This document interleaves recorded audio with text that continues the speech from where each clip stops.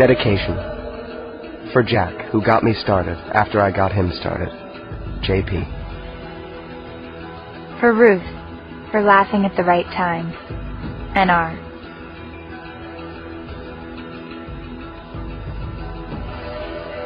Notice of public execution. Attention, all citizens. Wisteria Rose Allgood, leader and last hope of the pernicious resistance that has destroyed our peace of mind and diverted so much of our citizenry's efforts and resources, has been apprehended and will be publicly executed in the courtyard of justice at 1 o'clock this afternoon. Still wanted for collusion, conspiracy, and experimentation with the dark and foul arts is her brother, Whitford P. Allgood. So decreed by the one who is the one. This 235th day of the first year of the new Order's ascendancy. Book 1. The Girl with the Gift.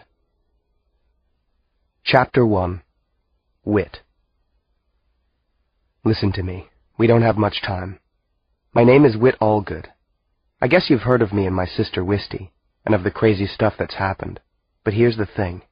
It's so much worse than you think it is. Trust me when I tell you that these are the worst of times, and that the best of times are little more than a distant memory. And no one seems to be paying attention to what's going on. Are you paying attention? Imagine that all the things you love most in the world, and probably take for granted, are now banned. Your books, music, movies, art, all snatched away, burned. That's life under the new order, the so-called government, or brutal totalitarian regime, that's taken over this world. Now, with every waking breath, we have to fight for every freedom we have left. Even our imagination is at risk. Can you picture your government trying to destroy that? It's inhuman. And yet, they're calling us criminals. That's right. Wisty and I are the offenders in that unhappy propaganda piece brought to you by the New Order.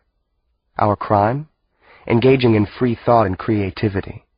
Oh, and practicing the dark and foul arts, i.e., magic. Did I lose you? Let me back up a bit. One night, not so long ago, my family was awakened by soldiers storming through our home. Wisty and I were cruelly torn from our parents and slammed into a prison, a death camp for kids. And for what? They accused us of being a witch and a wizard. But the thing is, it turns out the NO was actually right about that. We didn't know it at the time, but Wisty and I do have powers. Magic powers. And now we're scheduled to be publicly executed, along with our parents. That particular ghoulish event hasn't taken place yet, though it will. I promise those of you who crave suspense, adventure, and bloodshed that you can look forward to it. And you will, if you're anything like the rest of the brainwashed citizenry of our land. But if you're one of the few who've escaped the NO's clutches, you need to hear my story, and Wisty's story, and the story of the resistance. So when we're gone, there's someone left to spread the word, someone to fight the good fight. And so we begin with the story of another public execution, a sad and unfortunate event, an accident as luck or fate would have it. In a phrase that I hate to use under any circumstances, a tragedy. Chapter 2. Wit. Here's what happened, to the best of my shattered ability to recall it. I do remember that I couldn't have been more lost and alone as I wandered the streets of this gray, crowded, and forsaken city. Where is my sister? Where are the others from the resistance? I kept thinking, or maybe muttering the words like some homeless madman. The New Order has already disfigured this once beautiful city beyond recognition. It seems like a decaying corpse, swelling with mindless maggots. The suffocatingly low sky, the featureless buildings, even the faces of the nervously rushing people flooding around me, are as colorless and lifeless as the concrete under my feet.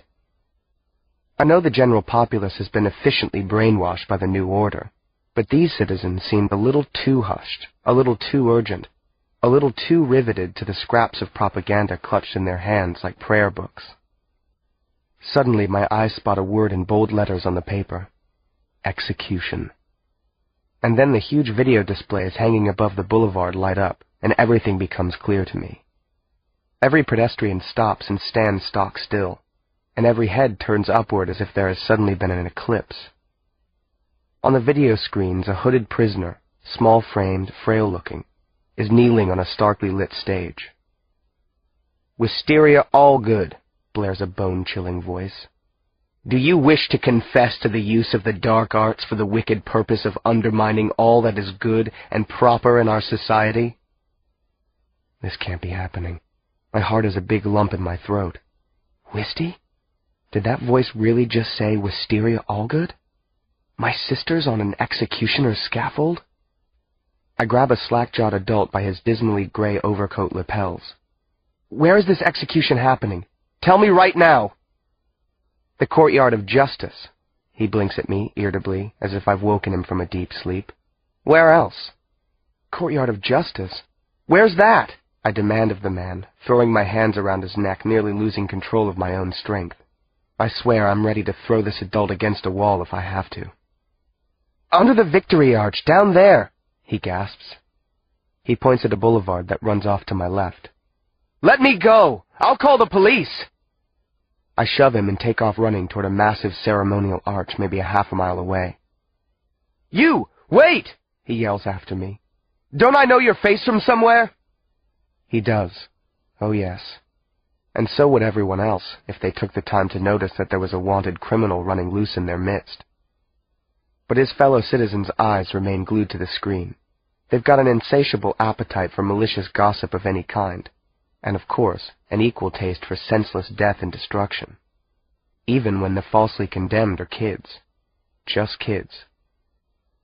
I can hear a distant roar now, the sound of hunger, for justice, for blood. I forge ahead into the pathetic herd of lemmings. I'm not going to let them take my sister from me. Not without a fight to the death, anyway.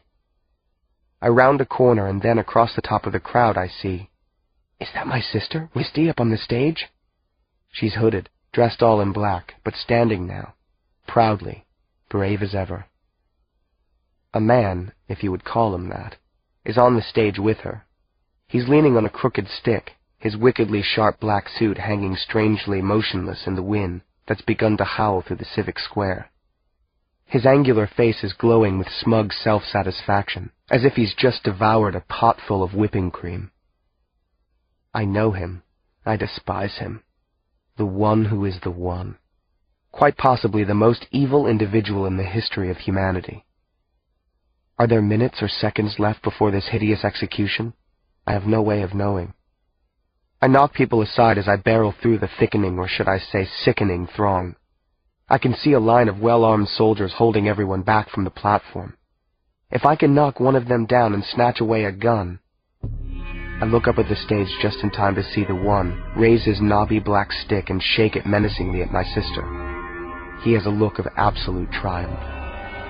"No!" I yell, but I'm unheard in the roaring crowd.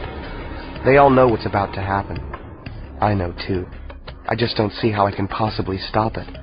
There has to be a way. "No!" I scream. "You can't do this! This is cold-blooded murder!" There's a flash. Not of light, but somehow of blackness, and she's gone. Wisty, my sister, my best friend in the world. My little sister is dead.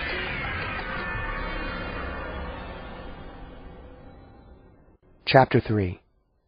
Whit. If I'm still drawing air, it's not because I care about living. The last person in the Allgood family that I knew for certain to be alive, the person who knew me better than anyone else in the world, the person who looked up to me in everything, is gone. What an incredible waste of an incredible life. Wisty died while I watched, and I could do nothing to help her. The one just vaporized my sister, and that monster, without any hint of conscience, doesn't even seem to have broken a sweat. He throws his arms in the air like he's just scored a goal, like he's mocking the pointlessness of human existence. I go weak in the knees. I feel as if I might throw up as I hear a deafening roar of approval sweep down the concrete canyon of this city, a place that now seems despicable and evil and beyond repair. The One has just achieved the biggest public relations triumph ever. He basks in the adoration, but his usual impatience and anger soon erupt. Silence!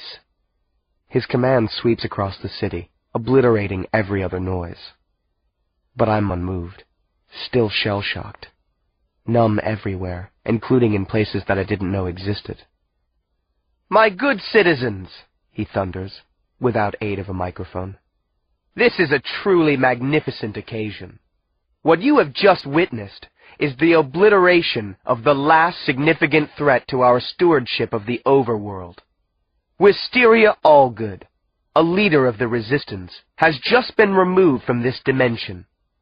Forever. He raises his arms again, and a new gust of wind brings a thin layer of ash and the horrible smell of burnt hair across the crowd. These good citizens begin cheering again.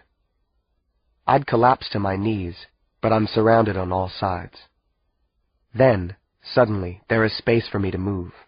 The cheering turns to screaming, and the crowd is surging, moving backward, and I see a fiery explosion erupting not 50 yards from where I stand.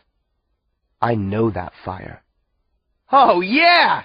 I shout, as the mere sight of it makes my heart almost burst with joy. Oh, yeah! Oh, yeah! That's my sister. Wisty's alive.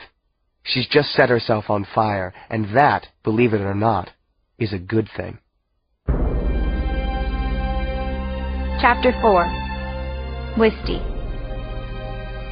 As sure as I am Wisteria Rose Allgood, I have only one thought. I'm gonna burn everything and everyone around me. Burn it all down. I'll start with the death-drenched stage, move on to this ridiculously pompous plaza, then hit the whole cold city of stone. This disastrous nightmare of a world. Even if I fry myself to ash in the process, I'm going to obliterate all of this. All of them. The One who is the One just killed my friend Margot up on that stage from hell. I recognized her even with the hood over her head. Her purple sneakers and black and purple cargo pants were the giveaway. The silver streaks and stars on the sneakers were the final clue. Margot, the last punk rocker on Earth. Margot, the most fearless and dedicated person I've ever known. Margot, my dear friend. Don't ask me why that monster in the black silk suit was pretending she was me. All I know is that I'm going to burn that evil madman to cinders. So I turned myself into a human torch just as I have in the past. Only this time I abandon all caution. Suddenly 10, 20, 30-foot tongues of flame are coursing around me, ripping upward in the formerly cool afternoon air.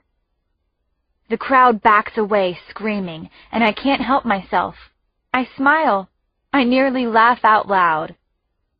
And I'm about to turn the heat up another notch, to send jets of fire everywhere around me, to burn brighter and hotter than ever before, when my breath catches in my throat. I feel him. I feel his wretched, diseased mind. I feel his eyes somehow locking onto me.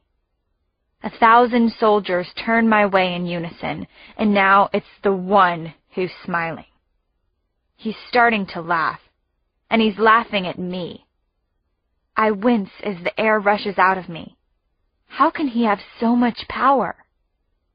I have no choice but to run, at least to try to escape his wrath. I throw myself into the panicked human tide, my small frame deftly ducking elbows and shoulders. But the One is too close. I can feel his icy gusts chasing me, reaching out with cold, bony, finger-like wisps, grazing my face, my neck, sending a chill so cold it hurts everywhere at once. I'm starting to think how ironic it is that a fire girl might die in a deep freeze, when suddenly I'm smothered by warmth. Somebody grabs me, lifts me up, and nearly squeezes all the breath out of me. Chapter 5. Wisty. It's my brother, Whit. In a flash, he carries me 100, 200 paces ahead, as if I weigh nothing. Then he and I duck behind a high stone wall. For a few precious seconds, we're out of sight and safe. I hug Whit with all the strength I have. He finally relaxes his powerful grip enough for me to breathe. But if this is really you, he trails off. Margot, I whisper. He killed Margot. Then suddenly I'm crying like a baby. I'm shaking, and my teeth chatter hopelessly. Margot is dead. The girl who helped me put a third piercing in my ear last week. The girl who woke us all up at 5 a.m. every morning to report for duty. The girl who had more dedication to fighting the oppression of the New Order than the rest of us put together. She was so young, just 15 years old. I told her not to go in that building without more help. I begged her, my brother says. Why did she go in there? Why? She was always the last to give up on a mission, I remind Whit, as if I'm trying to convince myself that it wasn't our fault she'd been caught. First in, last out. That was her mantra, right? Stupid.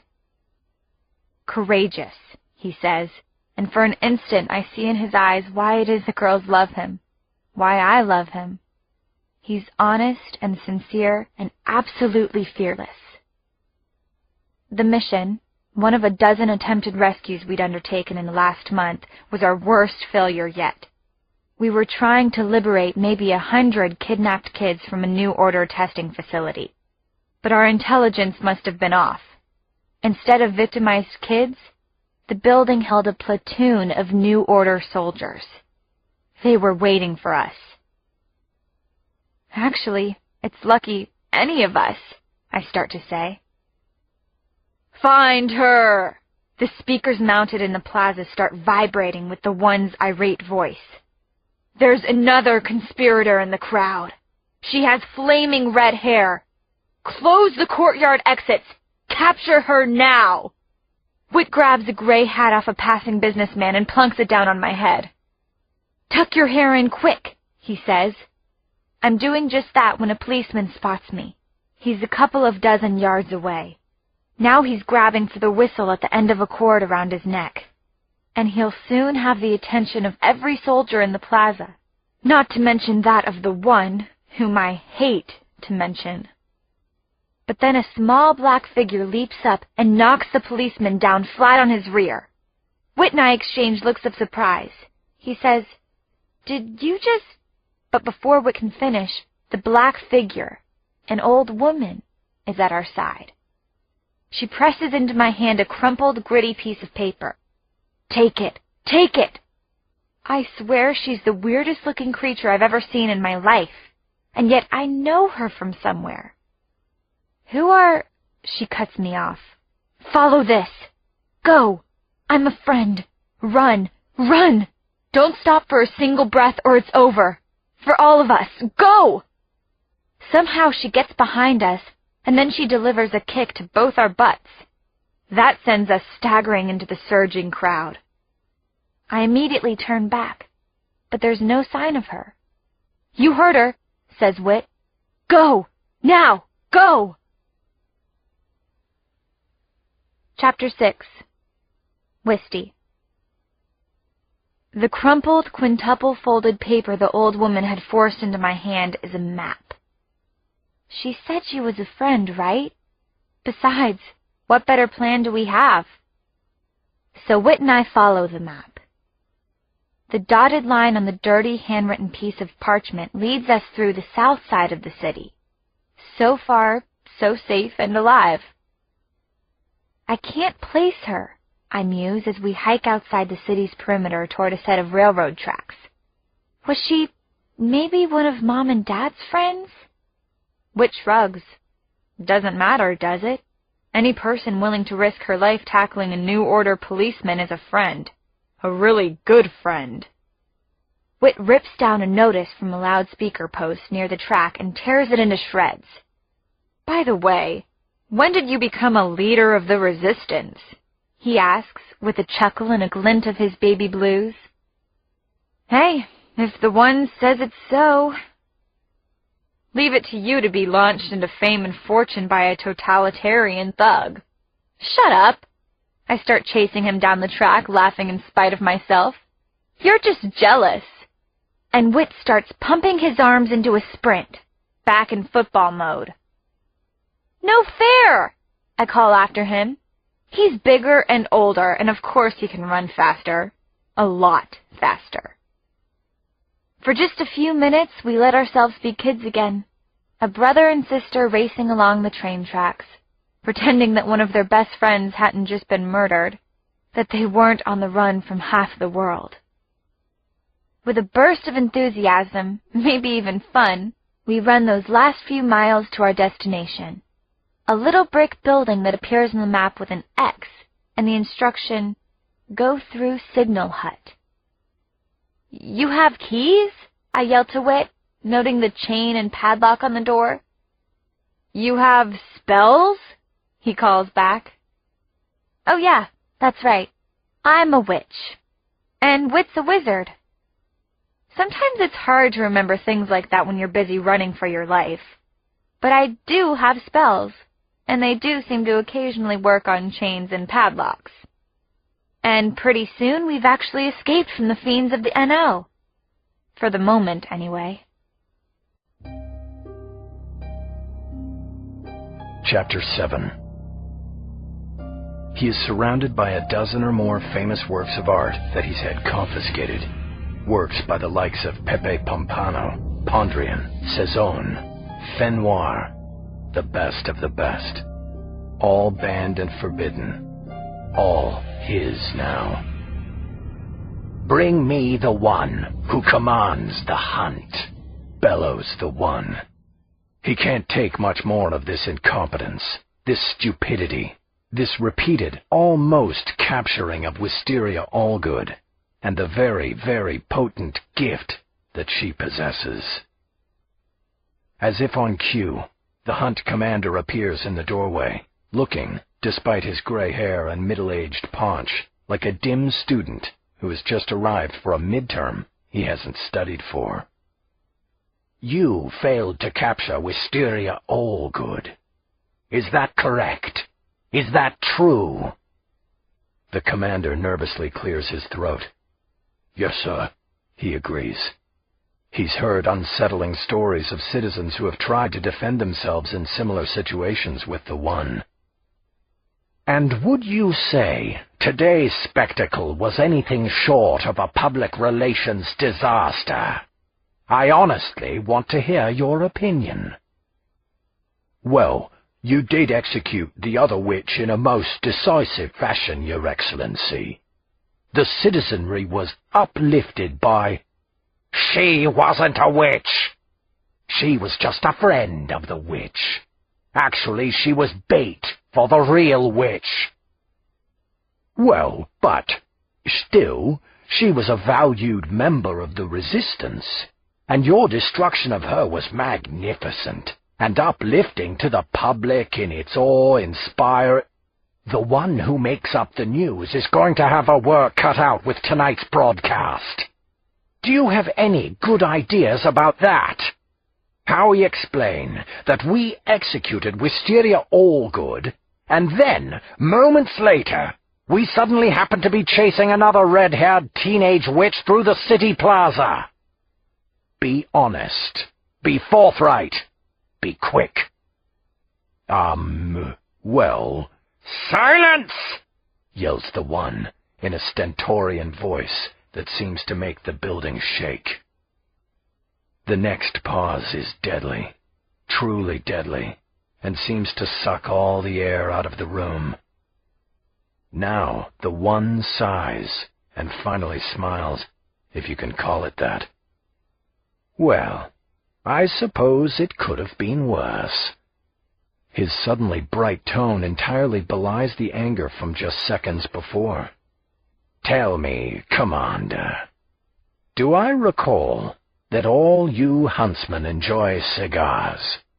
I'm sure that's correct. Is it correct?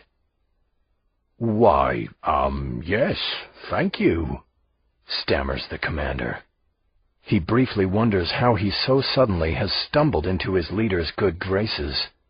He accepts a very fine cigar, and then a light. "I've always been fascinated with fire, Commander. Have you?" But the soldier doesn't have a chance to answer. The glowing red ember at the tip of his cigar quickly expands.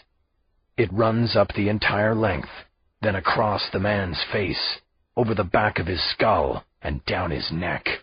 Then the bright red smoldering line races around and around his torso and arms, down to the tips of his shoes, leaving the hunt commander, for the briefest moment, a statue of ash. Then the one taps his cane lightly on the ground, and the gray powder collapses in a soft plume of smoke. "You failed to capture Wisteria Allgood, and failure isn't an option in this brave new world." Chapter 8. Whit. Would you think that I was completely mad if I told you that what saved us in that signal hut was a portal that sucked me and Wisty through several dimensions and hurled us back into our current hellish reality at a completely different location? A year ago, I would have checked myself into a psych ward for that. But crazy is the new sane in a society defined by New Order nutjobs. FYI, a portal is one of these elusive spots where the fabric of this world is soft. But stepping through one can be anything but. It can hurl you into an entirely different place, time, or dimension, or sometimes force you into places you'd rather not be, violently. Like, for instance, in this cramped, pitch-black space we've landed in. For all I know, we might be locked in the One's shoe closet. The air feels close, stale. My shoulder's on fire and my head is pounding. "Whit, are you here?" I hear a whisper. There's a gentle shifting around about a dozen feet away. "Yeah," I grunt, half dazed by pain. The sweet female voice is warm, soothing. "You okay?" the voice asks with concern. Celia? I imagine my long-lost girlfriend, kidnapped and killed by the New Order a lifetime ago. Coming closer, leaning over me, about to touch me, heal me, save me.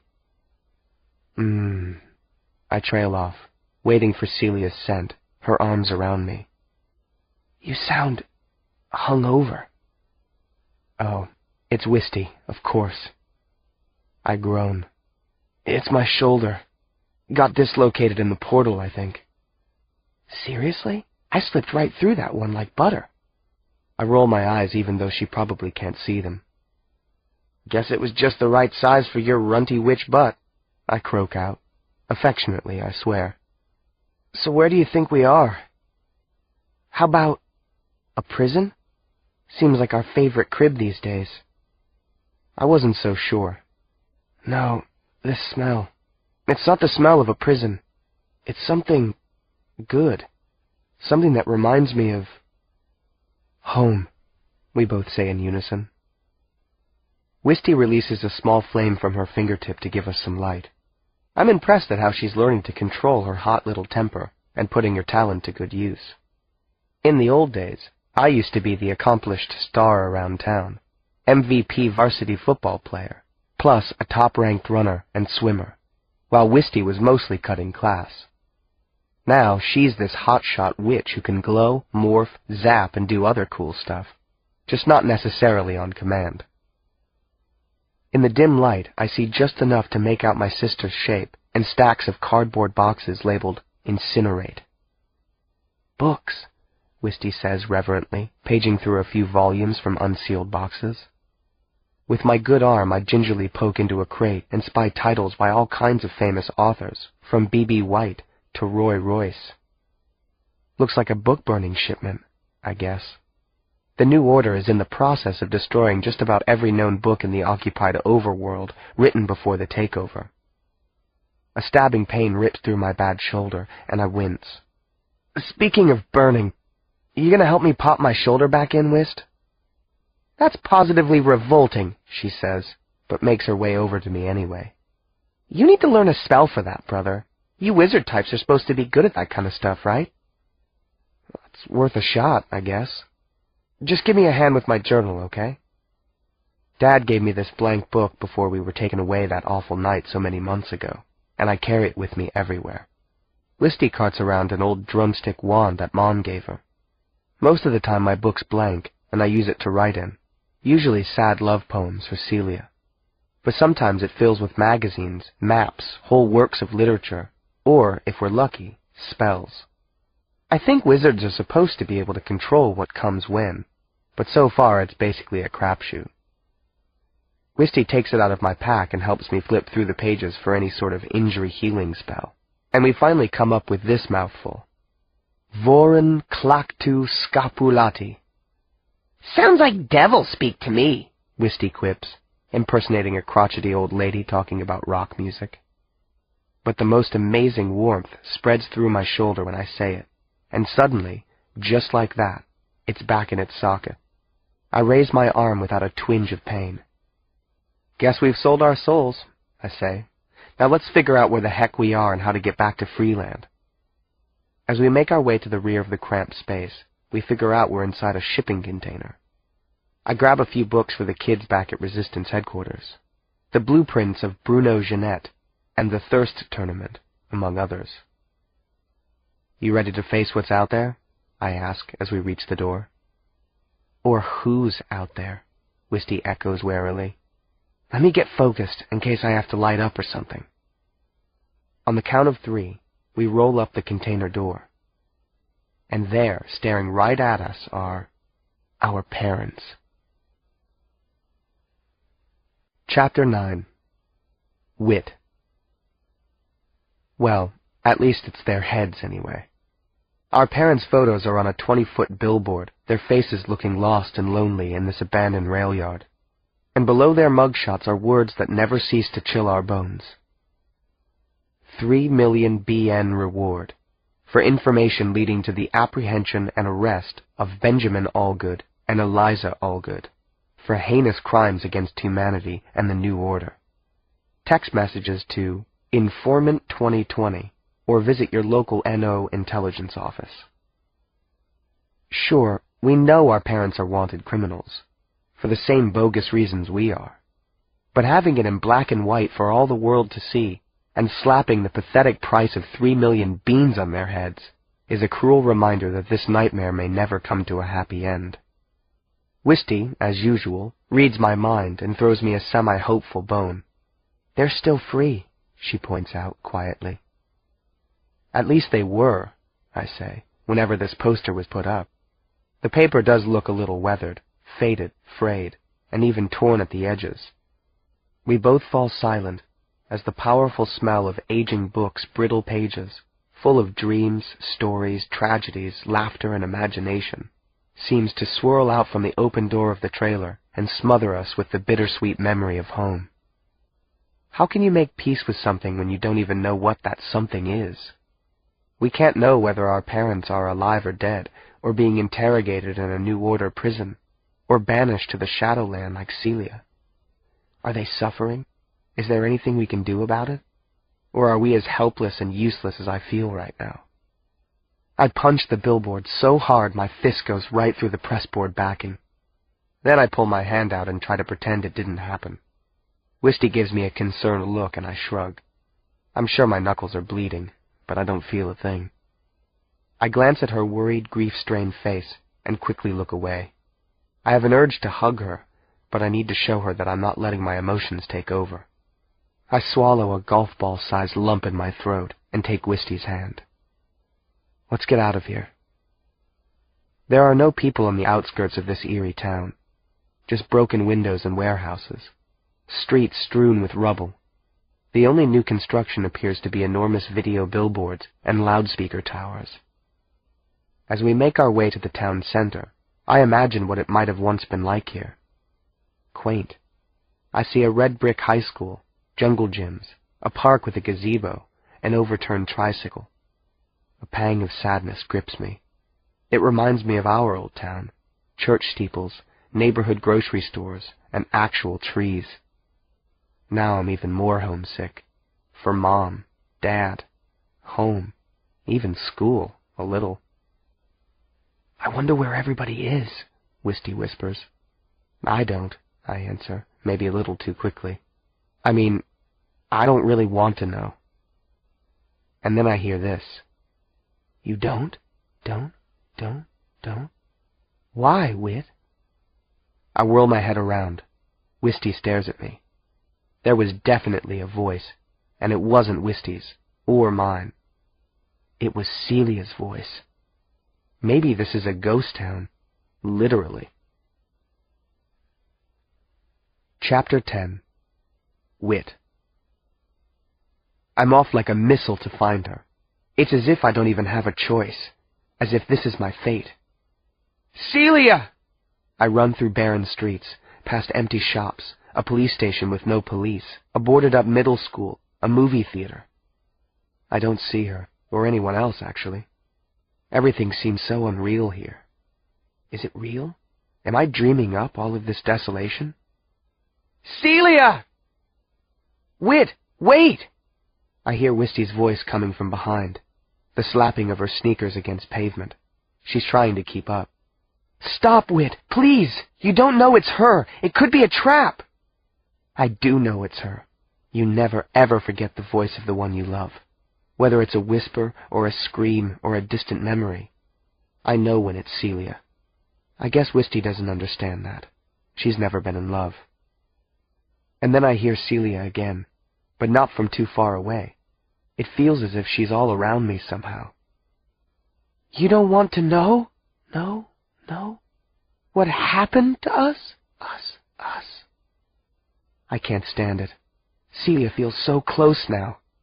Her voice is so loud that it's as if she's broadcasting right into my head. It's unbearable, but also the most beautiful, incredible kind of pain. Torture I'd beg for. Does that make any sense? I do want to know! I halt in my tracks. Then I sink to my knees in the middle of the town square. "Where are you, Seals? I need to see you again." "Look up, Whit. She's right there." It's Wisty's voice to my left, and when I raise my head, I see what she sees. There is my girlfriend, B-Star.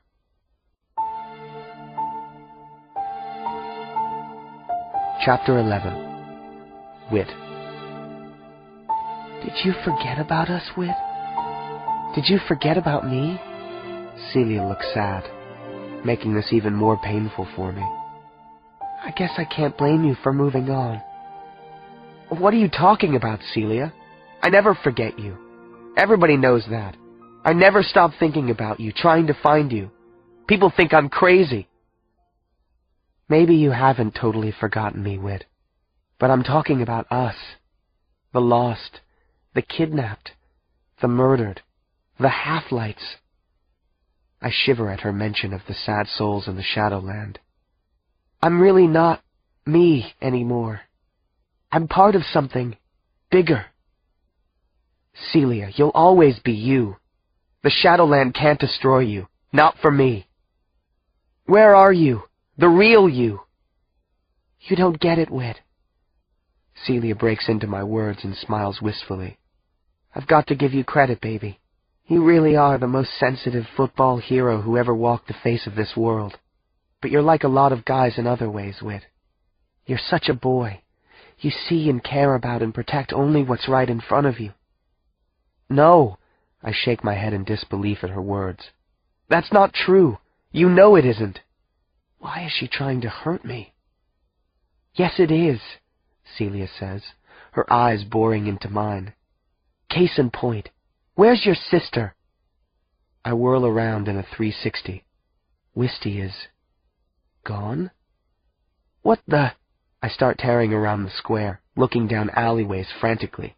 Wisty! This can't be. Has she been kidnapped? You have to start thinking bigger, Whit.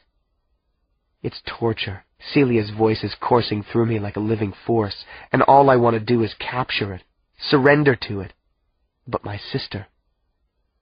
I know you're scared, she goes on, strangely unmoved by Wisty's disappearance. You just lost someone you cared about, and you don't know how to deal with it. Think about that, Whit. It's the key. Wisty! I scream. The only response is the whisking sound of an empty plastic bag skimming across the town square. Whit, up here, look at me. I'm here to tell you more that you don't want to hear. You and Wisty need to stop running away from the New Order. Stop running from the One. Never! I'm going to find Wisty, and we're going back to the Shadowland. To find you. Not an image on a screen. Celia's thick, wavy black hair starts streaming out, tickling her lips, almost as if it's responding to the wind in the plaza. The plastic bag blows into my face. I tear it away in frustration. Whit, are you listening to me? Do I need to get any louder? My head will explode if she does. I can hear you, trust me. You're just not making sense at the moment. You and Wisty need to turn yourselves in, to save your parents, and the rest of us. It's the only way. I think Wisty understands that. Right, Wisty? Celia turns her head, and there, behind her, up on the screen, is my sister. How can that be? Wisty! I yell. How? It's okay, Whit, Wisty says. Everything is okay now. I understand our role. Celia looks back at me, and her long hair starts reaching out of the screen, flowing towards me. I feel pulled in by it. I have no resistance to her. I feel as if I'm airborne, flying toward the screen to be swallowed by her eyes, her lips, her soft, soothing voice. I have to go now, Whit. Turn yourselves in. Save us. You can do this, Whit. Then the screen fuzzes out, and I'm falling into blackness that seems to have no end. Chapter 12. Wisty. Now, that was maybe the strangest thing that has happened to us so far. Another mystery inside a mystery inside a mystery. I remember almost nothing. At least, nothing after I told Whit to look up at the screen. And Celia. Now I'm flat on my face in the middle of the town plaza, and my head is pounding. I turn to find Whit in a similar state, only he's holding his head with both hands and sobbing. There's not much that's worse than seeing your older brother cry.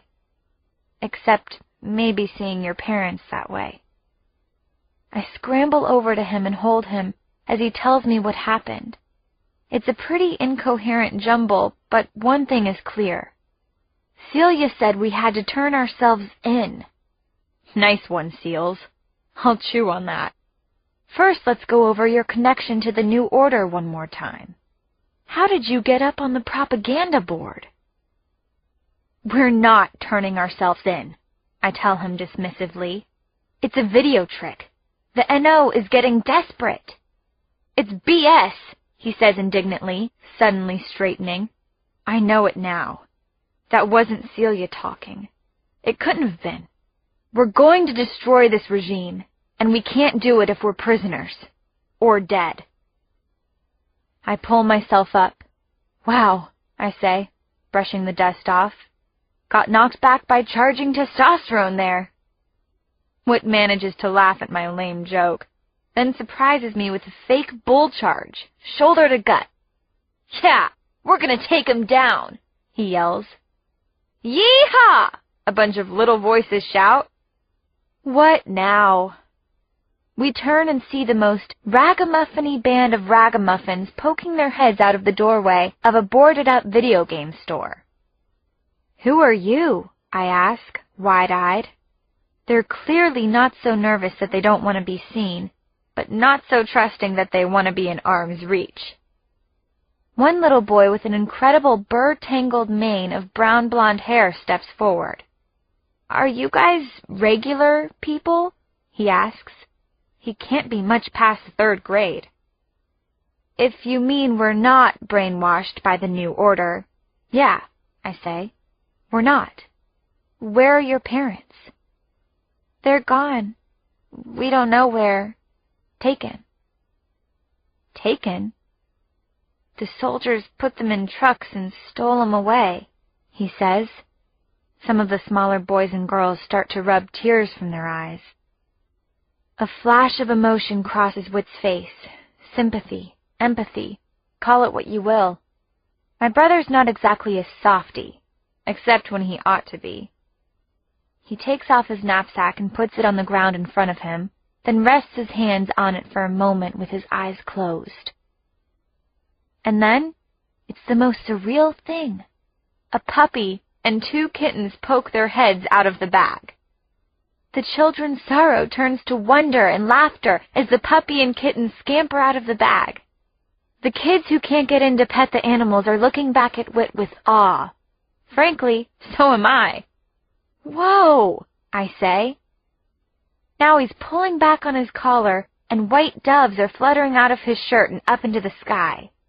And now, gross! He sneezes, and a cloud of yellow bees comes out of his nose and zooms up after the doves. The kids are laughing hysterically. Where'd you learn the parlor tricks? I ask Whit. Sweet, you're becoming a rather charming wizard. He shrugs. I thought I should do something nice for someone else for a change, instead of just worrying about us all the time, he says, and turns back to the merrymaking kids. You guys want to come with us? He offers. Wow, the things that can happen when you black out for a few minutes. Suddenly my brother's become Mr. Whitford Fountain of Charity Allgood, Esquire. You gonna open a soup kitchen next? I say with a big smile. Maybe, he says. Why not? And then my brother conjures up a big pot of hot tomato soup, with bowls and spoons and just the right amount for everybody. Chapter 13. Wisty. With the help of some spells that appear in Whit's journal, we're able to find our way back to Garfunkel's department store, which thankfully is only several miles away. But trying to dodge New Order surveillance with a stream of dirty, chattering kids in tow is no picnic, let me tell you. I'm never becoming a camp counselor. As we stride in, the first thing I notice from the back of the crowd, where I'm rounding up stray kids like a kindergarten teacher's aide, is Janine. She's our most reliable Freeland icon after Margot. Her eyes light up brightly as she runs past the empty cosmetics counters to welcome her hero. My brother Whit, that is. In case I haven't mentioned this enough, a lot of girls adore Whit, which I guess makes his faithfulness to Celia kind of extra impressive. You did it! Janine clutches him before he has a chance to explain that these kids aren't the ones who we were supposed to rescue. This is way beyond our expectations. We didn't think... Whit gently pushes her away, pain in his eyes. It's not that simple, Janine. Next, Pfeffer, our rescued hound, comes prancing up, barking with excitement. Where's Margot? Sasha, our resident zealot, asks with confusion all over his face. Oh, God. They think we succeeded on our original mission. They don't know. And so, for the next 15 minutes, utter devastation drowns the group as we explain the sordid outcome of the mission that failed. Margot was one of the original and most beloved Freeland leaders, one of the real rocks in our ever-changing existence. As it turns out, those on the mission who had escaped got back to Freeland without witnessing her execution. And Garfunkel's, whose power mostly comes from an ingenious method of siphoning energy from perfume bottles, doesn't have regular access to New Order broadcasts. Actually, that's probably a blessing. We were all just keeping vigil for your return, Sasha says. For all of you. Having to tell the story just tears me up all over again, and looking around at everyone makes it worse. The ragamuffin crew's light of hope seems extinguished. I'm even sorry for Sasha, whom I don't particularly trust because he lied through his teeth to us once. But he and Margot had the same fire of resistance in their blood. They would do anything for the cause. And Janine, well, she and Margot were like sisters. Her green eyes, which had shone so brightly for Whit, were glazed over with shock and grief. Whit was stroking her hair comfortingly. Finally, she buried her head in the crook of his neck. "We grew up together," she moaned. "Best friends since preschool. You believe that?" "Sure I do," whispers Whit. "Everybody loved Margot." Emmett, my best bud here, comes over to me and puts his arm around me. Normally it would make me beyond happy, because, let's face it, Emmett is extremely wicked cute. But right now, strangely, it almost annoys me. I've had it with falling apart. If Margot walked in here right now, she would probably revolt against all of this pitiful weeping and feeling sorry for her. A revolt. Not a bad idea, actually. "Look," I say, sliding away from Emmett's arm and climbing on top of a glass makeup counter. "The hanky festival is over. The last thing Margot would want is to see us sitting around moping." Sasha nods. "We have to keep moving. We have to stay ready. The new order is just getting stronger." Jamila, our team mother shaman, dries the tears on her cheeks. Even Pfeffer shows a little more of the steely glint she usually has in her eyes. "The one who is the one wants to crush our spirit," I yell. "Would Margot have let her spirit be crushed?" "No," Sasha yells back. "Absolutely not." "The one who is the one wants us to stop, to turn ourselves in, to quit," I shout. "Did Margot ever stop resisting?" "No," a group of us says in unison. "The one who is the one doesn't want us to execute our next mission. And the one after that. Would Margot have told us to execute our next mission?" "Yes!"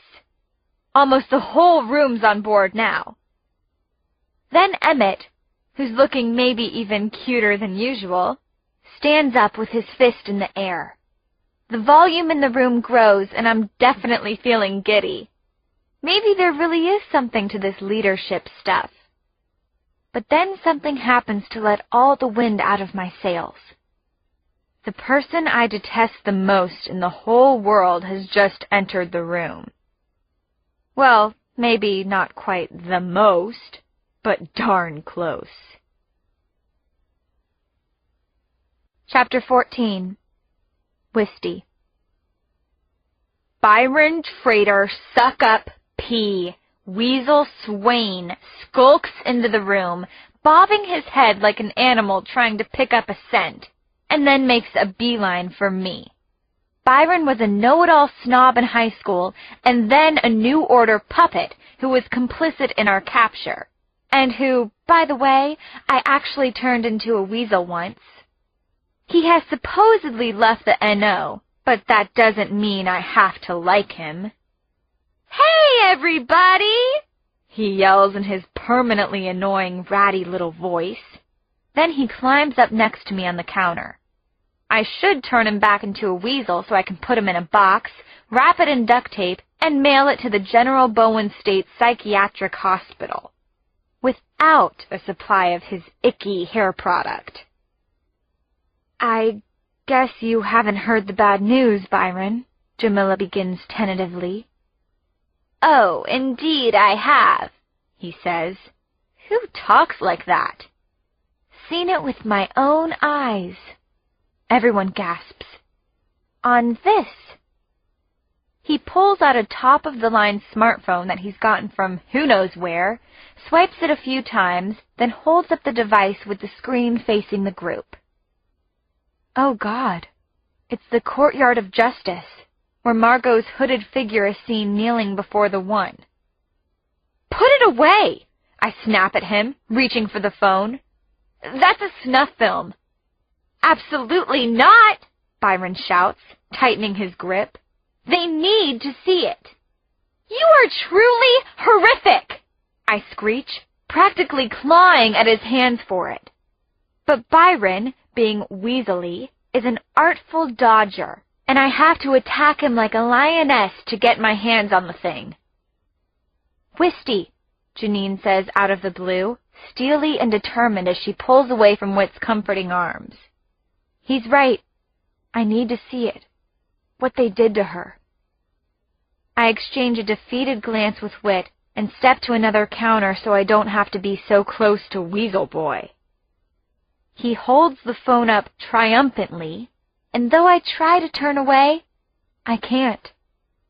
In the most stomach-turning slow-motion replay I've ever seen, we watch Margot's complete disintegration by the one who is the one.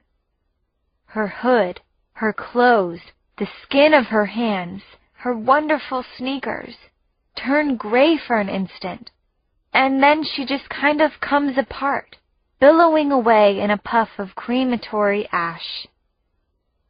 "You see," he explains as the footage continues, "they want everyone to believe Wisty is dead. So because of my connections high up at the Ministry of Information, my father, to be precise, I was able to hack into their system and share some truth with the world." I look closely. He's evidently got his weaselly hands on a broadcast from Channel 1 Who Is the One and changed it. The caption accompanying the footage now reads, "The person executed here was not Wisteria Allgood, but an innocent girl named Margot. This was a murder." The screen cuts back to the totally annoyed news anchor. "People of the New Order," she says, "as you can see, a small group of terrorists is attempting to undermine our broadcasts. Pay no attention to that absurd caption under the pictures. We are getting unequivocal verification from the Office of Executions that the public enemy seen here is indeed Wisteria Allgood." Now Byron's manipulated caption reads, "If it is Wisteria Allgood, why is she in a hood so we can't see her face?" The newscaster puts her finger to the earpiece. Clearly her producer or producers are urgently advising her about what to do next. "Citizens of the New Order," she continues, "the Office of Executions wishes all to note that the single reason Wisteria Allgood is in a hood is that witches cannot cast spells when they have hoods over their heads." Byron smiles smugly. Another caption appears under the newscaster. "Liar! We can see it in your eyes." Whit and I are speechless.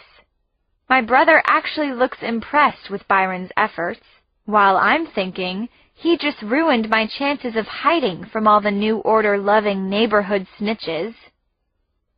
I launch another lioness attack, and Whit catches me just in time. "Stay out of my life, you creep! Did it ever occur to you that I might be perfectly happy to be presumed dead?" "I say way to go, Byron baby," Sasha cuts in smoothly. "You looking to be our leader of the week anytime soon?" "Over my dead body," I glare at Sasha. He'd been referring to the freelance tradition of appointing leaders for 1 week at a time, to avoid the corruption that power usually brings. "I highly recommend you get over it, Wisty," says Mr. Patronizing. "You're all lead characters in the New Order's most wanted primetime public informant program. He's now got photos of everybody from the raids, including Janine, Jamila, Emmett, and Sasha." Silence. Janine finally asks the question on everyone's mind. "How?" "Those displays we see out on the streets and they're part of the overworld, they're two-way. If you're looking at one of his newscasts, chances are he's looking at you too." "That's impossible," Whit says, dismissing Byron's idea. "You doubt me? Then check this out," he says. "Not only is it all over the New Order broadcasts, he's making his way into our transmissions. Look." Byron snaps a picture of himself with the phone. I grab it and look at the image. My jaw drops. In the picture, the one who is the one's face is directly over Byron's shoulder. It's probably just proof that you're a traitor, I say, handing back the phone. Oh yeah? Snarls Byron. Then why does it happen with everybody? He turns and snaps a picture of Whit. Whit takes the phone and looks at the photo of himself, and promptly turns white. He starts to shiver, and this little tick he has in his left eye starts up. You see? Byron squeals. Whit shakes his head and passes the phone back to me. He's shaking all over now. The facial tic is getting worse. And I see why. It's not the one who is the one in the photograph. It's Celia. The one has Celia. Chapter 15. Whit. My temples are pounding, and the edges of my vision swirl. My heart feels as if it's trying to climb up into my throat. I have to find her. Have to get back to the Shadowland. Need to be swallowed by Celia's beautiful eyes, her hair, her scent. I have to merge with her at least one more time. I leave the phone in my sister's hands, push through the others, and take off running toward the store's loading dock. There's a portal there, a portal I've promised Wisty I'd never take alone. That's unfortunate, but I need this. I need Celia. I have no free will in this matter. I charge toward the portal wall at a sprint, figuring if it's been closed off since I was last here, it will serve me right to run full speed into brick and mortar, maybe knock some sense into me. It gives, but traveling the portal is like swimming through stone. It feels like an impossible task to break through, but finally I'm soaking in the vaguely familiar, penetrating dark and cold of the Shadowland. It's an extraordinarily bizarre place between realities, full of wandering half-lights, souls of the dead who are stuck here, who can sometimes find their way through to a world, but who can't stay for long. Like ghosts, slipping in and out of purgatory, I think to myself. Celia! I yell at the top of my voice. Celia! It's me! Whit! I'm right here! I want to be everywhere at once, to bridge the vastness and strangeness of this place in an instant. The problem is that keeping your bearings in the Shadowland is like getting oriented in the middle of an ocean on a bleak and foggy day, without a GPS or a compass, and maybe with a bucket over your head. I can't allow myself to get lost, but I don't know where to go. Celia! I turn and yell in another direction. Wandering away from the portal could be disastrous. I've never been here alone before. I've been warned against it. This time I get a response. Only it's not the response I've been aching for. It's a terrible moan that makes my heart feel as if it's been skewered by an icicle. The moan trails off, and then there's another one, even louder, closer. Disaster. I've attracted the attention of lost ones. Less than angelic humans who have been in the Shadowland so long that they've become like rotting souls. Like monsters, I suppose. I turn and feel around for the way out. Where is the portal? I can't find it. There's just this cold, damp fog everywhere. They're getting even closer. I can feel their cold and smell their mustiness. Think, think, think! I definitely see something moving toward me. A dark shape in the fog. Low, limping, searching. I spin a quarter turn to my left, and there's another disturbance in the mist. Or 3, or 6. This could be the end for sure. Another quarter turn. The portal's got to be in front of me, or maybe just a bit to the left. There, I can feel something, or... Oomph! I'm on the ground, on my back, without my breath. Then I hear fabric tearing. My shirt? My eyes are open, but all I can make out are the terrible shapes. Figures made of flesh, but also smoke. A dozen cold hands are upon me, restraining me as if I'm on an operating table. Am I on an operating table? What in God's name do they want? What is that snapping sound? That sensation in my shoulder? I feel as if my flesh is being pulled, pushed, torn even. It doesn't hurt, though. Am I too cold, or in shock? All I see for certain are wicked, broken, jagged teeth. I tell myself not to, but I can't help it. I scream. Celia!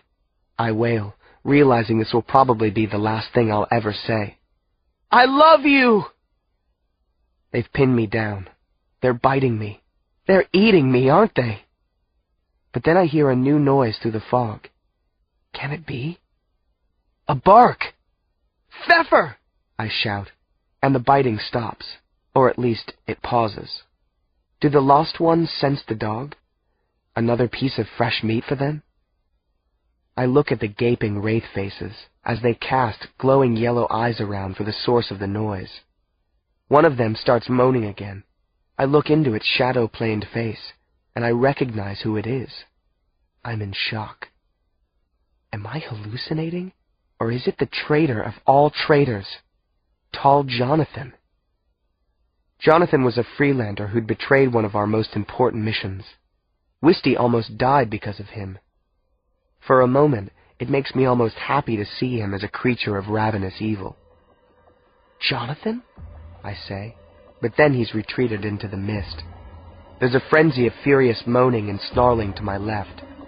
Either Pfeffer's on the attack, or the poor dog is making her last stand.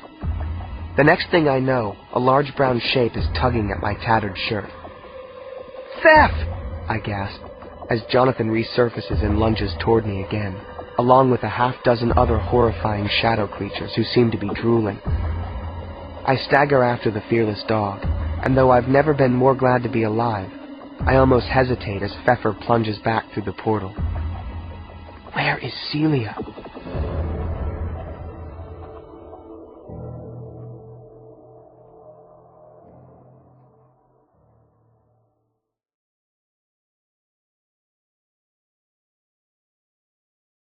Chapter 16. Whit. If you've ever been awakened by a mysterious crash in the middle of the night, you know the sensation of adrenaline that was pumping through me the second I became conscious. My body's horsepower was revving at about 400. I'm talking luxury sports car here. I'm not sure, but I guess that's how Janine ended up on the floor next to me, flat on her back. Apparently, she'd been putting bandages and wraps on my arm, and the sensation of the tight grip freaked me out. Reaction? I involuntarily flipped and pinned her to the floor. Obviously, Pfeffer must have saved me in the Shadowland, but that's the last thing I remembered, until right about now. Oh, God, I say. Sorry, Janine. I thought you were a lost one, that I was still in the Shadowland. Are you okay? What? You think I can't handle a takedown? I'm fine. Janine props herself up on her hands. You, on the other hand, are not. I glance at my arm. This? It'll heal. Your arm might, sure, but... Janine's brow furrows. There are other parts of you that are seriously hurt, damaged, maybe beyond repair. Your heart, Whit. Totaled, I think. Decimated, even. I don't argue with her on that score. She goes back to her Nurse Janine routine with the wraps. Everyone knows it's a suicide mission to go to the Shadowland alone. At least not without a lot of experience, or a trick to find your way back. Wisty and I are pretty upset with you. Do you know how much your sister loves you? I'm fine. This sounds hollow, even to me. Going on a suicide mission is not fine. We need you. I need you. Does that mean anything to you? It does. I swear it does, Janine. I'm sorry, I've been so... The word Celia had used escapes me now. Self-absorbed? Janine finally smiles. That's okay. Happens to the best of us, I guess. Celia told me to think about the bigger picture, but sometimes I can't think of anything else but her. I know it's not a great idea to say this in front of Janine, but she doesn't even flinch. Tell me about it. About how you're dealing with it, I mean. She finishes with the wrap and levels her eyes at me. Well, I don't really know how to talk about it, where to start. Celia disappeared back in our hometown, and suddenly there was this gaping hole in my chest, in my life. We did everything together, and then she was gone. Janine notices my journal nearby. Maybe try to write about it instead of talking. Actually, I do. I've got... Should I tell her? A poem. I laugh nervously. It's nothing dumb. A poem? Janine looks startled. Can I hear it? I don't think... Please, Whit. It would mean a lot to me. Okay, I concede. I get Magruder's 8th grade English class correctly.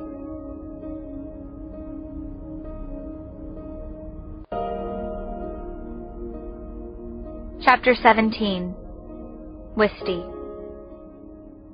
Whit's face is so red that I actually feel a little bad about what I just said. I mumble, sorry to interrupt. I really should have clapped my hands on my ears and walked away when Whit started talking about poetry. But to miss Whitford P. Allgood's first poetry reading would be, well, unsisterly. Janine looks at me as if I'm her bratty little sister, not Whit's. Were you eavesdropping on us? What'd you expect? I'm a resistance spy, I counter, fending off the glares. And don't you forget it, kids. Whit rolls his eyes.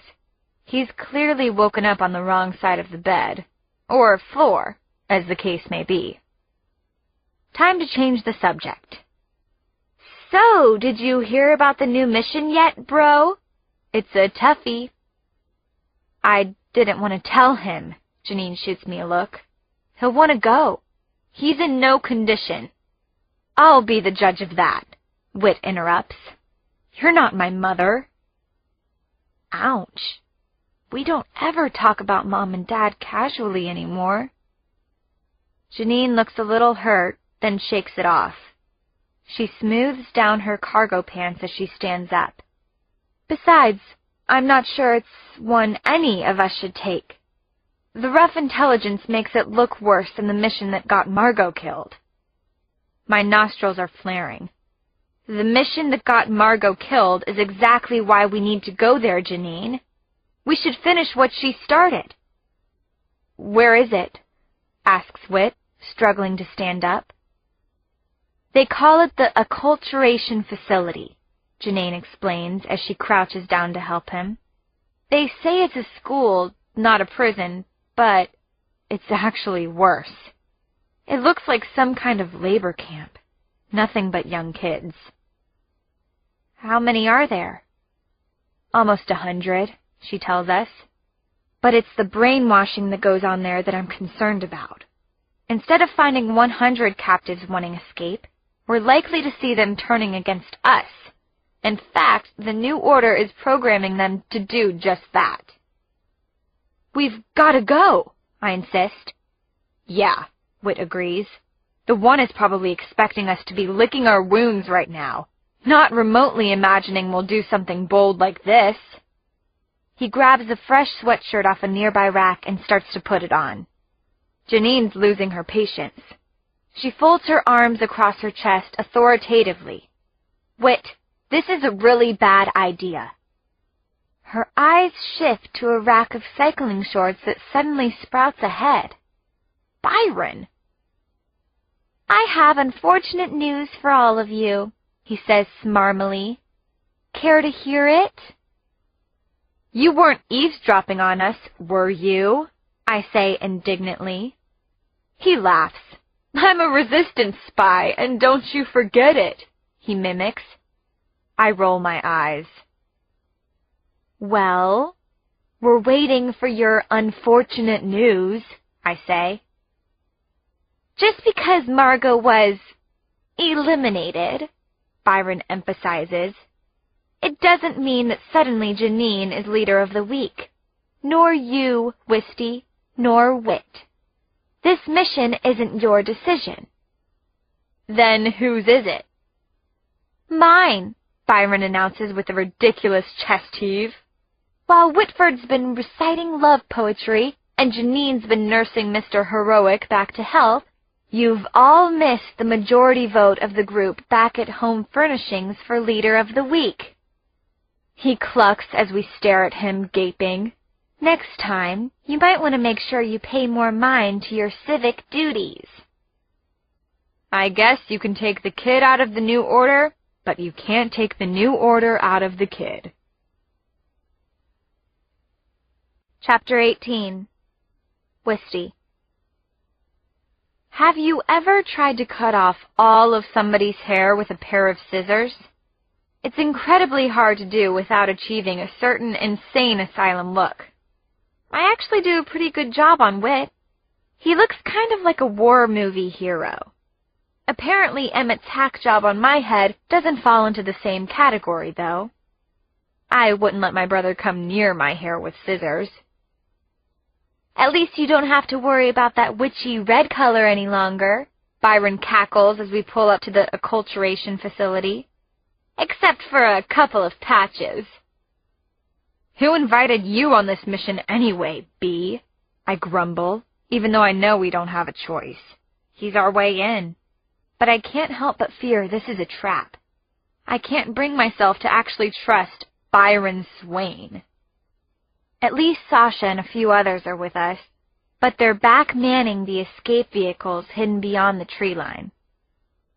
Byron unfurls his folio of various New Order badges and medals and memberships and ID cards at the guards at the entry, and then he drags us, handcuffed, through the door to the registration area. The whole place has that oh-so-distinctively generic New Order-y blandness to it. If it were a turtleneck color in my K-Crew clothes catalog, it would be called Dirty Dishwater. I've got Stephen and Sidney Harmon here, Byron says with an exaggerated bluster of authority. He plays the part so well. Maybe because he is the part? Transfers from AC facility number 625. The one who reassigns is expecting them. I just spoke to him an hour or so ago. Certainly, Mr. Swain. They're expected. The elevators are down the hall to your left. Byron's in his element as he theatrically yanks us this way and that and into the elevators. Once we sink down a couple of levels, he shoves us out the door. Okay, Harmons, he grins. You're on your own. See you on the other side. As much as I sort of hate Byron, I have to admit, getting into an NO joint has never been so easy. His timing is perfect. As the elevator doors close behind us, we encounter a group of passing kids and join the rear of the party. They're heartbreakingly pathetic, these students. Skinny, hopeless, haunted-looking, and silent as monks. The spirit of youthful anger and rebellion has already been sucked out of them. No complaints, no sarcasm, no anything. They're so beaten down they don't even seem to notice our arrival. We follow the procession as it pushes through double doors at the end of the hallway. At first, we're almost blinded by the bright blue-white light bombarding us, but when our eyes adjust, we find ourselves in what looks like it might have once been a school auditorium, but is now something very different and sinister.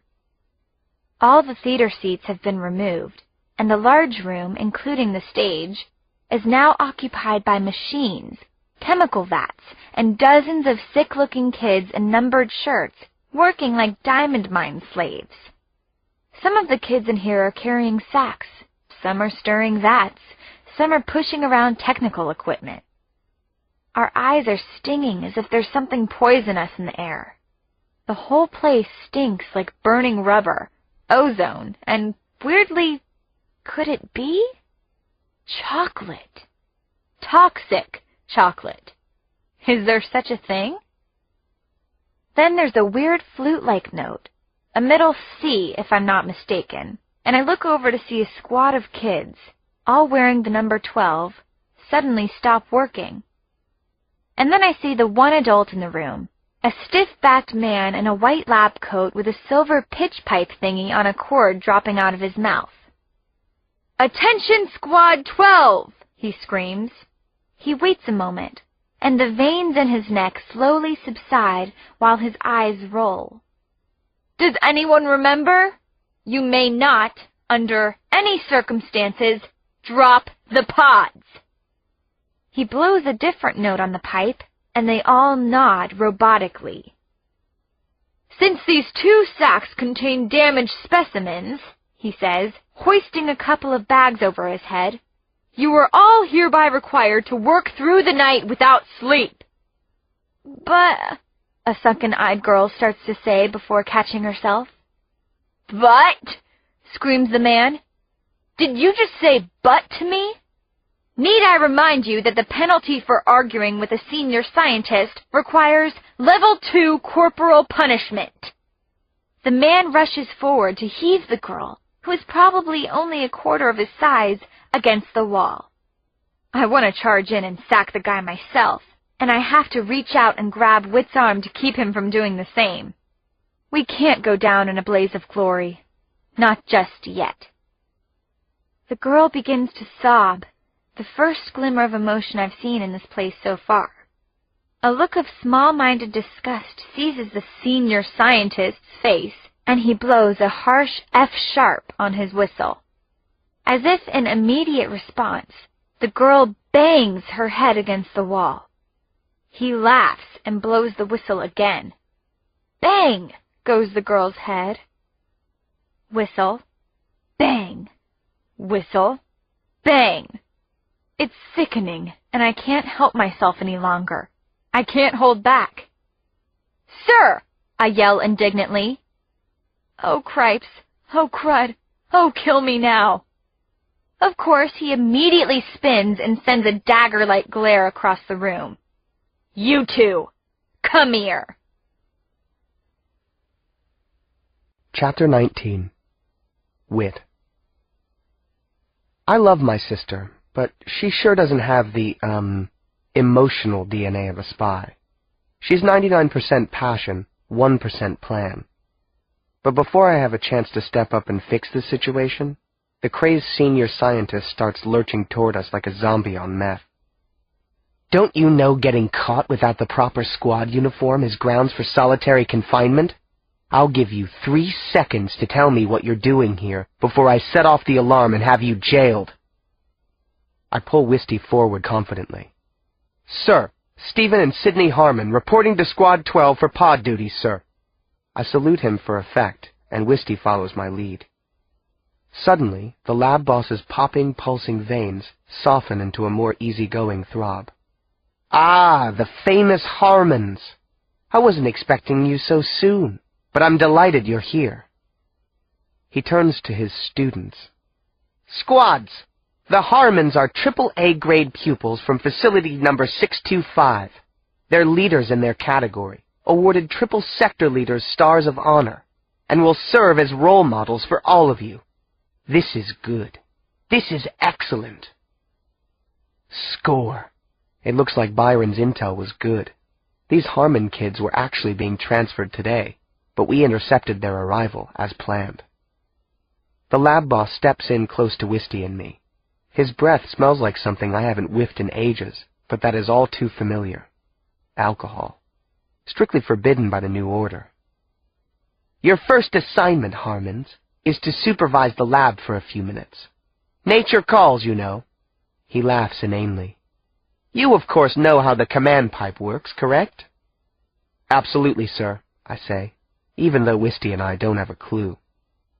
He presses the whistling instrument into my hands and turns to the rest of the group. "Squads!" he shouts, as if everyone here is deaf.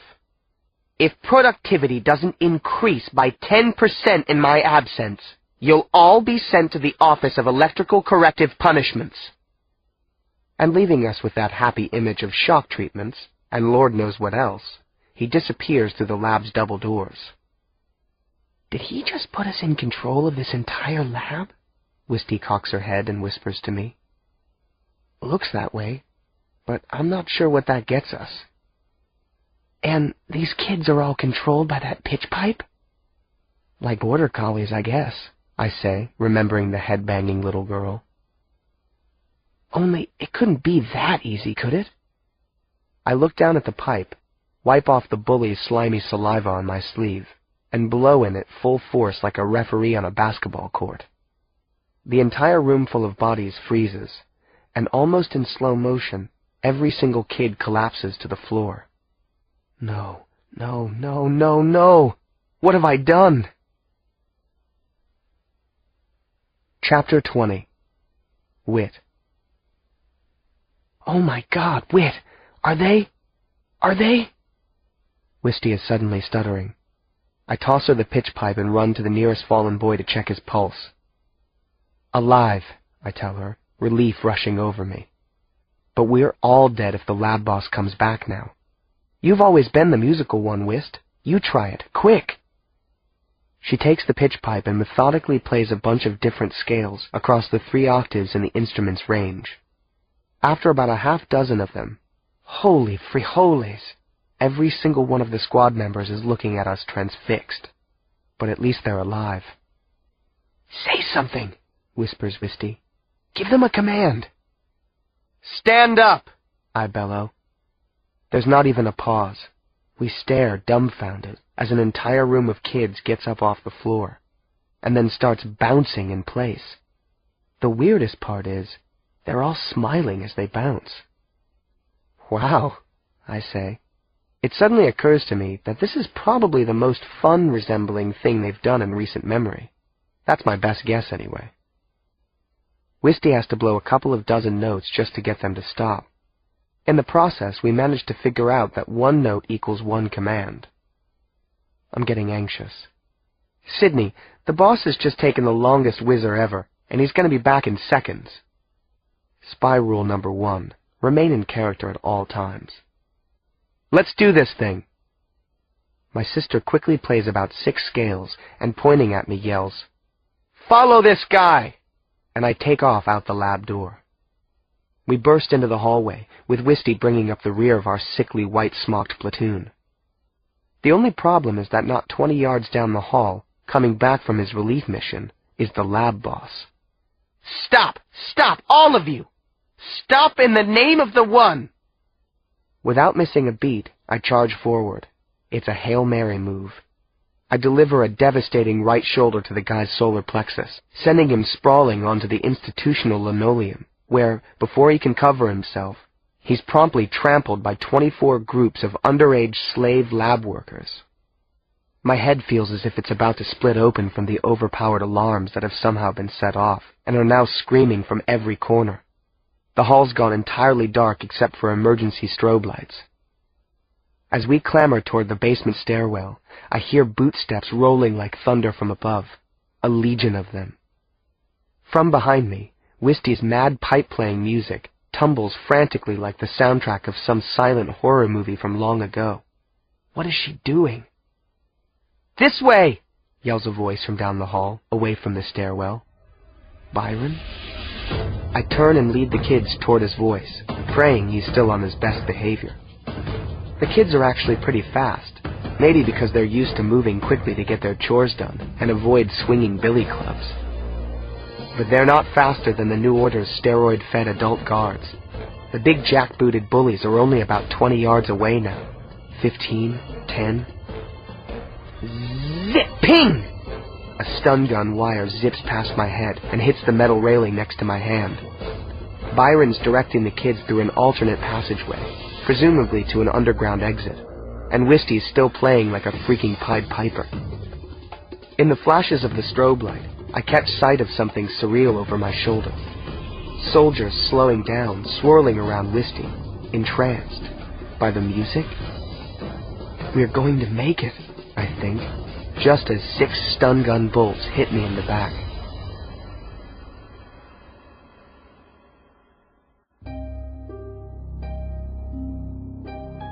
Chapter 21. That's her, mutters the One, with a mixture of hatred and grudging respect. The security cameras in Acculturation Facility number 73 had recorded the bizarre scene of guards, New Order elites no less, being subdued by, of all things, a mere 3-octave command pipe. She was the only one who could have that kind of power. The picture is quite dark, and he can barely make out what is going on in the flashes of the alarm lights. But he is certain that Wisteria Allgood is the perpetrator of this crime. But how could she, and presumably her insipid brother, have gotten into the school? They're just stupid teenagers. The one remembers the last time he lost her, in the plaza, then the mad chase through the city. She and her brother were curves. They could travel through portals. Was it therefore possible that... "Bring me the one who commands the portal troops, now!" he yells. A moment later, a young man with carefully combed hair, an absurd-looking goatee, and a chin so weak it might be confused for his Adam's apple, is escorted into the room by two burly guards.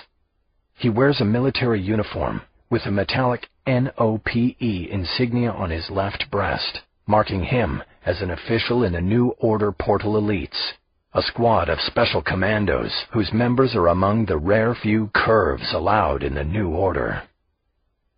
"Commander," says the one who is the one, "can you please tell me why I was not informed that there was a portal leading into the basement of the acculturation facility?" "Your Eminence," he says, "there is no portal in the facility. It has a clean bill of health." The one snorts so loudly that the portal commander actually jumps. "What you just said, those words you uttered with such confidence and aplomb, mean nothing to me. If I tell you there is a portal there, there is a portal there. Do you understand?" "Well, Your Eminence, the entire facility was just inspected, less than a week ago." "We have recorded evidence of small portals forming in a matter of 24 hours or less. It must be a new portal. Now do you understand?" The commander shifts uncomfortably. "Indeed, sir." He clears his throat. "Have you, considered the possibility of magic, sir?"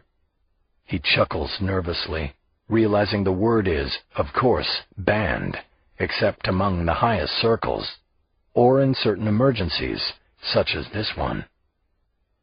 "Do you think that's funny?" demands the one. His voice is so cool and restrained, it sends wave upon wave of shivers up the portal commander's spine.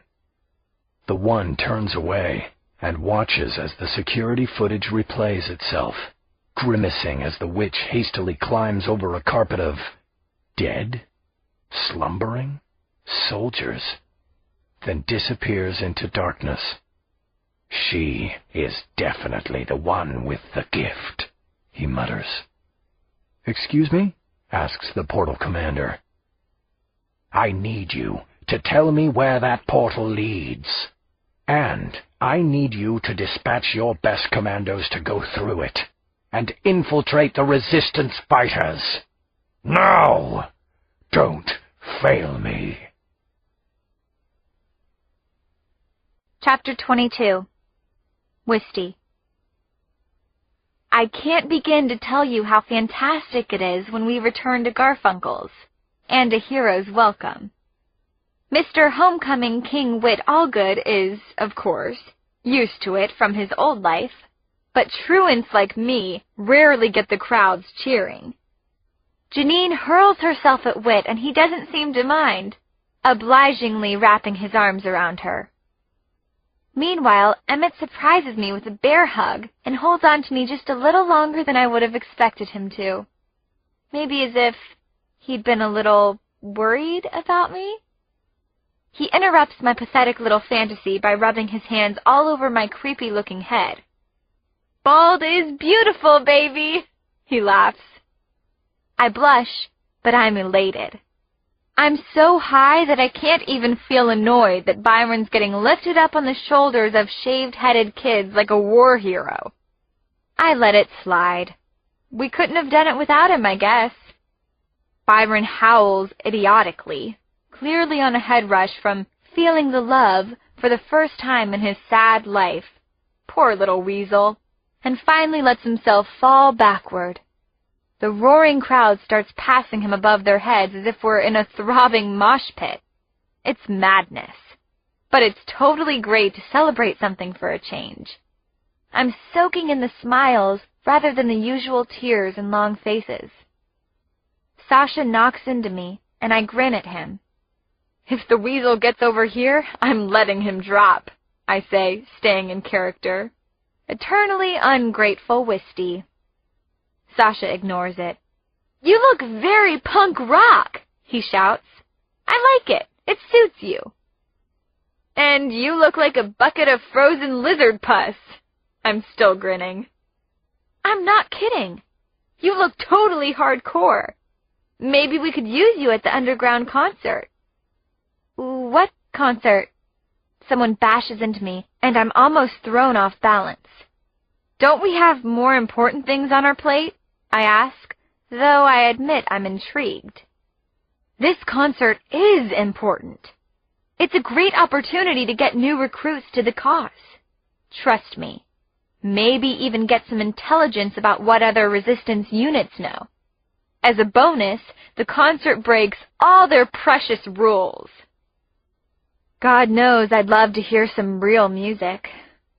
Almost everything's been banned by the New Order for some moronic reason. Causes too much disorder, I guess. And joy.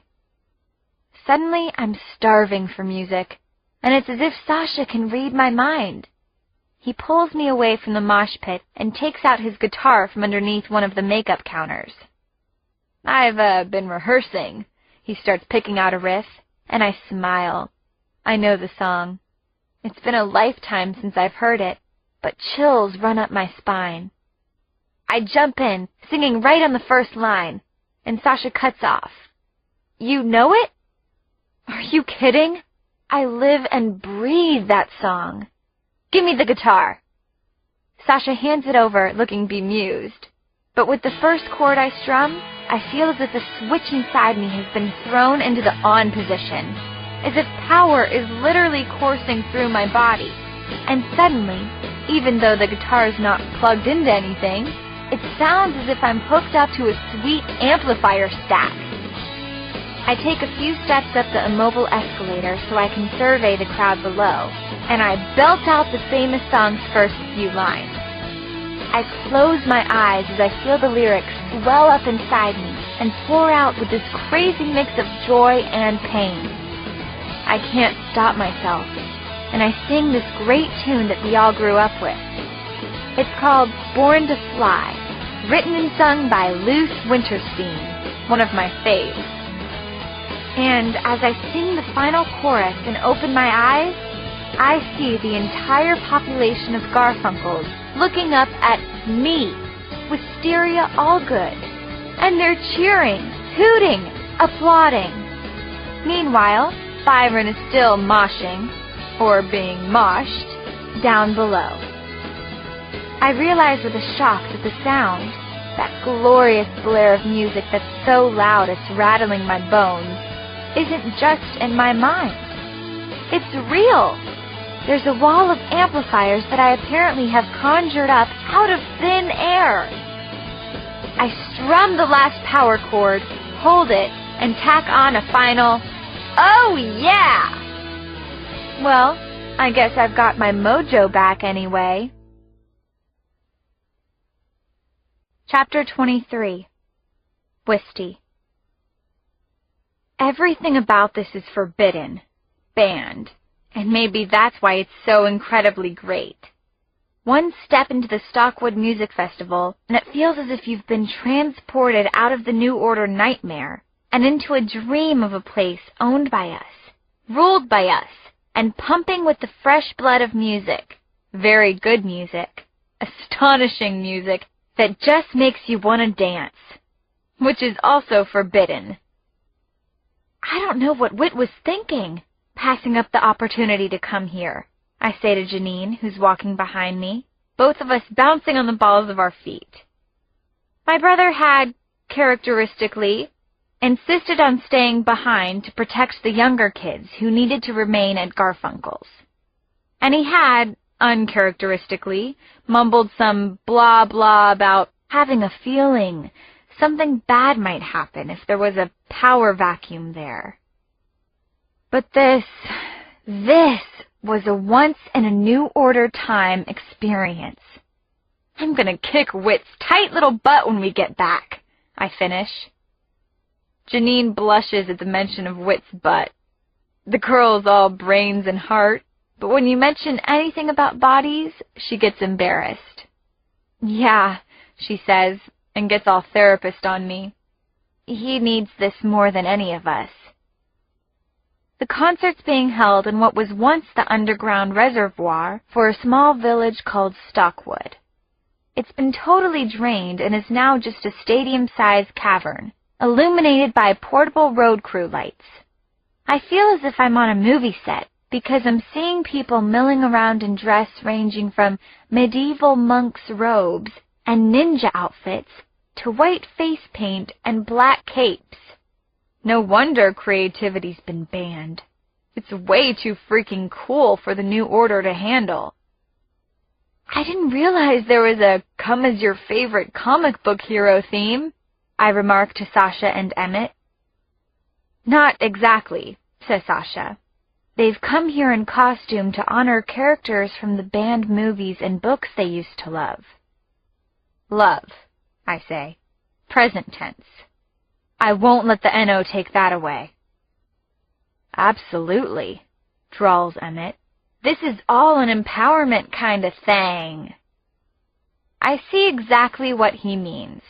There's banners and handheld signs with slogans like, NO can't do, and Note to NO, we will rock you. Just then there's a huge tremor, and little bits of dust and debris curtain down from the ceiling. I have a moment of panic, my head instinctively swiveling around, half expecting to see soldiers pouring in to terrorize us. Everybody chills, but there are no aftershocks, and moments later, we're back to communing, chanting, and proselytizing for the resistance. It's as if nothing had happened. A New Order bomb must have landed directly overhead. No biggie, just another thorn in our sides. Speaking of which, Weasel Boy comes bobbing up to us.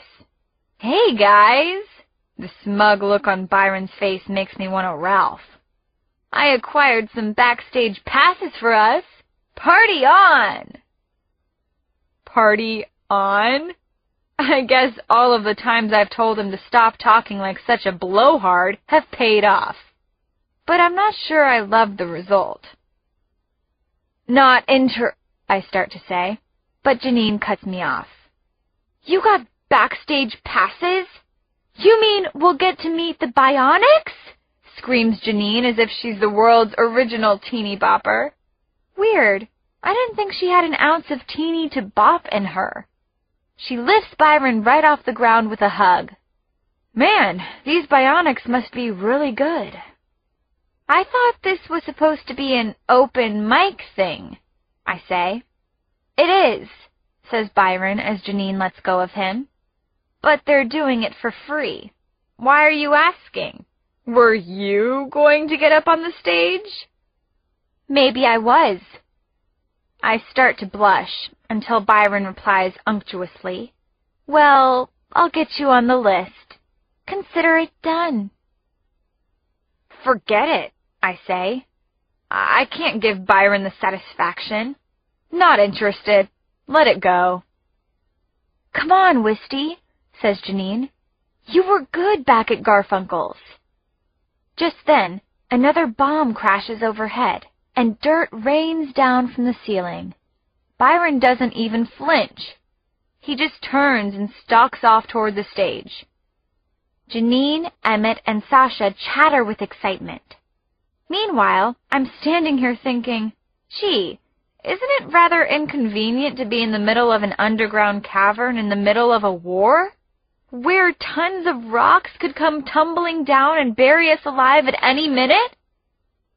None of that dispels the incredible energy of the concert scene, though. On stage right now is a group that uses only their mouths to create the music of a full band. Some of them sound like guitars, some like basses, some like drums, some like trumpets, some like instruments that haven't yet been invented. Janine is giggling and pointing at the stage. It's as if just being here is changing her whole demeanor. She's being a normal person. Next, we watch these young guys who do incredible balletic duels, leaping, spinning, twisting, and defying gravity. And then there's a mind-blowing dance troupe that does their entire show on stilts. It just keeps going. If there's one thing that makes me hope we stand a chance against the New Order, it's the knowledge that we have so much talent. Talent. And passion. That's what scares the NO about us, isn't it? We've got it, and they don't. We all have the gift. Chapter 24. Whit. What have I done? I'm sitting on the roof of Garfunkel's bombed-out, dilapidated department store, looking down at the journal in my lap. How could I have ever put such a thing down on paper, much less thought it up in the first place? This poem I've just written wasn't plagiarized from Lady Myron or anyone else. I have to take full responsibility for these sickening words. I look off at the horizon, past the outskirts of this burned-out city and the yellowing hills. I see a lazy squadron of bombers passing along, their contrails turning pink in the light of the setting sun. Is it that the world's turned upside down? That everything that was normal yesterday is extinct today? Or is this whole Celia thing just slowly driving me crazy, turning me into some death-obsessed poet? Just then I hear voices. I run to the edge of the roof and look down at the bomb-pocked street. A small gang of slacker-looking dudes in black t-shirts and jeans is laughing and walking towards the building's entrance. I have no idea who they are, but at least we know nobody employed by the New Order wears black jeans and tees, or has long hair. Still, I have a bad feeling, just like the one I'd told Wisty about before she and the rest left for Stockwood. I zip down the fire escape to see what's going on with these guys. Turns out they're a band looking for the Stockwood Festival. Why a bunch of musicians wouldn't know the whereabouts of the biggest concert ever in Freeland seems a little suspicious. Also suspicious is that they radiate jerkosity. They keep snickering and slapping each other on the back, saying things like righteous and big time, the kinds of expressions used by guidance counselors who are trying a little too hard. The leader, a guy with too much gel in his hair and this horrible wannabe goatee, looks me up and down. "Are you the man here?" he asks. Nobody's really the leader here, and nobody else is here anyway. "They at the music festival?" he asks. "I think it's something like that." "You have directions?" "Like I said, we're a band. We're called the Nopes. Ever heard of us?" I resist the obvious response and just shrug my shoulders. "I think it's in a stadium in the next city down the old interstate, about 20 miles south of here." "Really? I heard it was north, dude. The other way." "That's what they told me, anyhow," I say. "I honestly don't know. Sorry, guys." "Well, we'll come back here if you got it wrong," he says, with a threat in his voice. "Hey, can you tell me this? Will Wisteria Allgood be there, at Stockwood?" "Wista who?" I say, hoping I don't look panicked, even though I kind of am. "Wisteria Allgood, the youth resistance leader," he repeats. "I think I've heard of her," I say. This is getting worse and worse. The youth resistance is something you just don't hear us referring to ourselves as. I shiver and look back casually at the visitors. "Hey guys, it's getting late, and I'm supposed to go meet some friends for a pickup game. Want to come?" "We're musicians, not jocks," he says, narrowing his eyes at me. "Come on, guys. We better get rolling so we can do some rocking." And with that line, a dead giveaway that they aren't rockers, they turn and walk away. I watch until they round the corner. As soon as I'm pretty sure the phonies in black are gone, I take the fire escape stairs 3 at a time. Up in my makeshift room, I flip open my journal to take another look at the poem I'd written earlier. And as if by some otherworldly magic, I see a short message instead. It packs quite a punch. Go to your sister. She needs you. Trust no strangers. It's written in familiar handwriting, like my father's handwriting. And then, when I blink, it's gone.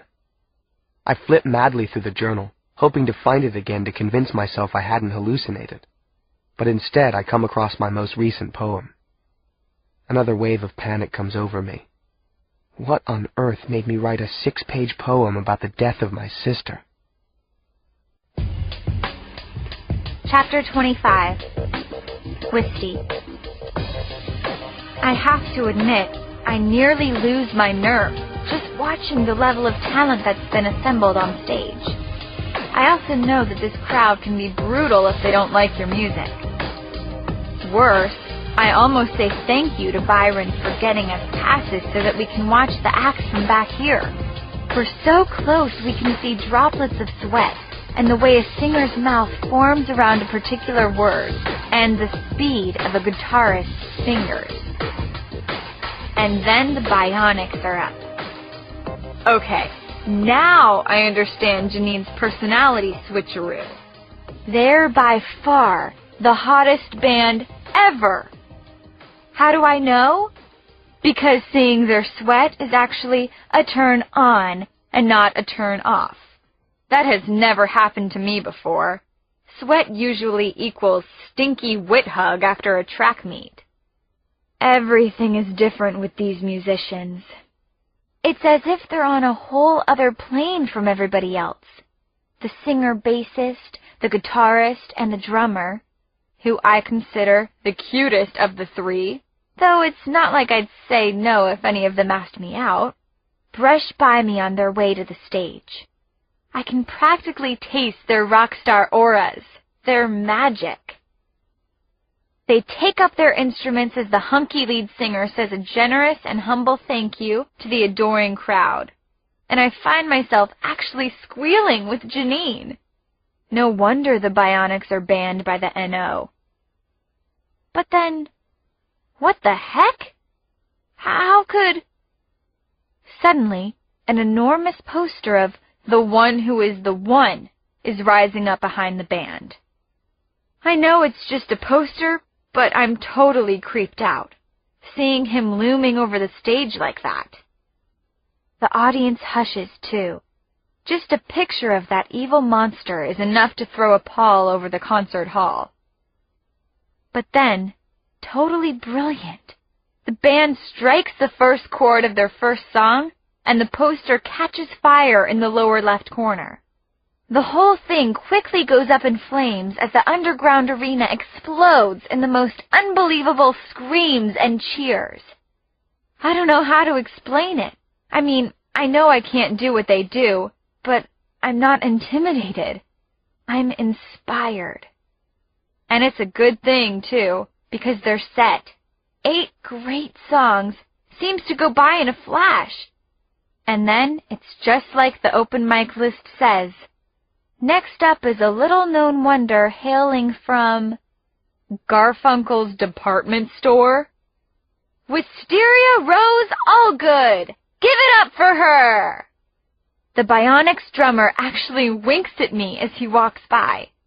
And, at least in part to keep my face from exploding into a fierce blush, I dash out onto the stage. Chapter 26. Wisty. Hi, everybody, I managed to say after a few seconds in which I feel totally flash-frozen. What did I just get myself into? The brilliant spotlights and, even more blinding, the glare of hundreds make that thousands of pairs of eyes looking right at me. This is definitely a little more than I was expecting or prepared for. It's definitely a little frightening, but it's also exhilarating. I feel a strange connection to all these people. We're in this together, right? It's us against the big bad NO. They've got the guns, but we've got the numbers. How about those bionics, huh? I ask lamely, but they reward me with a massive cheer anyway. Cool. I guess they're in a generous mood. So I'm going to sing a couple of songs, I say, trying to slow my speech down and not blurt or stutter. But first, I just want to remind you all of one important thing. You know how we're kind of outnumbered outside of Freeland? Massive boo! And you know how they've taken away so many of us? Just kids, even little babies. They have control of the cities. They have the country. They have the planes. They have the tanks. Right then, almost as if on cue, the chasm shakes and shudders from another overhead bomb blast. More massive boos. But what they don't have is our spirit. That they cannot have. Massive cheers. And not only that, but as a kid I met in one of their horrible prisons reminded me, they're afraid of us. That's why they're hunting us. That's why they stage their plots and propaganda against us.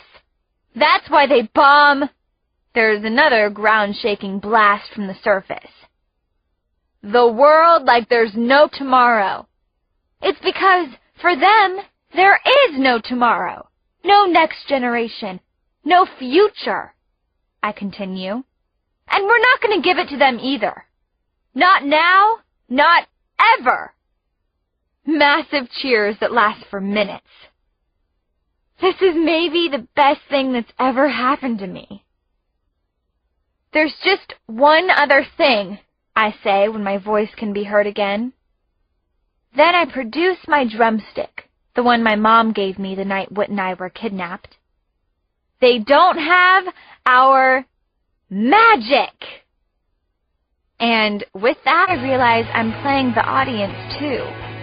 Hundreds, make that thousands of people are moving to my rhythm, to my melody, to my words. Well, not all my words. After I finish the first song and I think my face is going to bust open because I'm smiling so hard in the euphoria, I let everyone know who wrote the words to the next number. This is for my brother, Whit, who wrote the lyrics and who unfortunately couldn't be here with us tonight. I'm actually pretty glad Whit's not here, because I'd have to explain how I kind of copied the lyrics out of his journal when he was sleeping. I don't regret it, not for a second. I've wanted to put these words to music ever since I first read them. It's called The Fire Outside, and it goes like this. I begin picking out a simple, clean melody. Byron waits a few bars and sticks a bass line underneath.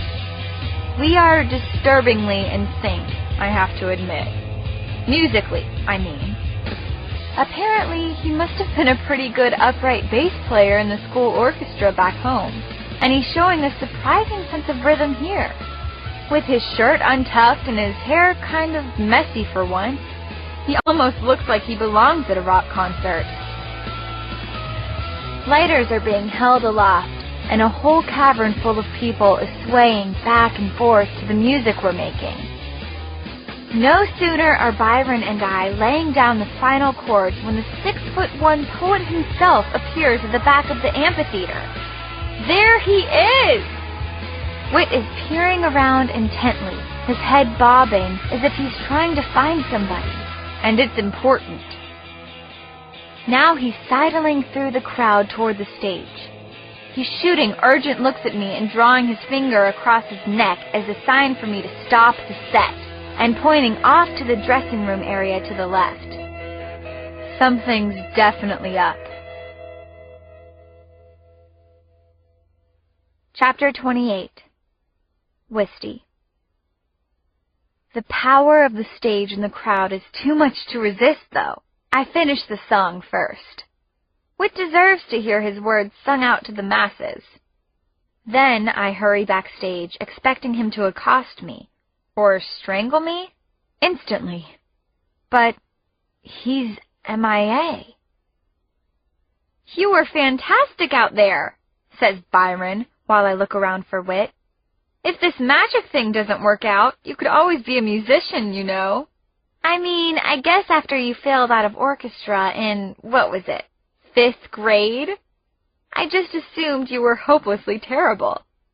"Yeah, well, it took you long enough to realize that a perfect grade point average isn't the only measure of somebody." "Definitely not," says Byron. He steps toward me with an infuriating, eager beaver expression on his pinched little face. "I really should have taken you seriously a lot sooner, Wisty. I want to make up for that." Ew. He's not doing what I think he's doing, is he? Please, somebody tell me Byron Hall Monitor Swain is not trying to put his weaselly moves on me. I don't want to hurt his feelings, especially tonight, but he's not leaving me much choice. "I was wrong to underestimate you," he goes on, inching even closer.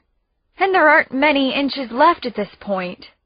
I mean, you were always beautiful. Anybody could see that. But I guess I never appreciated the brains behind your badness." He said badness with a sly smile, as if he were thinking about a kind of badness of which I wanted no part. Gross!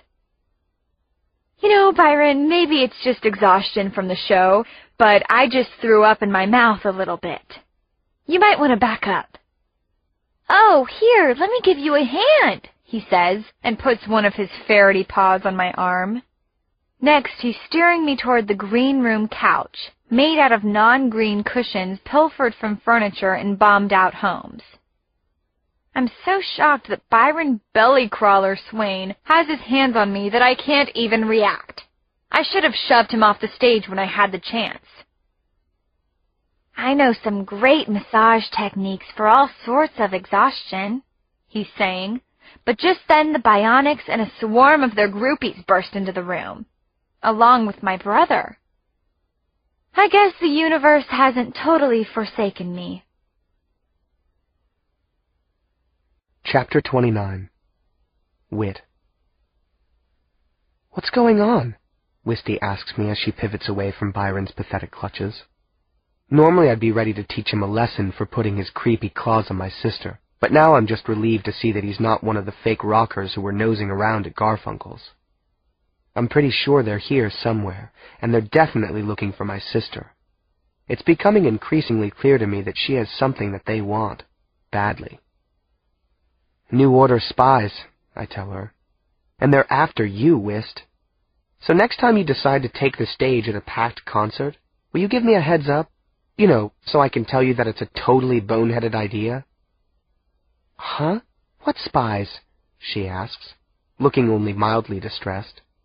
Meanwhile, her eyes are darting over to some of the rock star types, being swamped by chirping groupies and whatnot on the other side of the room. "Wisty, listen to me, closely. Some guys came by Garfunkel's asking after you in the concert. They were dressed like some old person's idea of a rock band. They were obviously New Order Citizen Patrol, or worse." Her head drifts off toward the fan herd again, so I put my hands on either side of her face and swivel it back toward me. "Oh, okay." My sister blinks several times, finally processing what I'm saying. "Are they here? Should I be worried?" I gave them the wrong directions, but I don't think I fooled them. "We'd better get out of here." I grab her hand, but she shakes me off. "Whit, I'm okay. This is probably the safest place in the city. We're surrounded by like a jillion Freelanders hopped up on New Order hate, not to mention half of them are packing weapons." "Plastic weapons," I remind her, frowning. "They're in costume, for God's sake." Wisty shrugs. "Costumes, whatever, doesn't matter. We're practically indestructible down here. Can't you feel it? It's the most amazing thing." Her eyes are still glazed over with some sort of euphoria I don't understand. I have a future flash. Wisty, rock star, being interviewed 25 years after her career goes south. They slipped something into my drink that night, she insists. I didn't know it, but after that, I was an addict. I'm shaking my sister now, and her head swings like that of a bobblehead doll. Wisty, snap out of it. I know you don't believe me, but I've got this feeling we're on the verge of something really bad happening. You mean something bad, like a rabid mad dog poisoning me? Sings Byron, inserting his unwelcome presence as usual. While the fire inside me glows, the fire outside you grows? Holy freaking crap. What did the weasel just say? Those are my words, from my journal. What the... My eyes feel as if they're going to pop out of my head. You were reading my journal, you jerk? I can't help it. I grab him by the neck. I've had just about enough of our so-called leader of the week. Wisty finally comes out of her haze. Whit! She shouts, trying to pull me off Byron. It's the first time ever that she defends him. Didn't I tell you the world's turned upside down? Byron only knows those words from the song I just sung, up on the stage. Huh? I don't know how I couldn't have heard the lyrics on my way in. I was so focused on making sure she was safe. Wait a minute. Wisty was reading my journal? WTH? I release Byron, but give him an extra shove for good measure. I look at Wisty, hoping I heard her wrong. That's what you were singing up there? Words from my journal? You weren't even listening? She says, then softens her voice. It was a tribute to your genius, Whit. I love what you wrote. Wisty reaches for me, but I'm already stomping out of the room. You two deserve each other, I yell back at her and the traitor. Chapter 30. Wisty. I'm almost ready to follow Whit when my whole body is kind of stun-gunned by this amazing voice behind me. So, where'd you get the drumstick? It's an antique, right? Classic. I turn and find I am looking eye to mesmerizing eye with none other than the drummer of the Bionics. He is talking to me. The Bionics drummer is talking to me. I'm concerned about Whit, really, I am. But he'll get over it, right? Drummer Boy is even better looking up close than he was behind his drum kit. If that's possible. He's tucking his overlong, wavy black hair behind his ears, but then it falls right back in his face again. Sweet. I watch his lusciously thick lips move, but I have no idea what he's saying, of course. I don't think I could hear a car crash over my own heartbeat right now. Dumb? Maybe. Fun? Definitely. What? I finally managed to get out a couple of syllables. I'm unable to meet his hazel eyes for too long, so I find myself staring at his faded black t-shirt, which reads, "No order." I like it. We have something in common already. Your drumstick. Kind of funny for a guitarist and a singer to be carrying a drumstick around. He has a nice smile, too. Not too much, just right.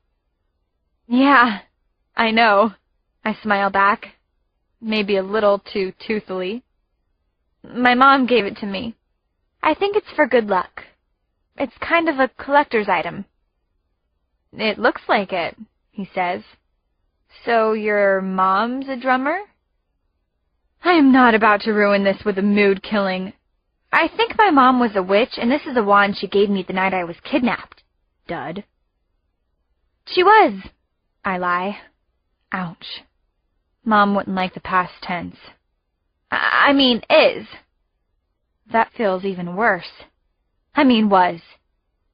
My face goes from pale pink to fuchsia in about 3 seconds. But Drummer Boy looks at me with sympathy? I know, it's hard. How could he have possibly grasped my blah blah? A lot of us don't know if our folks is or was. He puts a comforting hand on my arm, and my stomach kind of flips. God, he's sweet. He understands. His eyes drift back to my stick. Can I see it? Is that all right with you? Sure. I start to hand it to him, but as he grabs the end to take it from me, he jumps back, yelping in pain. It burned me, he says, sticking the side of his hand into his mouth. What's with that? Jeez, I'm so sorry, I say. I look down at the stick in my hand. It doesn't feel even slightly warm, but it is glowing red at the tip where he tried to touch it. I had no idea it could do that, I say. I really didn't mean... Don't worry about it, he says, shaking his hand and smiling through the pain. It's nothing, especially next to what's happening every day to kids in New Order schools, right? Have you been to one? I ask, a little surprised. Not yet. A little too risky for us. But we've had fan tips about that last facility you raided. How do you know about that? You and Whit and Byron made the underground news wire, he says and shrugs. You're famous, but you don't act like it. Byron hears his name across the room like he's got supersonic ears and is by my side in half a second. They're practically writing folk songs about you already, Wisty, Drummer Boy continues. That facility you hid is part of a system of exploitation and experimentation. The New Order calls them juvenile education and repatriation complexes. It's just cheap child labor. That's really shocking, says Byron. The boy's like a bad cold. You just can't shake him. That's not the worst of it, says the drummer, and I realize I don't even know his name. There's another place, the BNW Center, the Brave New World Center. We've heard they're doing live human experiments on everybody they keep there. Special kids. He uses air quotes. Like you and your brother. Everybody's quiet for a moment, and as the gravity of this sinks in, I lower my eyes from his. I better go meet up with my brother. He needs to hear about this. Yes, says Byron Officious Swain as if he's my aide-de-camp. Or worse, my boyfriend. Keep us apprised, he tells the drummer. Then he actually grabs my hand and starts pulling me toward the door. How is it that I mess up with just about the hottest guy I've ever seen, and then find myself holding hands with Byron? This isn't about being special. It's about being cursed. Chapter 31. Wisty. Cursed, yes, but not for long, apparently. That's because Eric, as he finally introduced himself, and the rest of the Bionics decide they want to come back with us to Garfunkel's. Whit is less than enthused. I have the sense he doesn't trust them, and of course he's still mad about the whole stealing his journal incident. But with Sasha, Emmett, Janine, and me backing the Bionics, he can't quite say no. A bunch of us are in the middle of doing an impromptu a cappella version of The Fire Outside, when suddenly Whit floors the gas pedal while making a sharp turn. Eric's hand just happens to slide off his knee and come to rest on my hand. It stays right there. I have no urgent need to remove it. Buckle up, everybody, Whit shouts. We've got New Order police on our tail. Police? I say, incredulous. What are they doing in Freeland? Yeah, shouts my brother. And how did they manage to find us is another good question. Now brace yourselves. The van accelerates, and I scramble to look out the back windows. 3 heavily armed New Order police vehicles are bearing down on us. This looks bad. Whit takes a sharp left turn that sends us all sprawling against the side of the van. My head's flung against Eric's chest. Talk about making the best of a bad situation. Sorry, I mumble. "It's okay," Eric whispers. But then a sharp right turn sends us rolling violently against the other side. And now I'm tangled up with Byron. Ick. "They've got us boxed in, coming from all sides," yells Whit, breaking the van to a rocking standstill. "We'll have to run. Everybody take off in different directions. Hopefully they won't get all of us." "No!" I yell. "That's not the best plan. Seriously, just stay in the van." Everybody looks at me like I'm crazy, which I might be. We'll know soon enough. "You guys know the song Magic Truck by The How?" I ask. Eric starts laying down a beat on the floor of the van. The bassist and guitarist grab their instruments. Meanwhile, police cars are skidding to a stop all around us, and then a voice is coming over their PA.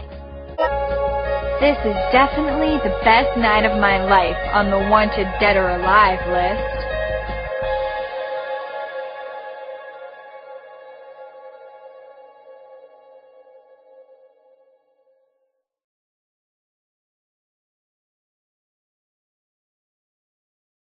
Chapter 32. Wisty.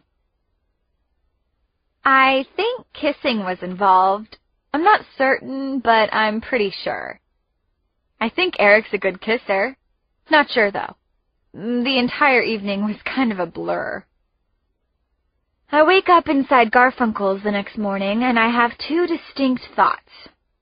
First, did I dream of falling asleep in the drummer's arms, or did it really happen? Second, my drumstick is gone. It's the first thing I reach out to touch in the morning, and it's not there. Problem. Big problem. Disaster. That drumstick is my magic wand, and it's a family heirloom. Everyone else is deeply conked out after our night of revelry, so I begin a mad hunt to find the wand my mother gave me just before I was separated from her and dragged off to prison. I always sleep with the drumstick under my pillow, or whatever the circumstances are forcing me to use instead of a pillow. But it's not there, and it's not under the mattress either. And it's not in my coat, and it's not in my knapsack. It's nowhere. Okay, don't cry about this. Think, Wisteria. What was different about last night compared to every other night you've slept at Garfunkel's? Well, the Bionics were here. That's gotta be it. The drummer. Was Whit right about them? I tiptoe over to Byron, snoring like a buffalo, and expertly swipe his super-secret smartphone and text Eric at the number he gave me yesterday. "Where are you?" He texts back right away. "Had to go practice. Didn't want to wake you." "Got your drumsticks?" "Yep." "Got mine?" "Used oven mitt, just in case it was still hot." "Not funny." "Sorry." "You have it? Give back!" TOTS. "You stole it." "Borrowed." "I want it back now." "I'm sorry. Meet me." WTH? You bring it to me. "Don't freak. I'm sorry. Meet at City of Progress Diner, 11 a.m. Fine. You're so cool. Whatevs, I type. But my heart is leapfrogging, and I'm grateful that cell phones don't convey blushes. I'm cool? As of when? I mean, it was jerky of Eric to take my stick. But he's a rock drummer, and he admired it. And, I mean, I can almost hear my mother's voice telling me he just did it to get my attention. Just the way she told me why geeky Ben Campbell used to pull my hair in first grade. Now, I do start crying. I miss my mother so much. She was my best friend. She is my best friend. Chapter 33. Wisty. I decide against finding Whit and telling him where I'm going, even though he's probably going to kill me when I get back. But I don't really have a choice, because guess what my brother would say? A. Have a great lunch. Could you bring me back some fries? B. It's windy out there. Be sure to zipper your coat. C. Fine, I'm coming with you. No arguments, Firebrand. Yeah. If you picked A or B, I'm going to politely suggest you go back and do some re-listening. I need to have my moment alone with Eric. So I sneak around quietly, making myself ready to infiltrate the City of Progress, the New Order's demented model city, the template they mean to apply to the rest of Freeland after they've stamped out anyone who resists their disgusting ideas. It takes a little bit of disguise to properly blend in. Skirts and sweaters for girls, no black lipstick or obvious piercings, jackets and ties for boys, and Byron-style hair preferred. But it's doable and necessary. And since my hair hasn't grown back yet, it's a great excuse for me to lift a new hairdo. A cute little brunette bob from the wig counter inside Garfunkel's. I tiptoe out the store's front door, and suddenly I feel a vibration under my arm. More precisely, it's coming from the very unwisty-like white purse tucked there. Another text message. I click the phone on. A text message in my mother's handwriting? WTH? It's okay, Wisty. She's an ally. Go with her. With who? Suddenly, I feel very unalone. I hear someone's voice. Well, we meet again, my dear. I yank my head to the right, and there, leaning on the hood of a long-dead station wagon, one leg crossed over the other, is the little old ninja lady, the one who gave us the map that saved our lives. And now that I'm able to scrutinize her more closely, I realize she's also the woman who almost got me arrested in a diner on my very first trip to the City of Progress. Mrs. Highsmith!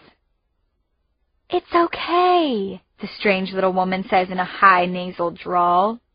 Go ahead and SMS or whatever it is you people do with your silly little gadgets. Your mother's not particularly close, but you'll at least see that she's safe. I quickly type back. If she's an ally, why'd she try to get us arrested? My mother's handwriting replies, She panicked. She thought you might be a New Order spy. You saw them try to arrest her. Why would she want to help the New Order? Okay, but how do I know this is you? How would anybody else know that Ben Campbell used to pull your ponytail? OMG, Mom! I type as tears well up. Go with her quickly, dear. Give Whit a kiss from us. Dad and I are thinking of both of you, all of the time. We love you so much. Mrs. Highsmith comes up to me with an old-fashioned handkerchief that I numbly accept. It smells like witch hazel. You see? Your mother's okay, says Mrs. Highsmith. Now, please come with me to my apartment, so we don't get the New Order looky-loos all excited about capturing 2 witches on the same day. Chapter 34. Wisty. So how do you think we got to the City of Progress in about 10 minutes flat? Broomstick? Portal? If I told you, you wouldn't believe me. And that's saying a lot, given what I've gotten you to believe about our insane lives so far. Let's just say Mrs. H has some powers that might rival the ones. If I didn't have Mom telling me she was on my side, I'd have to wonder. Okay, check this out. Mrs. H's apartment is a cluttered, dimly lit place. The heavy curtains are drawn even though it's a sunny morning. There's not an empty shelf, table, or chair. Even the piano top is covered with novels, hardbacks, paperbacks, notebooks, antique tomes. Obviously, all banned. The walls are chock-a-block with pictures, some framed, some crudely taped up. And there's even an easel with a half-finished painting of a dragon on it, which I almost trip over. There's barely a path for me to follow her into the kitchen, which smells like some sort of heavily spiced tuna casserole. It must be 120 degrees in here. "Pardon me while I finish working on this stew," she says, peering over the lip of a giant black barrel sitting on a couple of hot plates in the middle of the kitchen floor. It's enormous and looks like some kind of oil shipping container. She could fit a small horse in that thing. Maybe she has. Mrs. H dips a ladle into the soup for a taste. She offers me some, but I shake my head violently. "Need some more willow bark and sassafras root anyway," she says. I underestimated how much this broth was going to absorb. Okay, remind me. How did I end up with an old witch stirring potions in a boiling hot apartment, instead of with Drummer Boy chatting and eating burgers in a very cool diner? "Don't think I don't know what you're thinking," she says with a disapproving look. "So I'll get to the point. Here's the deal. As you may have discovered, the one who is the one is a complete yenta." I look at her quizzically. "A yenta? Is that good or bad or something in between?" "A yenta is a person who wants to get into everybody else's business. And what's worse, he wants to put an end to all their business and make it all about his business. Everything." She pauses to take a sip of her brew and makes a face. "He's basically a conduit for the worst kind of evil. I'm talking stuff that makes a person want to put out her eyes and ears rather than to see or hear it," she continues, wincing and replacing the ladle in the barrel.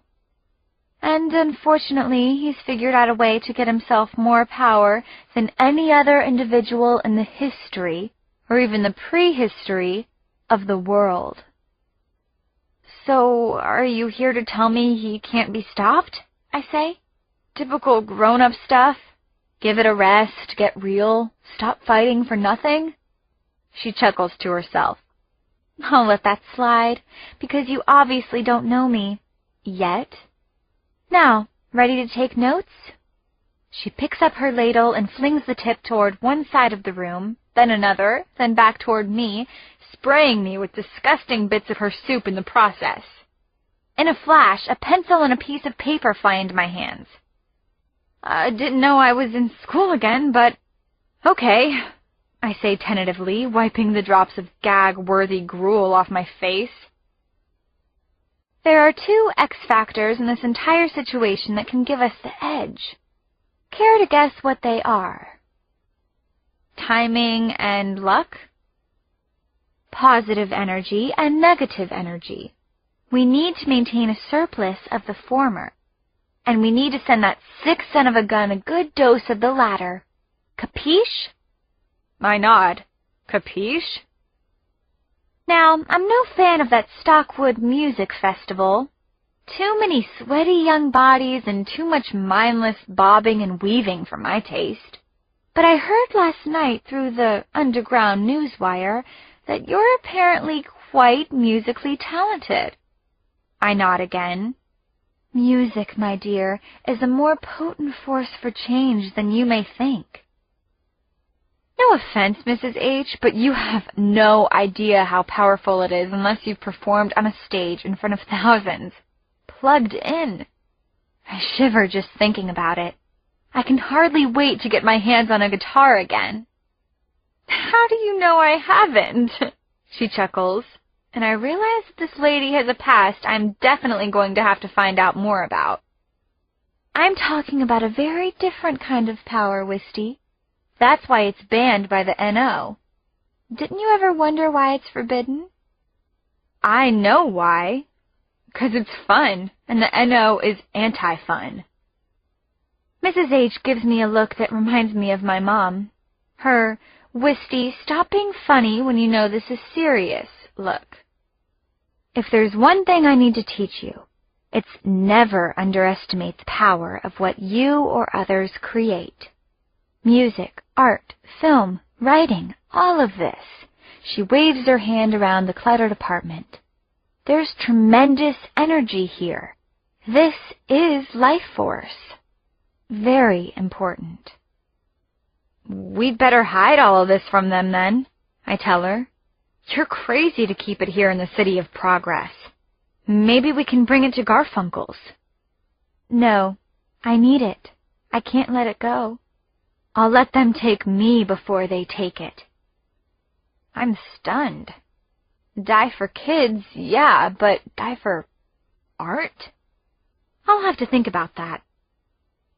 She passes me a folded-up square of paper. Learn it. Memorize it. Use it to help others. Pass it on, and on, and on. I open it and see a crudely drawn musical staff with notes. It looks like a pretty simple melody. What does it do?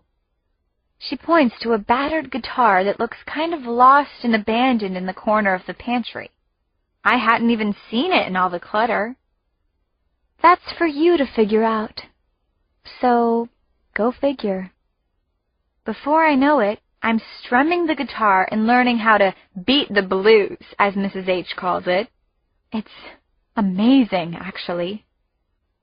Now, I just need to figure out how to bust up the new order, get a restraining order against Byron, and placate Whit. Then the world will be back in its proper orbit again. Closer, anyway. Exactly right, dearie. Now, taste, says the ancient lady, stuffing the ladle in my mouth.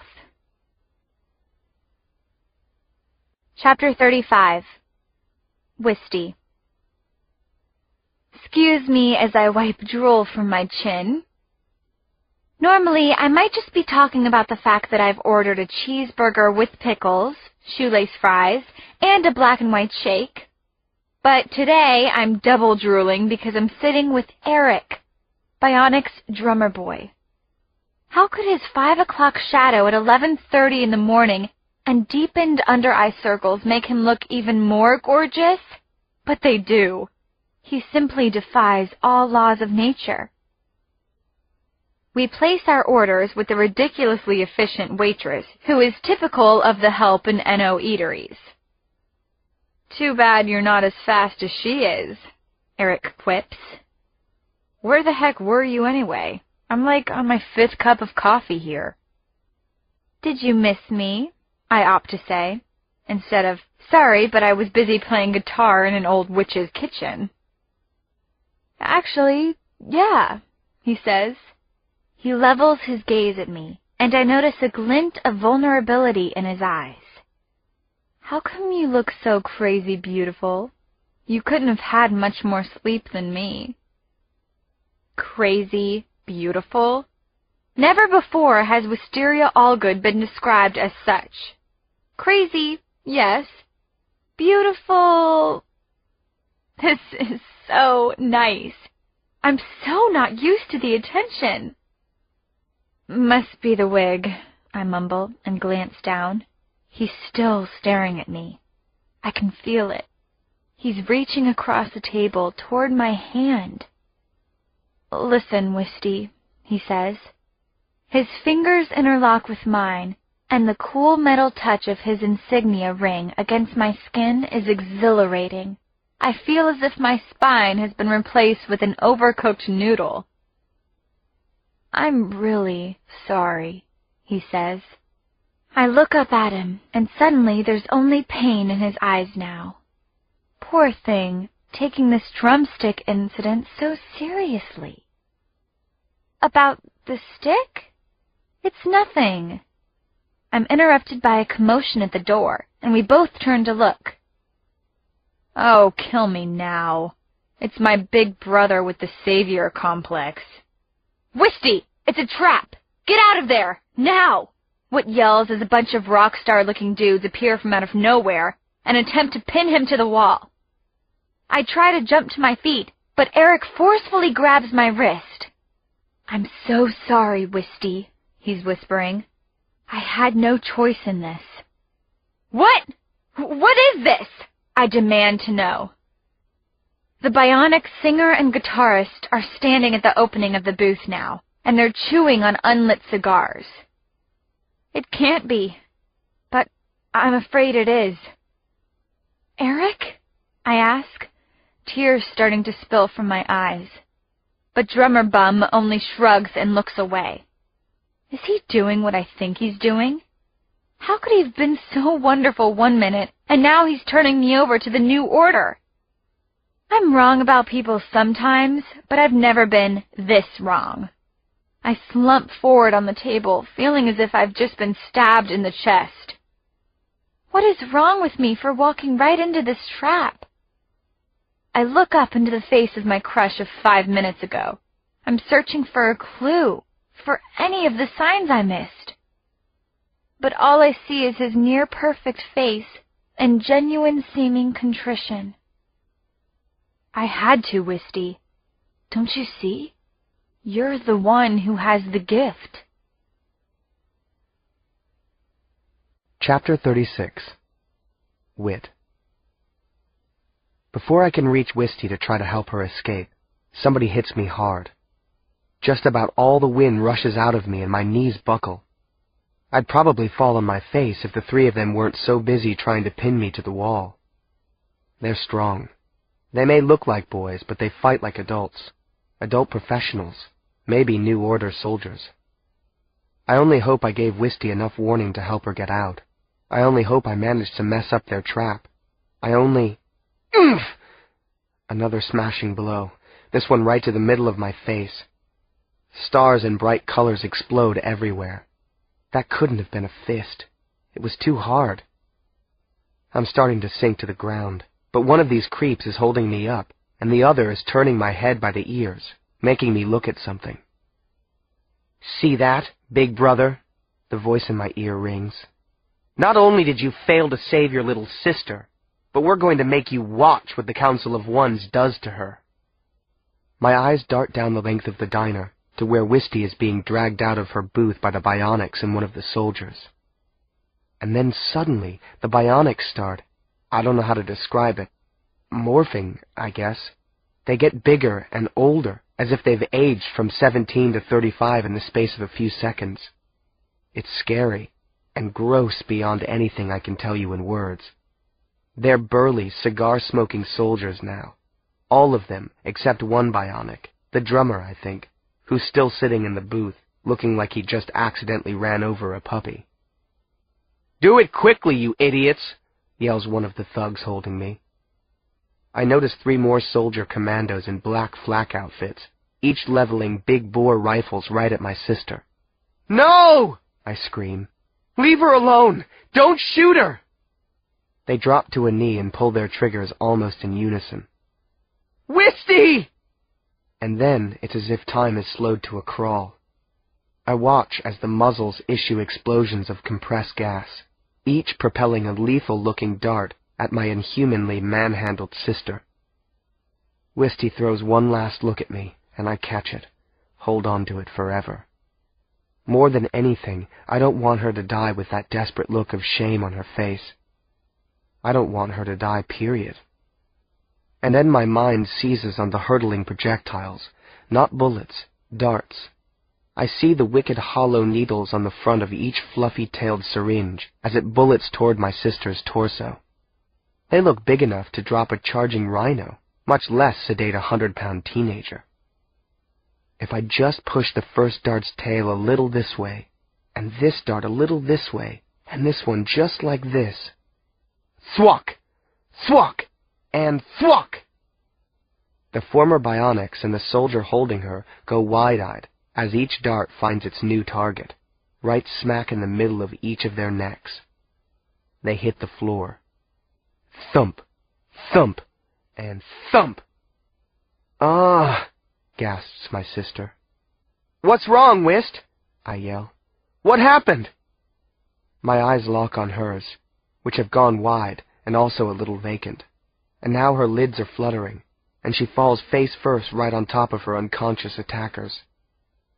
There's a syringe sticking out of her back, the plunger pushed down. The drummer. He's standing behind her. His face is twisted and crumpled with guilt. "Attaboy!" shouts the soldier who's been holding me. Now let's get these two reprobates into the paddy wagon and collect our just rewards. Chapter 37. Whit. These goons are lighting up their victory cigars. Is consigning us to death basically like finishing a steak dinner? Or winning a sports championship? It sure looks like it. I'm now pinned on the ground, fighting to get my breath back, when a desperate thought pops into my head. Not counting the 3 guys on the floor with darts in their necks, there are 7 cigar-smoking soldiers. There's a drummer, too, but I'm guessing he's just a regular kid. A horrible, tall Jonathan-esque traitor of a kid, but a kid. I look at each smoldering cigar, and one by one I visualize the rolled brown tobacco inside. Foul stuff. I hate nicotine poison. Then I imagine 7 capsules filled with a toxic compound a teacher told us about in chemistry. It's called trinitrotoluene. You may have heard of it by its more common name, TNT. In my mind, I carefully place a capsule inside each of their cigars, about an inch or so from the glowing tip. I wait. I count off the seconds. I hope this will work. And then, in almost perfect precision, blam, blam, blam, blam, blam, blam, blam! Suddenly, there's no more combat boot on my neck. I get to my feet and stumble through the acrid smoke to my sister. I pluck the syringe from her back, then I throw Wisty over my shoulder. Proud of yourself? I ask the drummer. He looks at me coolly, and I want to punch him. I satisfy the urge by swiping Wisty's drumstick out of his hand. "They'll kill me," he whispers. I pause. I don't want the guy to be killed, really. But if I have to choose between my sister and an N.O. puppet, there's no question what to do. "Tell somebody who cares," I say, then race out of the diner. But I do care. Sometimes it feels rotten, putting on the face of steely, unwavering courage. Chapter 38. Whit. There's nothing like a 3-mile run with your kid sister slung over your shoulder to clear your head. I'll never call her Wispy again, that's for sure. She's growing up fast. My back, my lungs, my legs, they all ache so much I want to stop and throw up. I hear the distant rumble of trucks and the squawks of N.O. loudspeakers. The thumping of a helicopter soon joins the mix. It's coming our way, quickly. I dug off the road and into the woods, hoping the trees will lend some cover. I find a path through the brush, but I get only about 100 yards before it forks. The bigger track goes down into a gully, and the smaller one winds along the side of a hill. "High road or low road, Wisty?" I say, not expecting her to answer. I prop my sister against a tree. I need to put her down for a few seconds, or I'll collapse into a heap. "There are ants all over this tree," I hear her whisper. "You're awake!" I'm stunned. Wisty's already weakly swatting the little black insects off her arm. "Yep, I can even answer your question." "You mean which road we should take?" Without missing a beat, she starts murmuring a poem. "2 roads diverged in a yellow wood, and sorry I could not travel both, and be one traveler long I stood, and looked down one as far as I could. I shall be telling this with a sigh, somewhere ages and ages hence. 2 roads diverged in a wood, and I took the one less traveled by, and that has made all the difference." "You wrote that?" I ask, aghast. "Bertrand Snow, actually," Wisty admits. "Well, you must be winning your battle with the drugs to remember anything from your lit class." I throw her over my aching shoulder one more time, and just then we hear a vehicle skidding to a stop on the road. Suddenly, the woods behind us are alive with heavy-booted footsteps, men yelling, and dogs barking angrily. "Maybe they'll pick the wrong path," I pant, and reflect that maybe we should have chosen the downward-sloping one. This trail has been 100% uphill so far. I don't think they'll pick the other path, Whit." "Why not?" She's craning her neck behind me. Because I can already see them, and they can see us. Chapter 39. Whit. I curse under my breath and turn to assess. Sure enough, 2 soldiers and 3 large German shepherds have crested the last rise in the hill and are charging up the path toward us. Only, wait, did I say 2 soldiers and 3 German shepherds? Because it's actually 1 soldier and 4 German shepherds. Or wait, it's all German shepherds. Did you see that? Demands Wisty. They're turning themselves into dogs. Very fast dogs. Great, I say, and stop running. Why are you stopping? Yells Wisty. There's no point. I can't outrun a pack of magical dogs with you on my back. It's simple physics. I'd have to be a horse. Well, I've turned myself into a rodent before. Maybe you can turn yourself into a horse. Aim big, brother. We don't have much of a choice right now. I don't know any horse spells. Look in your journal and pray that it's getting good reception today.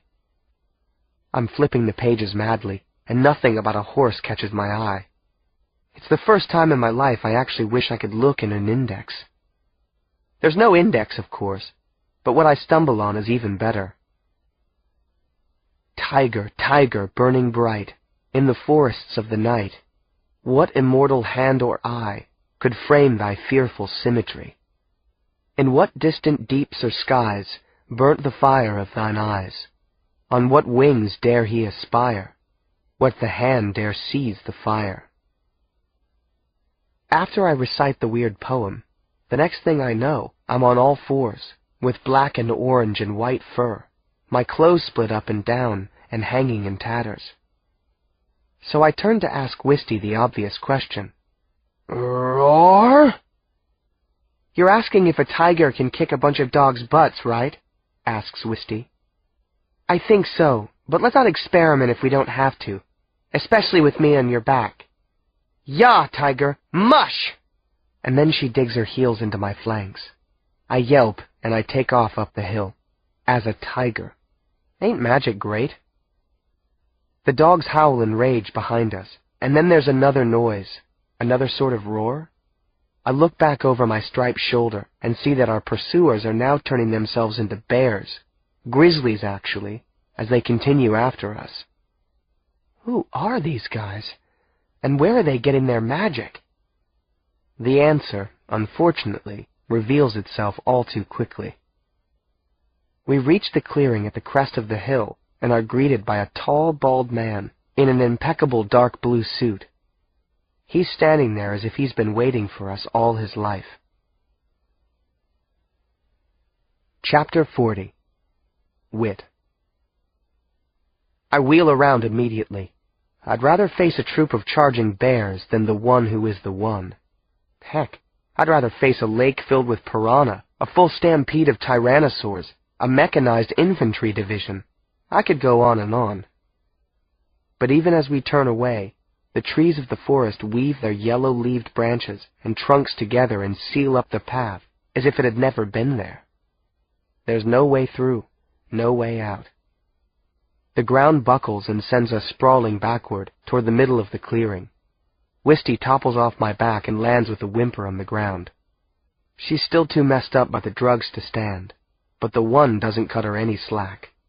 Tree roots shoot out of the ground and quickly smother her in a dirty wickerwork of wooden tendrils. "Whit!" she screams. "I'm trapped! I can't move!" There's nothing worse than hearing someone you love scream your name in desperation. Rage boils up inside me. I spin and charge. 500 pounds of furious Siberian tiger, ready to snap his bald-headed neck like a toothpick, ready to send my sharp teeth into whatever part of him I can reach first. Unfortunately, the one who is the one has other ideas. Suddenly the wind kicks up so fiercely I have to close my eyes, and it's as if I'm a stuffed tiger, flimsy as a carnival prize, and somebody has turned on a giant leaf blower. I'm flipped into the air, and I can't tell up from down. Leaves and dirt are pelting me, stinging me, cutting through even my dense fur. And then, wait, the wind has stopped already. For a split second I can see the sky. And then, oh no, I can see the earth. I make out Wisty's form, so far, far below, pinned on the hilltop way down there like some human sacrifice. I must be 1,000 feet above her. I hear laughter, his laughter, echoing up as if the entire forest is mocking us. And then I'm no longer a tiger. I'm just me in my torn clothing, falling, helpless. He's taken away my mojo, my magic, probably my life. Book 2. Something Wicked This Day Comes. Chapter 41. "Have a seat," says the solemn, tight-lipped man behind the heavy metal desk. Byron Swain nods nervously and sits on the threadbare couch as the man finishes some official-looking paperwork. "You took your time getting here," says the stern adult, putting down his overchewed pencil. "I had to observe all the protocols." "No excuses," yells the man, spraying spittle across the metal desk at Byron. "Children of ones don't make excuses." He again snatches up his battered pencil as if he is going to either break it in two or throw it at Byron's face. Byron meekly recedes back into the couch, wishing he could somehow slide between the cushions like some accidental pocket change. "And you will stand up in my presence. Who do you think you are, Byron?" "I'm sorry, Dad." "And stop calling me that. I am the one who tallies the internal revenues." "Yes, sir. I'm sorry, sir," says Byron, remembering how the Freelanders call his father the one who counts the beans, and making a mental note not to mention that. "Excuses!" he screams. "By order of the new order, and at the specific request of the one, you will now give me a complete report." Byron feels a little pain growing like a cancer in his chest. He isn't happy spying on the Freelanders, but what choice does he have? Wisty continues to reject him. He is nothing to her, to any of them, really, and he is under direct orders from his father. Byron stands at attention and, shaking slightly, begins telling him everything. Chapter 42. Wisty. Trust me, you don't know pain till you know what it feels like to wake up after getting nailed by a New Order tranquilizer dart. Or 3, or 12. My eyes ache like they've been loaded on rusty metal springs. My temple throbs like somebody's just nailed a red-hot horseshoe around the inside of it. The back of my head pulses like somebody's trying to inflate it with a bicycle pump. And my mouth, my tongue feels like it's a slug that's crawled halfway across an equatorial desert and died. And my throat feels like it was just the parade route for a troop of hermit crabs. And my stomach, sloshing around like I'm in a car with no shock absorbers, driven by a drunk who's decided to take a shortcut through a timber yard. Car sick doesn't cover it. "Hey, Wist, how you feelin'?" asks Whit. I wince and croak back. "Ugh, what's with all the noise and the bumpity-bump?" I'm still not able to open my eyes properly to see where I am. "We're having another New Order van ride," he says, helping me sit up. "Water," I croak. Whit shakes his head. Strangely, they didn't give us the van with the minibar. He leans up toward the front seat. "Anywhere up here on the right will be fine," calls Whit through the grate, as if we're riding in a taxi going to a Sunday matinee. He's trying to cheer me up, I guess. The goon riding shotgun, and wouldn't you know it, he actually has a shotgun, slams the bulletproof glass divider closed. "Nice fellow," says Whit, maybe a little too intense. A wave of panic engulfs me now. I don't know if I can go through another imprisonment. The endless hunger, the mind-splitting thirst, the soul-crushing hopelessness. Whit senses that I'm freaking out. "We'll be okay," he says. "We wouldn't be here today if we weren't survivors, and if we stunk at jailbreaks, right?" I know he's trying to be sweet, but what an idiotic thing to say. I'd scream at him if my head didn't hurt so much. "We wouldn't be here today if I hadn't fallen for Eric." I can't even say it. Just the thought of that sad, pitiful, god-awful betrayal is like another knife in my gut. "Look," Whit says, pointing to the window at the back of the van. "At least this time they gave us a view. Want to take in some overworld scenery?" I shrug listlessly. I can still see Eric in my mind, and all I want to do is stay curled in a ball and just give up. Then I see Mrs. Highsmith in my mind's eye, and I remember the music. Positive energy, beating the blues. So I let Whit help me up. Now I can see what's going on. We're speeding down an empty 6-lane highway with those New Order billboards lining both sides. Giant ones, every 1/10 of a mile or so. It's kind of hard to stay positive watching all of this pathetic crap. His resplendent baldness cavorting with upper-level bureaucrats unveiling plaques to renamed Freeland cities. One Town, New Order Acres, Victoryville, Brave New Estates. It's no wonder Beaners look so glassy-eyed and out of it 24/7. I'm ready to sink back to the floor when the monotony is interrupted by a giant message in horrifyingly bright red New Order lettering. "We interrupt this program for an important announcement. Class 1 criminals Eliza and Benjamin Allgood are in custody. Stay tuned for execution event details. This is another great day." And there, in the middle of the video displays, are my parents, in orange prison jumpsuits, gagged and shackled. My knees buckle, and I sink back to the floor. Chapter 43. Whit. As Wisty falls to the floor again, sobbing against my pants leg, I keep my face pressed to the glass, waiting for the details of the execution event. I don't actually want to know, but I have to know. How much time do we have? To find our parents, to plan our escape. But we're in between billboards now, and traffic is slowing down. I pound the back of the van in frustration.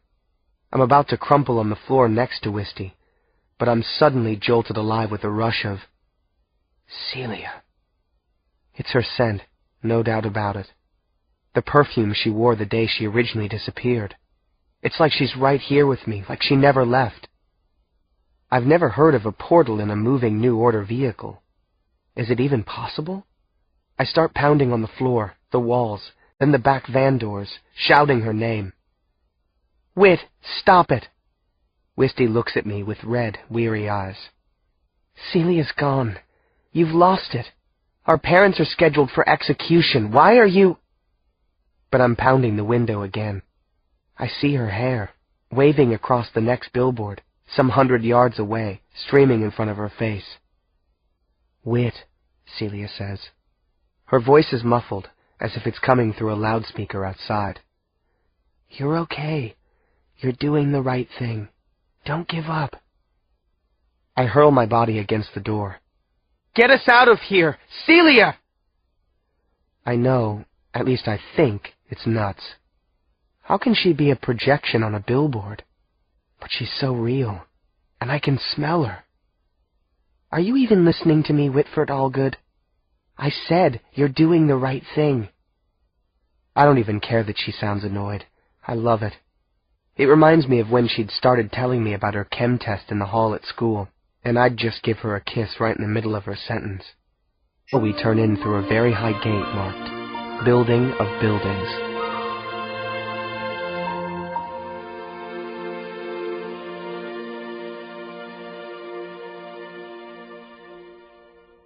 Chapter 44.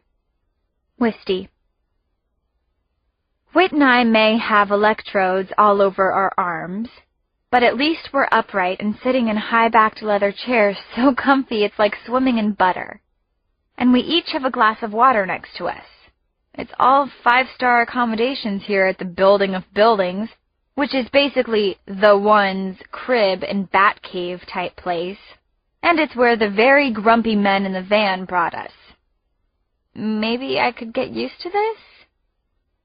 Whit and I had both been curled in the fetal position in the back of the van when suddenly we were yanked out and escorted into the B of V. So this had started out as one of our most pathetic public parades into captivity yet. I actually made eye contact with some of the citizens who were watching as we trudged across the luxuriously outfitted marble lobby. Maybe I've been infected with a big ego savior complex, but I thought I saw a flash of respect, maybe even admiration, or at least something vaguely hopeful buried deep in some of the glazed beaner eyes. It helped me get my groove back anyway. The more I stare at our interrogator right now, the more I think maybe I see it in him too. Grudging respect? He's hiding it pretty well, though. He's definitely polite, but sterile to the point of being scary. The questions have also been pretty sterile so far, such as name, address, and NOID number, as if we have an address or carry NOIDs. Then he throws this real doozy at us. Have either of you had any children in recent months? He asks, deadpan. We both stare at him blankly. Now that we have you and your parents on death row, we need to ensure there are no other living members of Clan Allgood. Please answer so that the polygraph can register a result. No, we both manage to say. Excellent, he says, watching the readout from the lie detector. I get an A+ for not being an unwed pregnant teenager, I say. Wow, maybe I like the new order after all. He completely ignores me. Now, let's get down to some very important business. On a scale of 1 to 5, with 5 being the most, how would you characterize the efficacy of your parents' instructions to you vis-a-vis harnessing your abilities? What are you talking about? I demand. As you said, let's get down to business. Tell us when our parents are due to be executed. Are they being held here? Miss Allgood, he says. Miss Allgood? Never in my life. I'm afraid I am the only one permitted to ask questions here. Newsflash, mister. I'm not big on following rules. Whit nudges me as if he's signaling I should settle down. Since when is he going all golden boy again? We're resistance leaders, aren't we? The interrogator clears his throat. We know your parents trained you, and we know they imparted to you certain, highly sensitive pieces of information and or equipment having to do with the scientifically proven energy forces that you both possess by dint of your genetic makeup. Are you talking about magic? I ask. Whit frowns. Mute, golden boy. Mr. Interrogator looks extremely alarmed. Shh! Take my word and do not use that term in this building, or anywhere. You're living very dangerously. Perfect invitation for me to get punchy. I'm practically singing at this point. Magic, magic, magic, magic, The repressed one finally explodes. He's up and grabbing us by our collars, my shirt in one hand, and surprisingly, that of my mute golden boy brother in the other. You make me ill, he practically spits. He looks at Whit. You with all your potential, and look what you do. Nothing. Sitting here like a mannequin. And your dyna-competent sister here. Why, she possesses a power so amazing, so devastating, so...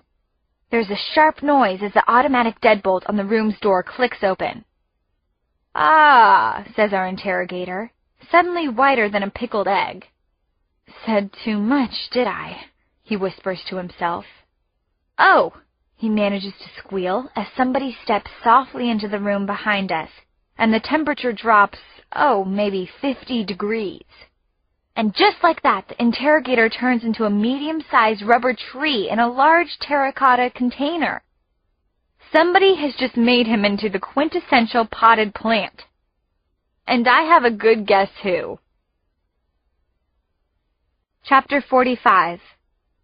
Wisty. Instantly, it's as if someone's quadrupled the gravitational force in this place, and the energy's leaking out of me. I can't even sit up straight anymore. He has these electrifying technicolor eyes. You've never seen anything like them. They'd be like model gorgeous if he wasn't so evil. As it stands, they're like an instant barf inducer. I'm queasy. But Whit's still locked into his weirdly placid state. The one who is the one steps around the table, sliding our former interrogator's pot into a corner of the room with one foot. He'll need some watering, he says to nobody in particular, and then smiles silkily. Or not. The one waves at the far end of the room and transforms what had been a featureless white wall into floor-to-ceiling windows. He can turn a man into a plant. He can fly. He can vaporize children. I guess turning a wall into windows with a panoramic 50th floor view must be a walk in the park. Now, he says, eyes briefly pulsing red but then turning a charismatic blue. A shade you might see on some touched-up face in a magazine ad. That is, if they made magazine ads for pure evil. Come, he invites as if we're old friends. He gestures at the picture windows. Have a look. Says Whit. We're kinda hooked up. But all the polygraph wires are now gone, like they'd been particularly unlikely figments of our imaginations. The one beckons gently. I think you'll enjoy this, he says. I'm shaking now. The one seems to enjoy nothing except torture and death. What's up his sleeve? And what's up with my brother, for that matter? Whit gets out of his chair and walks over to the one like an obedient child. It's all right, Wisty. Come on. Does he have some intel I don't? Last I heard him say more than a few words, he was bouncing off the van walls with rage. But I don't want to be sitting over here alone. For lack of anything better to do, I say begrudgingly. Okay, let's have a look. Why the impudence? The one asks. You do know I don't intend to kill you. He puts his creepy long arms around our shoulders and leads us to the windows. Strangely, his touch feels totally warm, even a little reassuring. Will you look at that? He asks almost wistfully. Do you see how the sky and the mountains there seem to be joined? Almost seem to be one? We gaze out across the city, the foggy street and building lights twinkling through the gloom. The clouds on the horizon are a sinister purple that does kind of merge with the snowless mountains beyond the valley. Do you have any idea how much work it took to make this perfect evening? I start shaking again. It's as if he's a cat playing with mice. He just said he wasn't going to kill us, but is he about to anyway? In any case, he's definitely going to put some serious hurt on us. I bet you're wondering what I mean by that, he goes on. A terrific high-pressure zone had been screaming down across the northern plains and would have brought torrential downpours tonight, possibly even hailstorms. We look at him blankly. So I stopped it. Now I get it. And what he's done is pretty mind-blowing, actually. He raises his arms to point at a cloud on the horizon, and with the most casual of gestures, he steers it in over the city. Now he's making a spinning gesture with his other hand, and the cloud rotates. And now he's guiding in another massive cloud, and another, and another. Soon there's an enormous swirling, lightning-streaked vortex circling over the entire city. As it turns and intensifies, the winds start rattling the windows. My ears pop as the pressure in the room drains. Does he plan to have us sucked up into the black core of the vortex? Is that tonight's plan? The rain is crashing down in iron-colored curtains. The building is groaning on its foundation. Is he going to vacuum the entire city off the face of the earth? But then, he snaps his fingers, and the storm moves in reverse. The spiral turns backward and de-intensifies, and then the clouds retreat to their original stations in the sky. Now, you try, Wisteria, he says. Chapter 46. Wisty. What? I'm caught off guard, completely flabbergasted. Then it gets even weirder. Suddenly, it's as if I'm in my piano lessons again, and he's Mr. John Masterson, my sweetest pie teacher, encouraging me to believe in myself. Say what? You have more than enough power to do it. Just tell the energy what it should do, and let it out. You saw what I did. Give your power that same image and let it go. I have every confidence in you and your wonderful gift. He's out of his mind. Turning people into animals is, I admit, pretty cool, but it's like finite, graspable.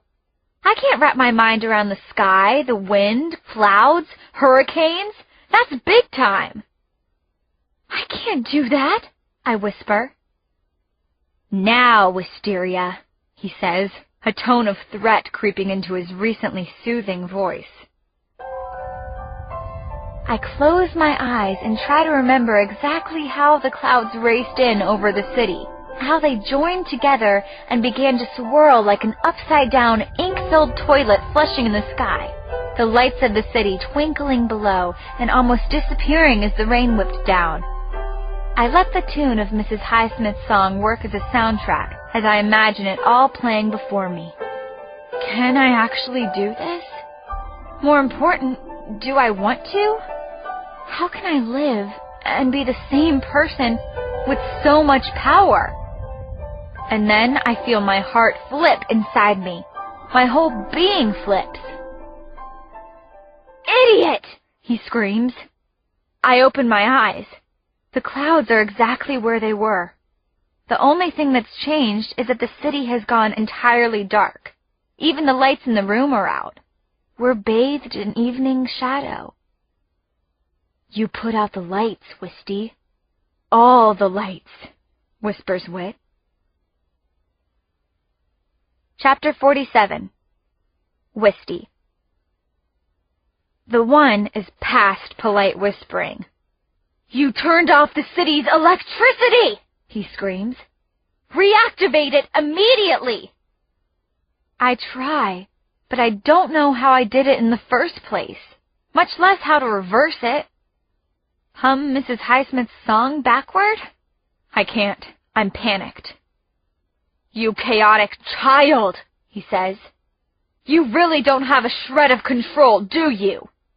Now the one who manages the power grid and his incompetent minions will be spending hours attempting to repair what you so blithely have done. I'm madly trying to think of a poem about light dawning. There must be one. Why is my mind like a slushy when I'm around the one? He pauses as some deeply unpleasant thought settles into his mind. Do you have any idea how much power it takes to do what you've just done? Or the applications to which such an ability might be put?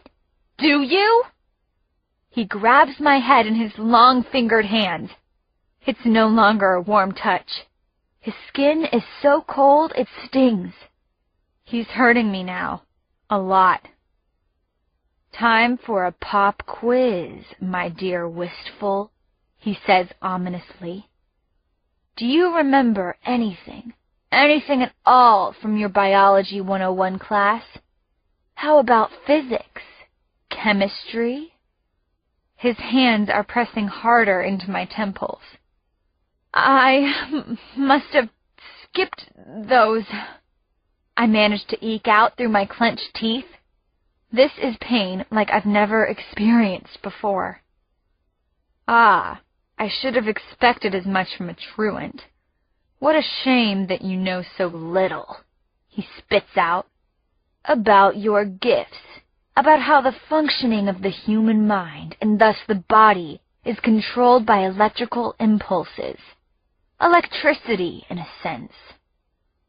The one's coldness extends invisible tentacles inside me. Ice is growing down my spine. And I should care because... You foolish child! He screams, shaking my head now, practically crushing my skull. You have no respect for what you've been given. I try to flame up, but realize I can't. He's entirely draining the magic from me. All the warmth is slipping from my body, like I'm dying. He's actually killing me right now, isn't he? My legs buckle, and a whimper squeaks out of me. Whit snaps out of his trance and swings around in alarm to help, but the one lets me drop and fends him off with an elbow. The one's mere touch sends Whit sprawling back on the floor and slamming up against the far wall as if he's a rag doll. All that power inside you, the one who is the one says, his eyes once again flashing pure evil. To control the mind, everyone's minds. The entire world at your fingertips. Suddenly, the cold stops, and he backs away with a rueful smile. I frankly don't know whether to be impressed or depressed. Chapter 48. Whit. I've been hit pretty hard during a few NO attacks, but right now I feel like I've been plowed into by a speeding truck. Wisty's on the floor looking spent, but then she hauls herself up. She's okay, thank God, but apparently still too dumbfounded by the one's completely absurd claims to say anything. This is my chance, my one chance to find out what Celia was talking about. I just wish I'd had time to figure out how to broach the subject first with his oneness. Excuse me? I use the wall to help steady my body as I peel myself off the floor. I have a question. Excuse me? Wisty and the one both stare at me as if I've just risen from the grave. I need to ask you about Celia Millett. Hearing her name aloud, here in the building of buildings, feels so ancient, from another time and place, so out of reach, despite how close she'd seemed just hours ago. Celia Millett? He raises his eyebrows. He knows her name, but he pretends he doesn't. I can't possibly keep track of all the pernicious children we've had to process through our retraining systems. I'm afraid I can't help you. Was she a... He smiles condescendingly. Special friend? You know exactly who she is. She told me to come here, to turn ourselves in, for our parents' sake. It's probably insane, I know, but I take a deep breath and say it. We need to talk about a deal. Whit? Wisty is agape, agog, astonished, every word you can think of for, in total disbelief. Are you high? The one just laughs, and laughs and laughs. Well, he says, finally recovering, it looks like we have one boy suffering from post-traumatic stress disorder, and one girl with, he chuckles again, developmental disabilities of a sort. Thank heavens we rescued you before your conditions got any worse. It looks like both of you need a little recuperation and education. I can't hear him. I shake my head. I need to talk to you about He speaks right over me. And it just so happens I have a new facility designed for just that purpose. I think you'll find it much more suitable than your last accommodations with us. Call it a spa, if you will. I'm sure your sister will enjoy it at least. He casts an amused eye at Wisty. Perhaps they can even help you with your unfortunate hair situation, Wisteria. Another nasty snicker. Wisty growls as if she's trying to turn into a werewolf. Whatever it is, it doesn't work. Listen, I finally collect enough energy to take a stride toward him. I'll go to your stupid school or whatever if we can strike a deal. Ah, but you're going regardless, Whitford. First, though, I'll need to ask that you hand over any personal property, like that journal you have under your shirt. He raises his snaky fingers at me, and the journal flies out from where it was tucked under my belt. And as the book zooms right into the one's grip, I find myself flying backward and slamming into the wall. Again. And it really hurts. Again. There is no power in the pen and page anymore, my friend. Remember that. There is only power in energy. Now, let's see what you have in here, he says, licking a finger dramatically and rifling through the pages. Poems? He starts to chortle. And, oh my goodness, they're bad poems. Listen to this one. Out, out are the lights, out all. And over each quivering form, the curtain, a funeral pall, comes down with the rush of a storm, while the angels, all pallid and wan, uprising, unveiling, affirm that the play is the tragedy, man, and its hero, the conqueror worm. He laughs as if his sides are going to bust open. Unnaturally glittery tears spill down his cheeks. That, he says, struggling to form words through his fit of amusement, is the most pathetic, juvenile thing I've ever read. Wisty gives me a look that says she knows it's a poem by one of the most famous poets ever, the darkly inspired Edmund Talon Coe. Well, clearly you couldn't write your way out of a paper bag, so go ahead and keep it, you pathetic poetaster. He flings the journal back at me. I make a perfect catch even though I'm still getting my wind back. And you, he says to Wisty, hand over the stick, my girl. I'd like to finish what your dear friend Eric, may he rest in peace, began.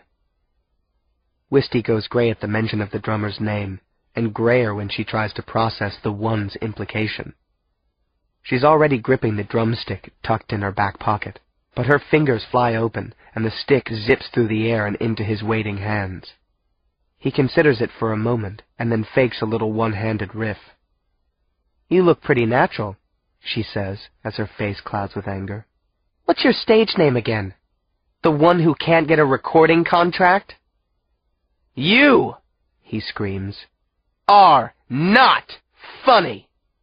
He takes the stick and breaks it in two, flinging the remains at her feet. Bully!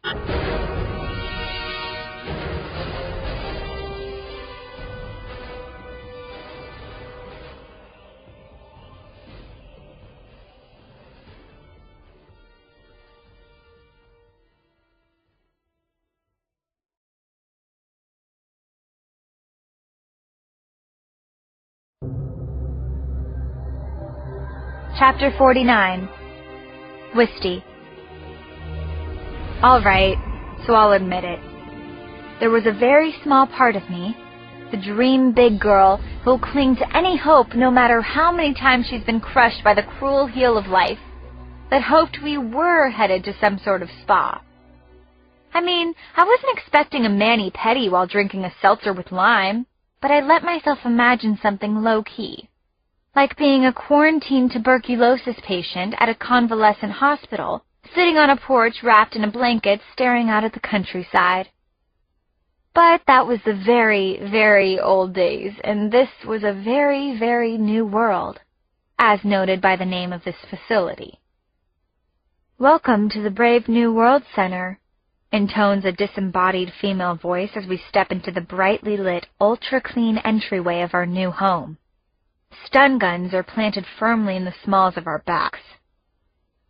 Please prepare to watch the Brave New World Center onboarding video, continues the voice.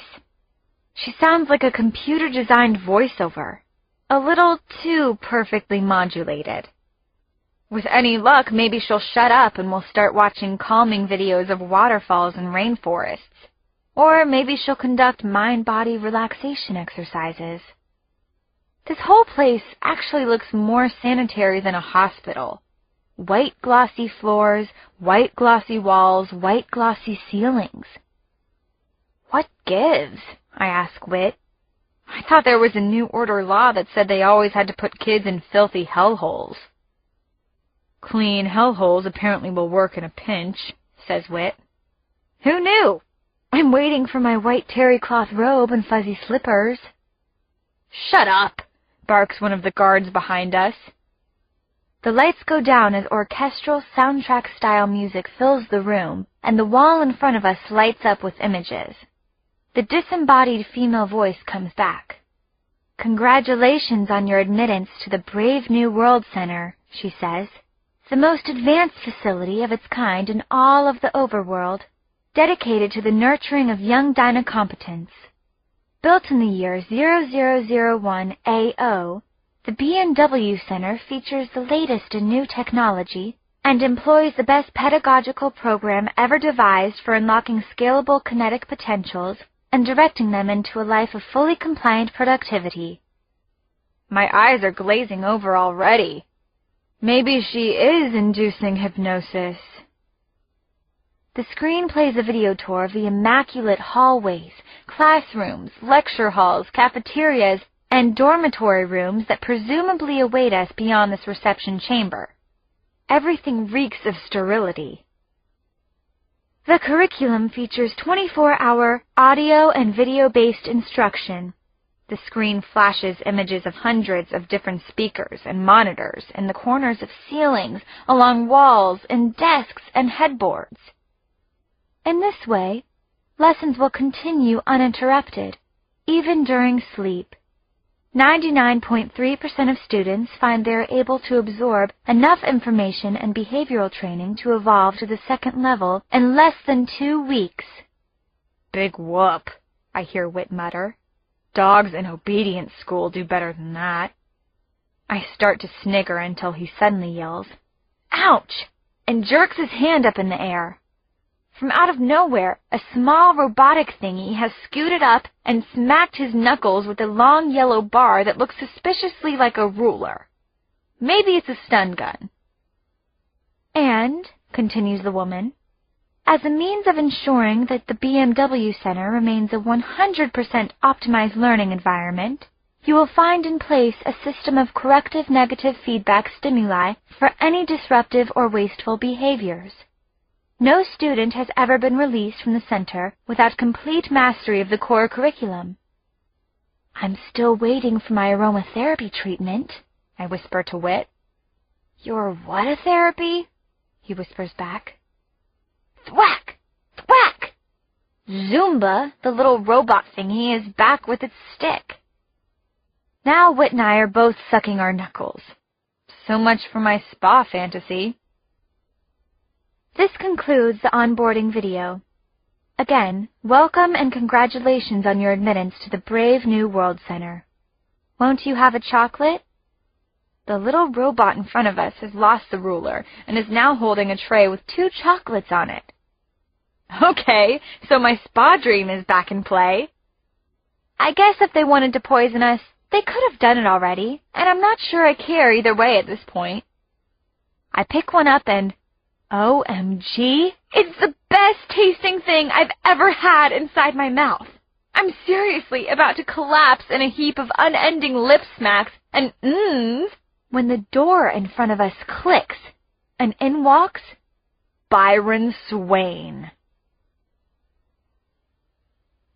Chapter 50. Wisty. Hey guys, says Byron, weaseling up to me and Whit with an air of, I don't know, there's something slightly off about him. Dejection, maybe? They told me to come welcome you, How'd you get here? I say, with a tone wavering between disgust and bafflement. Does it matter? Asks Whit, glaring at Byron and nudging me. We're all here now. And I think I know why. To defeat the new order from the inside. I notice that Byron's practically swimming in his all-white jumpsuit, as if it's a hand-me-down costume carelessly pulled off a pile rather than carefully selected.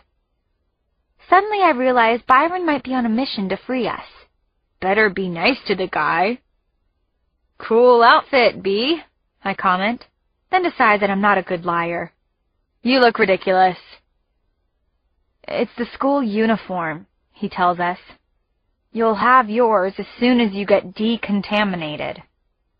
Decontaminated? Cleanliness is next to oneliness, says Byron. The guy has no sense of sarcasm about him. Makes him impossible to figure out.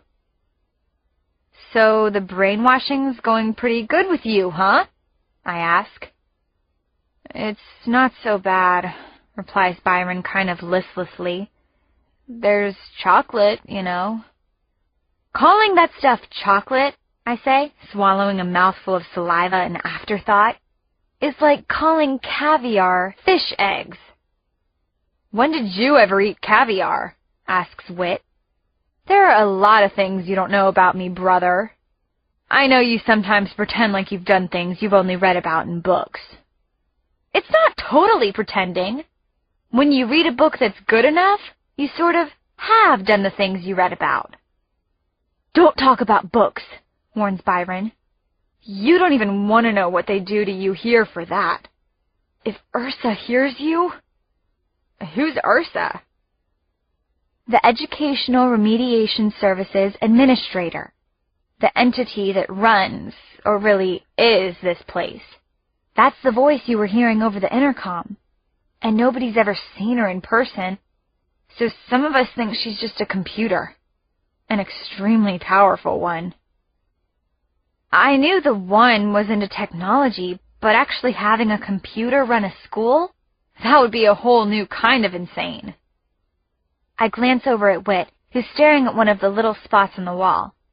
There's one every few feet, and up in the ceiling, too, and each is covered with glass. Camera lenses, or Ursa's eyes if you prefer, says Byron. You'll get used to it. Although, word to the wise, it's always best not to forget you're being watched. Almost always. Almost? Byron shoots me a look. Actually, always. I wouldn't want to face the wrath of Ursa myself. I burst into a squeal of laughter. Oh, it's my worst nightmare! A computer gone ballistic! Can't wait till Mrs. Ursa whips my butt when I tell her she can go reboot herself! I'm guffawing at my own incredibly stupid joke. Don't laugh. You'd be surprised what she can do. Like, she can change the chemical composition of the air in this room if you're not compliant, even make it toxic. And she doesn't care who else is in the room with you. Seriously, Wisty, says Whit, hushing me. Try to keep the attitude in check. We need to not make waves if we want to figure out what's going on in this place. Whit, this isn't us on some sort of mission. This is us being prisoners. Fine, you go ahead and get busy figuring out what kind of special punishments you can earn. Meantime, I'm going to keep my head down and my eyes open. Awesome, I say, my tongue finding some chocolate residue still wedged between my molars. And I'll keep my eyes open for more of that stuff. Maybe it's time for me to turn over a new leaf. Maybe it won't be that hard to keep my mouth shut to earn some brown nose points. Come to think of it, I'm not above acting like my last name's Swain if it helps me nab more chocolate. I twist my head around at the sudden sound of the rear wall parting, revealing 2 arrows, one pointing left, marked with a female sign, and the other pointing right with a male sign. And Ursa's voice fills the air. Informant Swain, return to your quarters. Whitford and Wisteria Allgood, you will now proceed to the gender-appropriate decontamination showers for cleansing. Informant? Informant?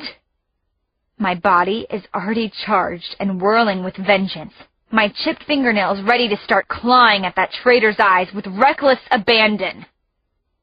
But he's already gone. I'm really gonna kill that kid.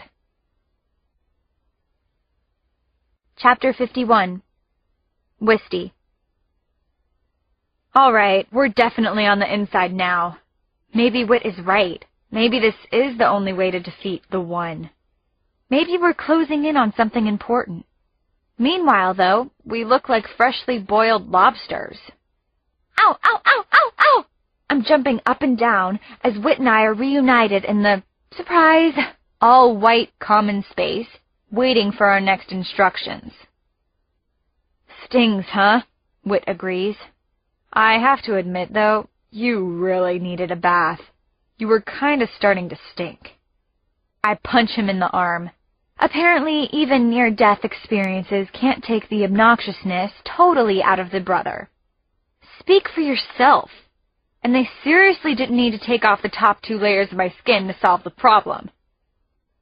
Byron, on the other hand, I remember a murder mystery board game we used to play as kids, and I start a wicked fantasy.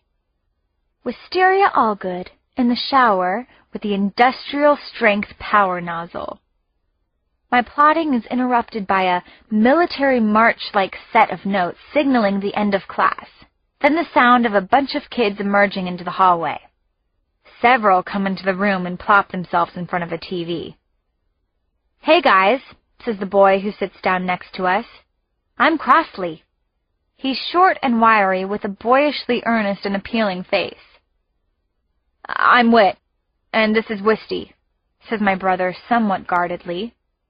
"Yeah, everybody in this place knows about you two, especially Wisty." He leans in. "Saw you rocking out on the net." Whit and I are stunned. "Huh?" says Whit. "How did you—" Crossley's eyes flash toward one of Ursa's eyes. "Anyway, they gave us all chocolates when they announced you were coming." "Do they give chocolates often?" I blurt out. "Every once in a while Ursa gives them to the whole school, but usually it's just when you earn a trip to the room where you eat the chocolate." "So how do you earn that?" "By being a good student, generally." "Like solving trigonometry problems?" "Sort of," says Crossley. "You'll see. The chocolate is awesome. It's just that some of us aren't quite prepared for its awesomeness." He turns his attention to the TV screen and pastes a smile on his face like a baby who's just been fed, pooped, and changed. I suddenly realize that I have no idea if the kids at this school are brainwashed New Order spawn, mini ones in training, or if they're innocent kids trapped in a white NO box just doing what they need to do to survive. As Crossley cheers along with the group at another exciting ribbon-cutting ceremony being broadcast on Channel 1, I notice him discreetly holding up a small scrap of paper, shielding it in the palm of his hand so that the cameras can't see it. "I know a place where Ursa can't hear us." Another mind freak. For the past few months, my enemy meter had 2 readings. For us and against us, with his traitorous swain spinning the thing into overdrive. I'd wished all kids were for us. I'd assumed it. But now? "Maybe I can help you guys win the next competition. Come on, let's go study." I look at him as if he's crazy, but then I notice he's winking at me. Ew. We follow Crossley out of the common room, down a couple of hallways and stairways, and ultimately to a spot just between the A barracks and the B barracks. He quickly points at the walls, which, for a few yards, have no cameras or microphone knobs. "The emergency containment door is open here, so they didn't install any cameras or mics," he whispers. "So if you want, I can tell you what I know about your parents." In the blink of an eye, Whit has him by the collar. "What do you know about our parents? Where are they? How do you know?" "Whoa, boy," Crossley gasps. You don't want to hurt me. There's a lot I can do for you. If you cooperate. Cooperate how? Make a fair trade. I get some of your M. You find out from me where in this facility your parents are being held. Whit gives Crossley a perfect body slam, enough to scare him, but not enough to really hurt him. I repeat, what do you know about our parents? Whit, chill, I whisper, trying the, feminine touch instead. Look, Crossley, you seem like a nice guy. We don't want to hurt you, but you know what? We can. You're lying about our parents. We'd never be put in the same facility with them. So first, stop lying. And second, what do you mean by our M? Your magic, your mojo, whatever. I need some. I'm flunking out and need help. He gives us a pathetic look, and Whit eases his grip. Please. Someone's asking me for help with his schoolwork? I'm just about to burst into hysterics when an alarm goes off. Ursa's voice echoes through the hall. Code gray, code gray, code gray. Crossley squirms out of Whit's distracted grasp. Air quality alert. Bet it's an escape attempt, he says, and starts tearing down the corridor. In 5 seconds, this hall will be swarming with guards. The emergency containment doors fly open and slam Whit and I against the wall behind them. 3 school monitors the size of nightclub bouncers are dragging escapee Byron Swain. He's limp. Dead? No, he's coughing now. Hard. He sees me, of course, and croaks, Told you. Stay away from the wrath of Ursa. Chapter 52. Wisty. My first Choco Op is a contest taking place in the Dynasium, basically a gym for Dynacompetence, which is what they call kids they think might have energy capabilities, rather than admitting we actually have magic. There are weights to levitate, bottles of various liquids to transmogrify. Yeah, I don't know what that means either. Metal bars to bend, braziers of oil to set alight. And there are bunnies and rats in cages for I don't know what yet. Maybe we'll just have to change the color of their fur? Crossley, who's now pretending yesterday's weird episode never even happened, tells me the kids call these competitions spelling bees, although that's strictly on the down low. So is the slang term M for magic. Ursa, like most New Order officials, has absolutely no sense of humor. So we're not in here casting spells, you see. We're demonstrating Dynacompetent potentials and transmitting biokinetic energies. Ursa's smooth as apple butter voice fills the room. Students, join your partners at the workstation identified on the assignment board and await further instruction. You will have 60 seconds to complete your assigned challenge. I look up at the board and moan aloud. Whit got some cute girl named Cherry Lou, whom he's been playing eye hockey with ever since we got here. And me? Perfect. I have Byron, non-magical weasel who shouldn't be in this place to begin with, Swain. Informant Swain. Soon to be a half-light Swain. I take a deep breath so I'm better able to resist the urge to strangle him. Focus, Wisty. You must win the contest, I remind myself. Do it for the chocolate. Byron and I head over to our station, a wooden bench with a series of light bulbs and some big old metal drum attached to it. As we walk, I actually put my arm around his waist. But it's only because I've got a pencil in my hand that I'm knifing into his side as hard as I can. He doesn't resist. I hate you forever, I say through gritted teeth. Forever, you hear? You're a criminal, an informant on Freeland. You're probably the reason Whit and I ended up here. Byron says nothing. He just looks sad. On the count of 3, says Ursa, You will turn over the instruction card at your station. The first team to successfully complete the task it describes will win a trip to the B&W Reward Center for chocolates. Get ready. I shove Byron out of the way and give him a threatening look so he knows not to interfere. You're probably the reason Eric betrayed me, I continue. 1. And the reason that Margot died, I accuse him. You're a murderer. 2. So what do you have to say for yourself, you hideous, low-down louse? I place my hands on either side of the laminated instruction card. Byron looks me in the eye. 3, Ursa announces. I promise you, Wisty, Byron whispers. Everything I'm doing is to protect you, not to hurt you.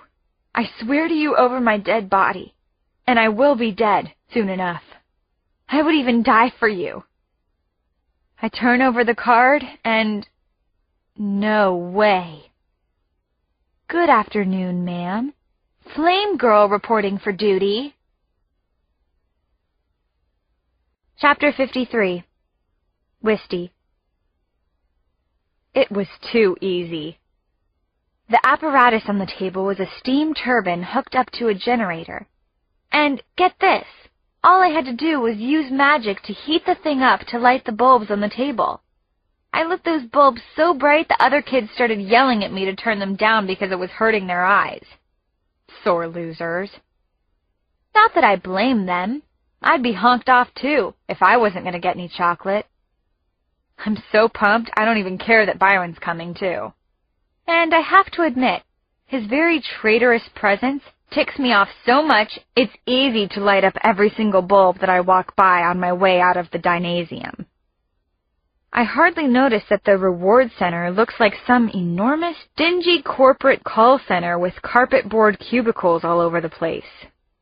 Sitting at many of them are blissed-out, brown-mouthed children with enormous platters of chocolate in front of each of them. The kids are covered with wires and weird electromajiggies that sometimes seem to pulse with a strange blue light. But, OMG, I can smell the chocolate! Mouth watering. Knees weak. Can't talk. Prisoner Allgood and informant Swain, please proceed to cubicles 124G and 124H, says Ursa. Follow me, says Byron. I'll show you how to hook up the monitors. Monitors? You need to wear the monitors when you eat the chocolate. Not surprised, I guess, that you're so skilled in surveillance tech, I snort. But just between you and me, right now I'd wear an I Heart Byron t-shirt if it meant I could get some more of that chocolate. Byron helps me put these little suction cup things on my forehead and arms. They're like those electrodes they use on patients in the hospital, only they're bigger, and the wires are a whole lot thicker.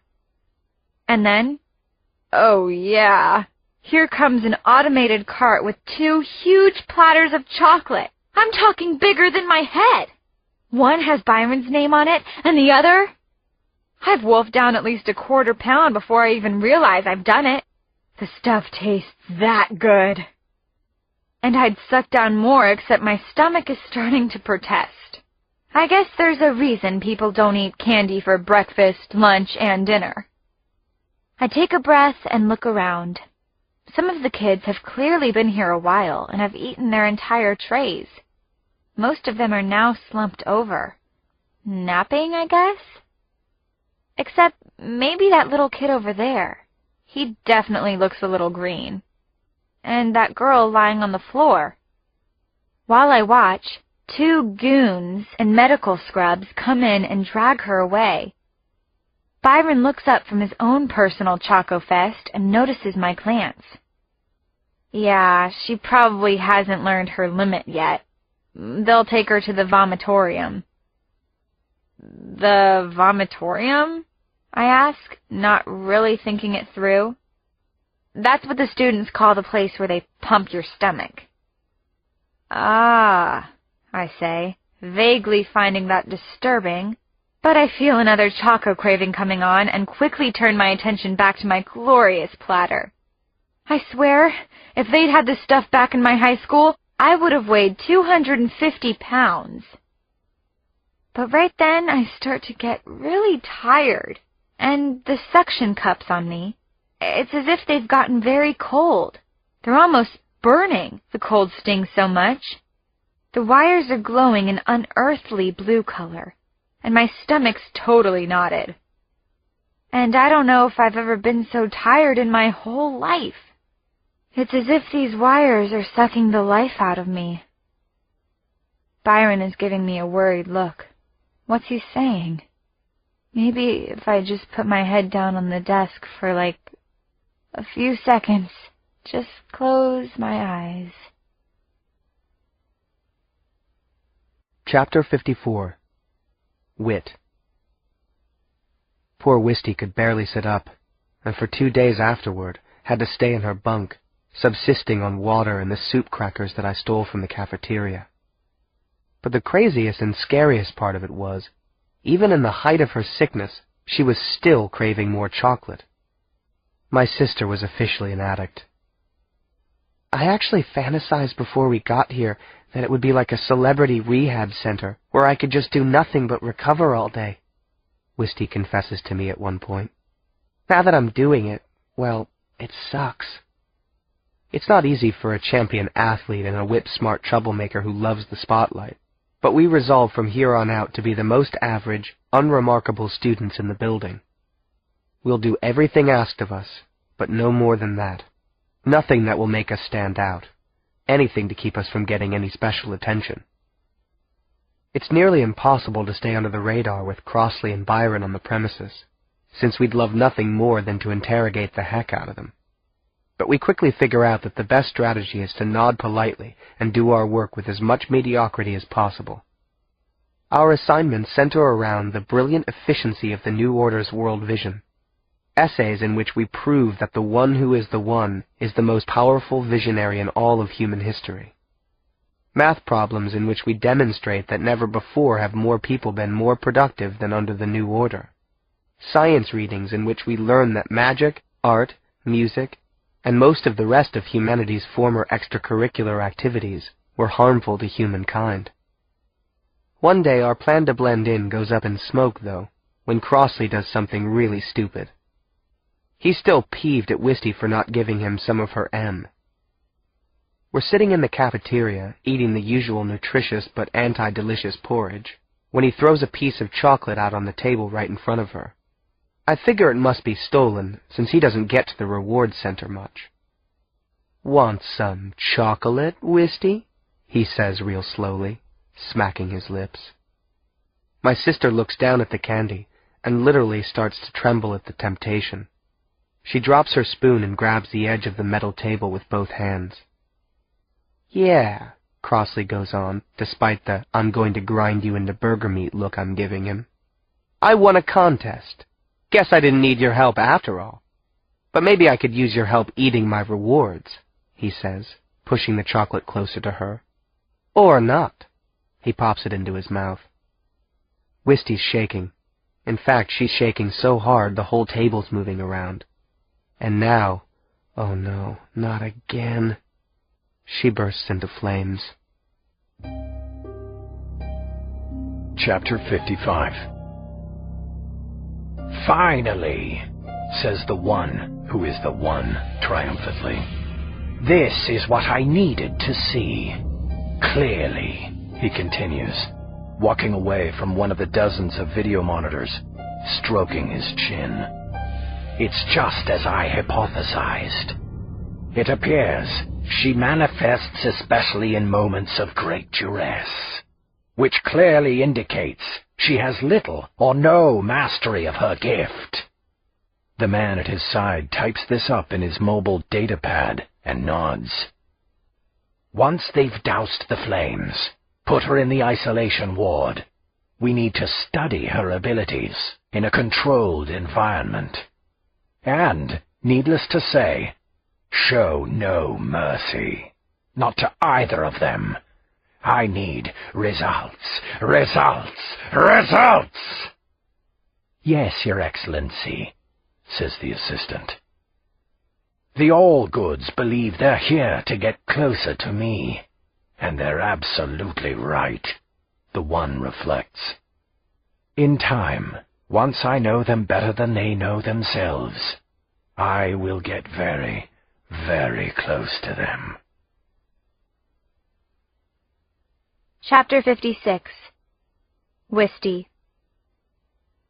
Well, grim has a new dictionary entry, I comment aloud to myself as I explore my latest venue. The isolation ward they put me in is actually the vast, windowless, unbearably dank basement of the B&W Center. This place makes the General Bowen State Psychiatric Hospital, one of the dungeon cribs that we busted out of, look like a flower shop, a tea parlor, and a cribbage hall. Great.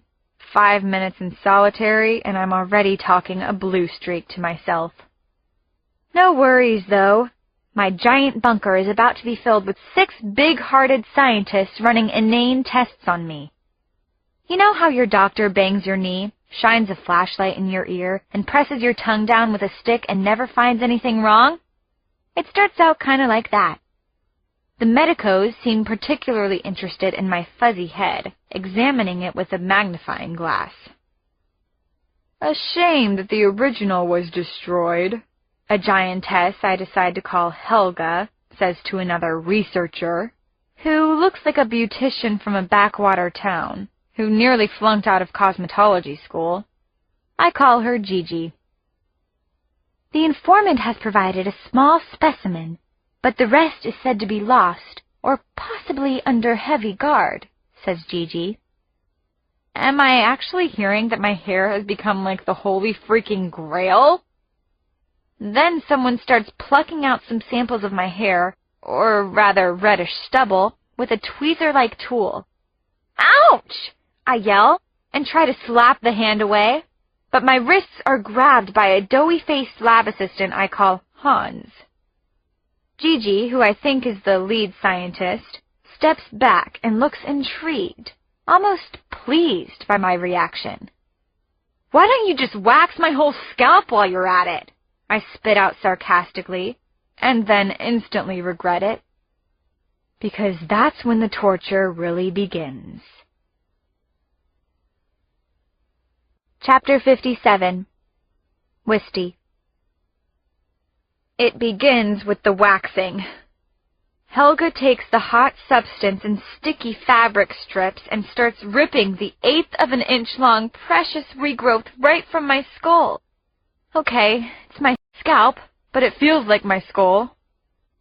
Note to self, never make torture suggestions to captors. They have plenty of their own creative ideas.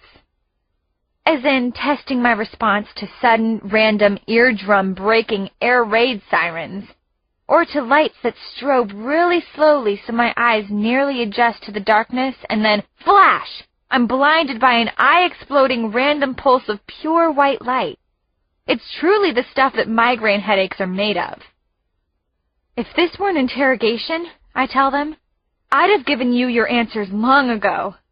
So, what are the questions? I repeat, what do you want from me? Give us your gift, Gigi demands. That would be sufficient. No way! I wouldn't do that even if I knew how. While Gigi executes the experimentation, Hans and Helga hold me in place as needed. Their 3 white-suited compatriots are now sitting in a row of chairs in front of me with their notebooks, watching as if I'm the season finale of their favorite TV show. The only thing missing is the popcorn. Next, they're delivering hot steam into my face and nostrils like a facial from hell. Suffocation by dragon breath. Give me waterboarding any day. Then they demonstrate an acute pinching technique that takes 6 hands, Helga's, Hans, and Gigi's. And if that sounds like child's play, think again. It's like being attacked by fire ants with road rage. Give us your gift. Move!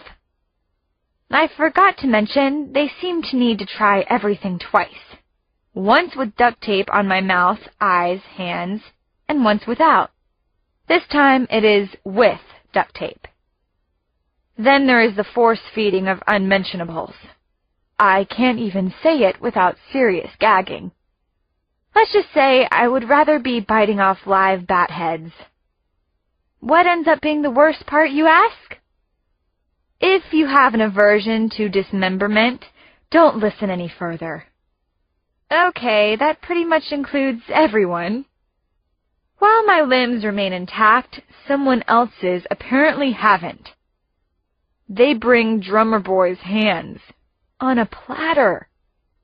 I know from his insignia ring. They force me to hold those hands, and by God, they are real. I used to think that the New Order had banned all art, but I now realize I was wrong. The fine art of human torture is alive and well here. Chapter 58. Wisty. They finally give up on me. At least for now. I curl up in a tight little ball trying to recoup my energy for when they come back. The endless hours of drip, drip, drip quiet are interrupted only by the occasional scuffle of a rat, the noise of the great opening in the food chute, and the thunk, thunk, thunk of a loaf of stale bread and a semi-frozen block of lima beans descending to me. Yes, lima beans. With freezer burn. I pick up the crumbling block, and am startled by what I think sounds like a sizzle. Must be my imagination. It reminds me of when I was 6, when Whit and I plotted to steal Mom's lima beans out of the freezer and flush them down the toilet without her knowing. We succeeded with Part A, but not Part B. And guess who got in trouble? Me. Always me. And still, it's me. Alone in my punishment. Whit, I need you here now! I hurl the chunk of beans at the door with a power I didn't even know I had, and it shatters with a satisfying crunch. Uh-oh, I hear a voice from behind the door. You okay in there, Whist? Whit? Whit! I shout, running toward the door as I hear a key in the lock. In comes my brother, escorted by a chunky school monitor. Much to my amusement, the guy actually slips on a couple of lima beans as he enters the room, but tragically doesn't fall flat on his face. Geez, Wisty, what happened to your head? Is Whit's greeting. I'm hugging him in an instant, and then I see who's being escorted in behind him, sporting a black eye. How predictable is this? I glare at the weasel. I thought this was supposed to be solitary. He glares back. Don't blame me, Wisty. It wasn't my decision. Ask your brother. I let Whit go as the grunting monitors shove their wards into the basement with me. Without a word, they leave, the door clicking and locking behind them. What happened to you two? I ask, not entirely hiding my delight at their imprisonment, or really at the fact that I have some company, which, as you probably know, misery so loves. Whit shrugs. Byron and I got in a good old-fashioned fistfight. You know, guy stuff. Well, good for you boys. And good for me. I have company now! I spread my hands out grandly. Welcome to my little shop of horrors. They do free head waxing here, by the way. Oh, I'm sure they'll do your chest for you, Whit, and your monobrow, Byron. That's vile, Byron remarks, picking up a lima bean from the dirty floor and examining it. And it's going to get a lot more vile down in this dungeon. Chapter 59. Wisty. I'm clutching a limb, or I guess I should say a dismembered arm. Drummer Boy's no more. Then suddenly it's pulsating and starts moving as if it's a living thing, first caressing my face, then, like the traitorous soul it belonged to, clawing viciously at my eye. I wake up screaming and with my head pounding. Even worse, Byron is leaning very close to my face. I can smell his dippy cologne. "Are you okay, Wisty? You're as white as a sheet and you're sweating like a soaker hose."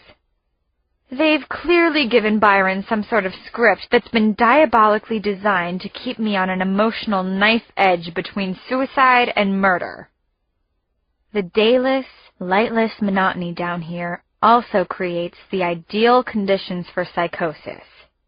We've already taken bets on who'll succumb first.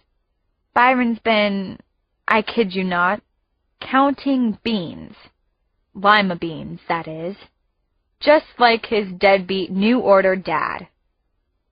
Whit's been writing in his journal and searching for the Shadowland. And Celia, of course.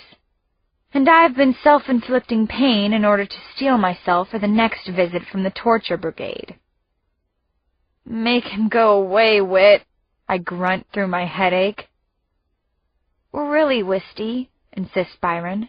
"I just want to help." "I don't need help. I'm perfectly capable of being miserable on my own. Buzz off and do something useful for once in your life," I mutter. "Something useful?" he says. "Oh, I didn't think you thought that I could." Seriously, I'd be so incredibly psyched to be proven wrong right now. "Well then, how about I pick the lock on the door?" Whit and I both look at him, trying to figure out if he's joking. Then I remember Byron has a sub-zero sense of humor. In our exploration of this dank place, we've come across only 3 doors. And of course, they've all been locked tight. We've checked, in the event that there's some good-hearted, normal person hiding in the body of a grunting, surly school monitor. Not. "I did it on one of the other doors, not the door we used to get in here," Byron explains. "Then I put it back so we wouldn't get in trouble." "A door is a door is a door," I say, still aghast. "How'd you do it?" "It wasn't that hard. I used to be a sector leader Star of Honor, and as trainees we learn all kinds of skills that are helpful in a prison. So I found a piece of wire and I looped it into the tumbler and felt around, and then, before too long, I'd got it." "When exactly did you do this?" I ask. "When you guys were snoring so loud that I couldn't sleep." "Let me get this straight," says Whit. "You can pick the lock to a door that might be our escape route out of here, and you didn't tell us?" "Well, there's something behind the door," explains Byron. "So? Like what? A monster?" Whit quips and makes a scary face. "More like, Byron's voice trails off. "What?" I scream at him. "Your parents." Chapter 60. Whit. I know you're asking yourself the same question I am. I'm sure Wisty is too. Could there possibly be any reason not to tell us that our parents are in the room next door, if they really are? I think they'll hurt you, Wisty, Byron stutters. "They're not safe anymore. Something's happened to them." That's all just total bull. Has to be. Byron is clearly the first of us to go psycho. I put my arm around my sister, and she's shaking with dread and fear. "Not safe? They're our parents!" Her voice is becoming shrill. "They're not capable of hurting us. I swear, Byron, if it turns out you're not lying and you can get us to them, I will kiss you over and over, and forgive you for every single awful thing you've ever done, which is a lot." That makes it a no-brainer for the weasel. With a sigh, he starts toward the door, and we follow. Could Crossley really have been telling the truth? "Swain, you're not getting off that easy," I call after him. "If you're lying, I swear you'll regret it for the rest of your days. And if you're not lying, then explain why you think they're dangerous." "I can't explain it," he says, and seems about as disturbed as we are. "Some things you just can't explain, but it's true." Our parents are good people. They haven't changed, I tell him as we arrive at the door. Just do your thing, Byron. Byron's trembling. In real or acted fear, I don't know or care, but he nods and sticks his piece of wire into the keyhole and starts feeling around. After a small eternity, we hear a click. Chapter 61. Whit.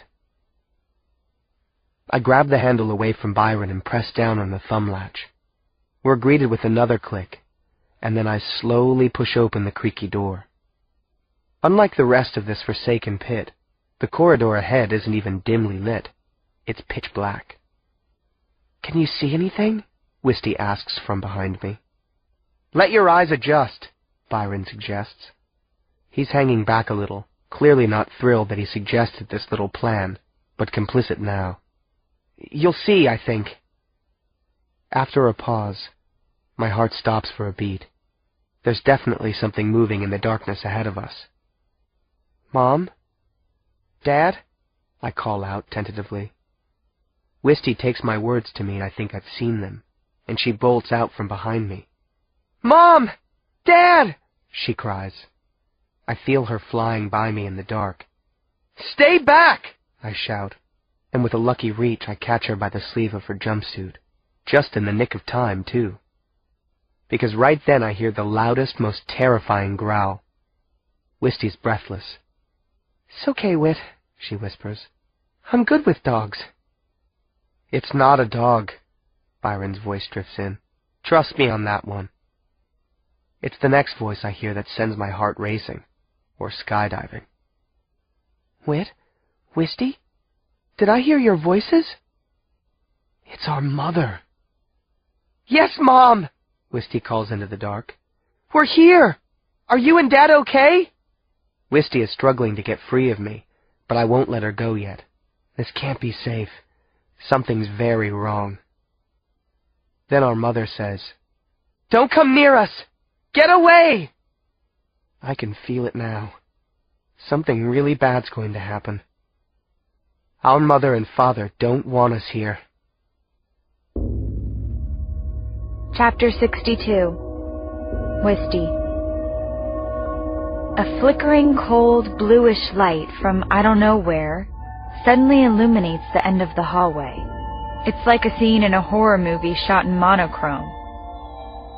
My parents, gaunt, sunken-cheeked, listless, appear to be shackled to a far wall. My mother's formerly thick and curly hair looks flat and matted with sweat. Her eyes are bulging as she stares, alarmed, into the darkness. She's not seeing us, is she? I don't think so. And my father's eyes are closed. His body is so thin, and he's limp. Is he... I can't even begin to imagine this. It's so wrong and impossible to comprehend. Dad! I scream again, and that's when I see a hulking animal emerge from the darkness. My mother yells out a second time. Go back! I beg of you, get away from us! The creature starts pacing in front of our mother and father. Whit's grip on me tightens. The creature's flesh is falling off. Its mouth drips blood. Patches of its skull bone are sticking out all over the place through patchy, mangy fur. Whose blood is that on its muzzle?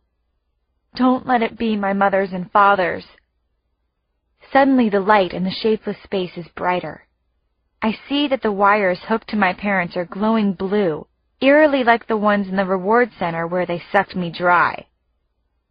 We have to take out that thing, Whit. Now! I'll do it if you won't. Byron's voice urgently whispers from behind. No, Wisty, it's a spirit sucker. A lost one. If it gets you, you're done. Even you can't defeat it. I don't care! I scream, struggling harder against Whit's grip. I'll burn you, Whit. I swear I will.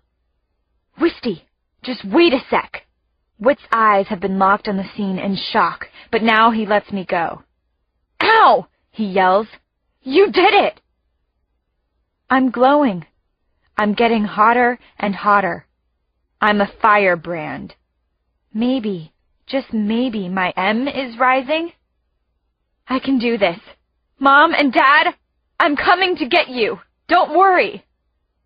No! Turn back, Mom moans. Get away! I'm warning you, Wisty. You too, Whit. I start tearing down the corridor, and Whit is just a half step behind me. I knew he'd fight. The creature turns to face us and starts bounding toward me. I see bloody, clumped, rotting fur swinging under its jawbone. Then I blast through a virtual wall of its foul, stinking breath. As I take a flying leap toward the creature, all I'm thinking of is a tigress tackling a rabid jackal in the wilderness. Concentrating on the sensation of claws pushing through my fingers, sharp enough to rip this horrid beast apart. Please, please let my magic work. And then I'm engulfed in fur, bone, and teeth. Chapter 63. Wisty. The second that Whit lands on top of me, we body slam the floor and the room goes dark. Everything is gone. The creature, Mom and Dad, the eerie blue light, all of it. And then, all is explained. Well, well, well, we hear a voice behind us, and it's not Byron's. Once again, you have ruined everything, Whitford Allgood. Whit and I are still recovering from the impact and seeing stars, but that dimly backlit cane figure, combined with that frighteningly familiar voice, equals bad news. The worst news possible. It's the one, of course, standing there in his dark business suit, long arms folded, right in front of me and Whit. Byron the traitor weasel is nowhere to be seen. Wondering what I'm doing here? Taking time away from my frighteningly full schedule? He goes on. Well, I'm afraid I received a call from the school headmaster. Seems you've not been the model students we'd hoped you'd be. Just when you, Wisty, had a chance of making a breakthrough, your overzealous brother crushed it. I mean that quite literally. I was this close to securing Wisteria's gift. Whit's still holding me, but I managed to struggle up, squinting, dazed, the horrid vision of our parents lingering with me. Breakthrough? I choke out. Are you telling me that whole horror show was just another test? I'm not telling you anything, Wisty. At this point, I've lost my patience with you. What? So maybe my parents aren't actually near-starved war refugees guarded by a lost thing? This is good. My heartbeat is settling. What do you want from me? I demand. I aced your test in the gymnasium and then got so sick that I almost vomited up my toenails. That's about as good as it gets.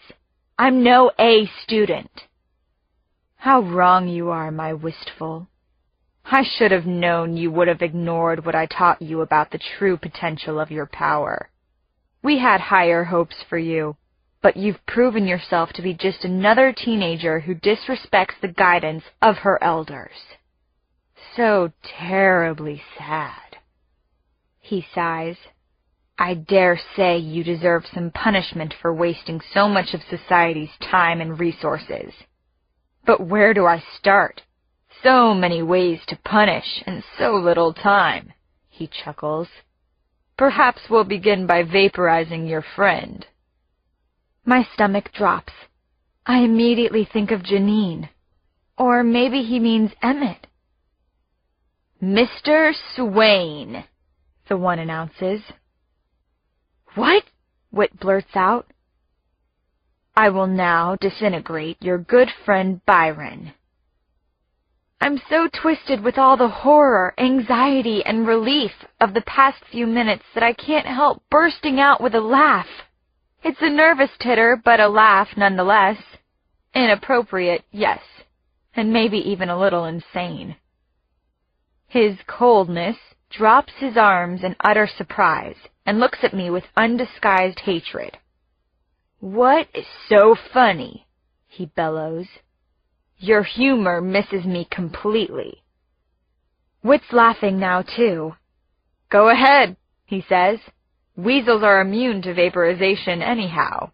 As if demonstrating that he is the first to succumb to isolation psychosis, Whit starts pantomiming a jumping weasel, dodging vaporization rays. So I keep laughing. I mean, it looks really ridiculous. The one who is the one stares at us, dumbstruck. "Fine," he says quietly, and turns to me. "In that case, it will be you." I stop laughing. So does Whit. "I'll admit I'm rather pleased by the results of my experiments with your parents so far. I've been getting stronger and stronger. And they, well, you've seen the fantastic results." He gestures toward the scene of our latest mind freak. "Even if it was a holographic projection. My latest dynacompetent mastery, by the way." He breaks out in a self-congratulatory smile, which I return with a glare. "At this rate, I may not even need you, all good children.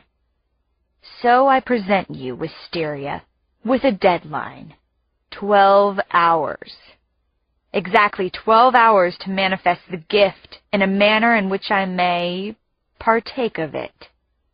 If you don't, it will be you and your brother that I execute." And then, with a wave and an incantation, he chills the whole basement with a heavy snowfall from the ceiling. The temperature plummets at least 50 degrees. "That should help you concentrate," he says. "I feel that the cold works wonders on most students." And he swirls out of the room. Chapter 64.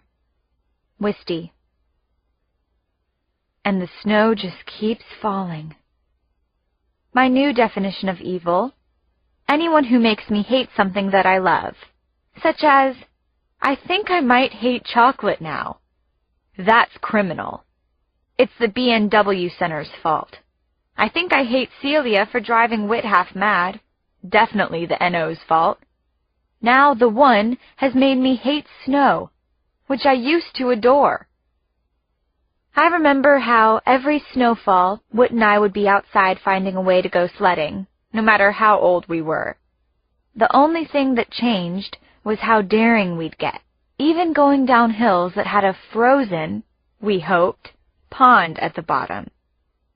In recent years, he'd even drag Celia along, and I must admit, I loved watching the two of them together. They were so happy being with each other. Those were the days. Days where nothing scared us. Now snow will only symbolize these harrowing last moments leading up to my death. I've found a few wooden boards, which I've stacked up so I can sit on them to delay the frostbite on my butt cheeks from huddling on the floor. At this point, we are already in about 3 inches deep. My forever heroic brother keeps exploring the basement, looking for a way out, or for a new portal. Meanwhile, I've been trying to recite every poem, song lyric, or nursery rhyme I've ever committed to memory. I know these schools have some sort of magic dampening properties, but it seems as if we've almost always found a way to use our powers, at least a little, if we tried hard enough. It's the cold. I know it. I freaking hate the cold. And now it's literally going to be the death of me. "Okay, Whit, get out your journal," I call to him. "I'm going to dictate my last will and testament." "I'm listening." Whit's muffled voice drifts over from a corner of the basement, where he's rapping on the wall like a detective, only one who doesn't really know what he's doing. "Write it down. I'm serious." "Wisty, I hate to remind you, but we ain't got nothing to be willin' to folks," Whit drawls, coming toward me with some discovery in hand. "Or folks to be willing 'em to." Don't be dark. That's my job. And may I remind you that somewhere in the world are two halves of my drumstick. I would will them to you, but you're gonna die too, so I need a realistic backup plan. Whit arrives with a piece of canvas just large enough to wrap a corpse in. Found this, he says, throwing it around me. It's not much, but if it'll delay hypothermia for even 5 minutes, I'll take it. Thanks, I say, holding out a corner so he can slip in next to me. So, you ready to write? Whit looks at me with a surprisingly even gaze, no trace of Celia madness in his eyes, thank God. I need his sanity now. Sure thing, Wisty. He pulls out his journal and a pen, and I clear my throat dramatically. I, Wisteria Rose Allgood, hereby declare my last will and testament. Chapter 65. Wisty. I pause and look at the falling snow, beautiful in kind of a fake way, and remember that time when nothing scared me. And now I'm not scared any more of what's going to happen. I'm at peace. First of all, let it be known to the world, and to the curves and half-lights and lost ones and even the New Order zombies, that I'm a witch and proud of it. All of my powers, whatever they are, I hereby bequeath to my dearly beloved brother, Whitford P. Allgood, for as long as he gets to live. No one else, period. I'd rather have a lost one dismember me limb by limb than to have my powers extracted for the New Order. Aw, shucks, sis, Whit says with mock modesty. I leave my drumstick, should it ever be found, to my mother. If no Allgoods survive me, I shiver a little, I leave it to Mrs. Highsmith. Rock on, very cool lady. Next, I leave my wig to Janine. You don't have a clue how beautiful you are, girl. I used to kind of gag on your crush on Whit. Do I really need to write that? Whit breaks in. Every word. Then slow down. Okay, so, Janine, after the part about gagging, right, now I dream of you two getting married and having lots of little rebel babies together. Whit rolls his eyes. Further, I leave my electric guitar to... Wait a minute, you don't have an Shut up. Let me dream for a minute, okay? Whit nods. I leave my electric guitar to Sasha. I forgive you for lying to me, 'cause now I really do understand why you did it. There's nothing more important than fighting these arrogant and obnoxious NO faults. Byron has absolutely flawless timing.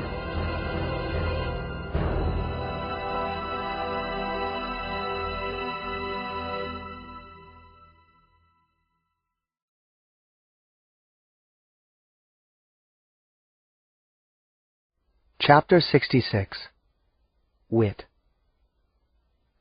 I requested the honor of bringing your last meal to you, Wisty, Byron says quietly to my sister, seeming genuinely humble.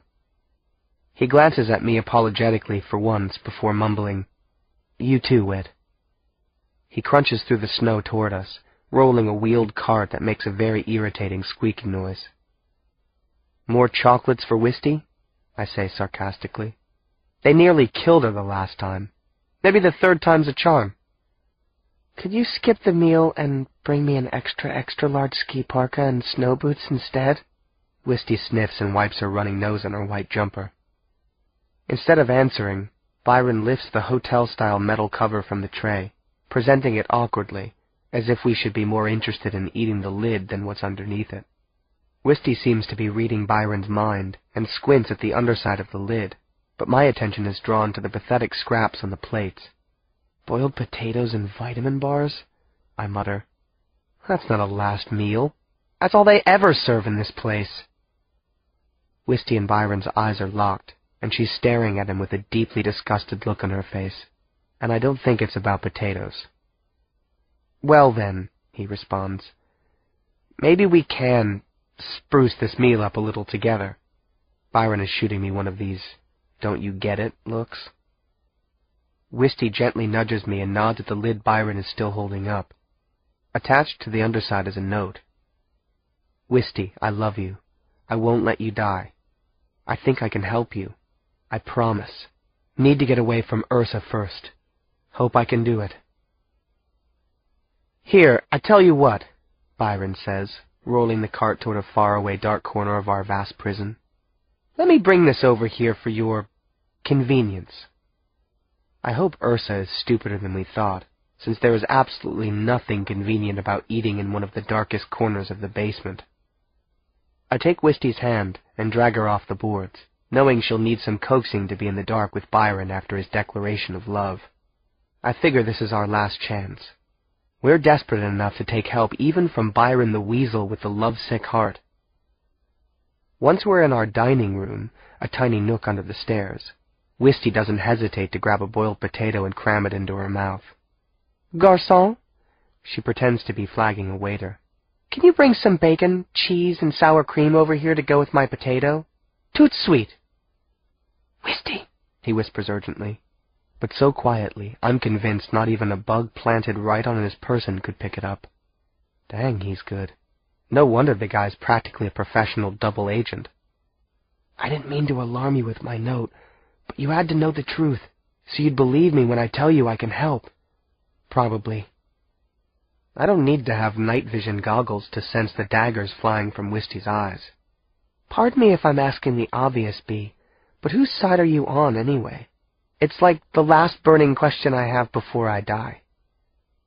Okay, listen, I figured out something incredible, he goes on. I believe that the times you've used your powers on me have changed me. No kidding, Swain, I hiss. Get to the point, or get the H out of here. Your magic, I think it can sort of rub off. I think I have some small degree of your power now that can rejoin with yours and become, like, greater than the sum. Wisty pauses, trying to absorb this latest bizarre info dump. I expect her to drop a bomb, but she's actually listening. Like, maybe I've given you a kind of electrical charge? I can't believe she's starting to regurgitate one-speak. Maybe. I don't quite know. Here, let me show you. Quick, I need both of you to take a hand. We need to be touching. If this is just a ploy to hold my hand, Bee, you're dead, Wisty says. Concentrate on the food, Byron orders. Dream of what you want. Wisty, say something. She whispers something under her breath, and I have a pretty good idea of what it might be. I still can't see anything, but in a matter of seconds, I smell something unmistakable. Cheeseburgers, onion rings, and, I think, black and white milkshakes. It's strong enough to make my knees feel weak. How'd you do that? I ask Byron. Remember the prophecies? He says. Have you ever wondered how an army of kids might possibly prevail against the New Order's army of soldiers? With their guns, their tanks, planes, and ships? What I've started to understand at this place is that, unlike New Order soldiers, we are overflowing with ideas and creativity and potential. Once again, Wisty surprises me with how she seems to get where Byron is going. As much as she hates the guy, they do seem to have some weird connection. I felt it when they were on stage making music together. I'd never tell her that, though. The one who is the one is scared to death of us and our potential, our energy. That's what all the schools and prisons for kids are about. Byron's voice picks up volume with excitement, and he has to quiet himself down. He wants to figure out how to steal it, which is what this place is for. Failing that, he wants to remove the threat. How can you steal somebody's potential? I wonder aloud, not expecting an answer. That's what he's trying to figure out. He wants to unite with Wisty. Ew, my sister interjects. Ew, ew, ew, ew. Silence, screams Ursa suddenly, and she's sounding quite a bit more human and stressed out than I've ever heard her. If there is any more non-essential speech, You will spend the remainder of your time gagged and shackled. Chapter 67. Wisty. Byron immediately releases his sweaty hand from mine. Or maybe it's my hand that's sweaty. After all, death is really close now. Really close. "Ursa!" Byron calls out, proceeding from our dark dining corner to a slightly less dim area of the basement. "The condemned have requested use of a proper bathroom. One last time, before the execution. I've refused the request, but they've been insistent. What should I do?" "I've heard about last meals, but last potty breaks?" "They may not leave the basement," says Ursa. But then I swear I hear her sigh. Can a machine sigh? "There is a toilet behind door B12. I will release it for 5 minutes." "Yes, Ursa. I'll accompany the prisoners to make certain they're—" Byron trails off as a door in the wall clicks open. Compliant. Next, Byron sweeps us into a room about the size of an old-fashioned telephone booth. "Quick! We need to hold hands," he says. "But I haven't gone yet," I protest. "I actually do need to use the toilet." As you might imagine, I'd been avoiding crouching in a corner, with no toilet paper. "You don't have time to go. We need to use your magic ASAP." "And why would it be working now?" Whit asks. "We've been trying to use magic since we got here." "You saw what happened with the food. I haven't figured it all out yet, but there's something about the power that was transferred through Wisty to me, I think." Great.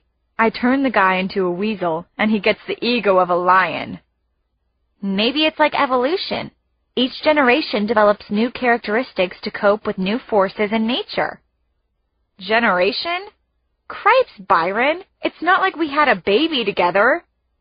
"Just be quiet and hold me, Wisty. This is serious." Talk about evolution. Is this really Byron Swain coming to the rescue? Again? He's changed. He clutches my hand, and his feels warm and confident. Byron turns to my brother. "Whit, do you believe me?" "I hate to say it, but what choice do I have? Sure, Byron. Do what you can." "You two have nothing to lose, and neither do I. I'm dead regardless. Quickly now, look for a spell. Something about water." Whit opens his journal and flips through a few pages. He finds an entry he likes. "Although you hide in the ebb and flow of the pale tide when the moon has set." And here's the weirdest thing. The air is kind of hurting my lungs a little. It's too dry or something.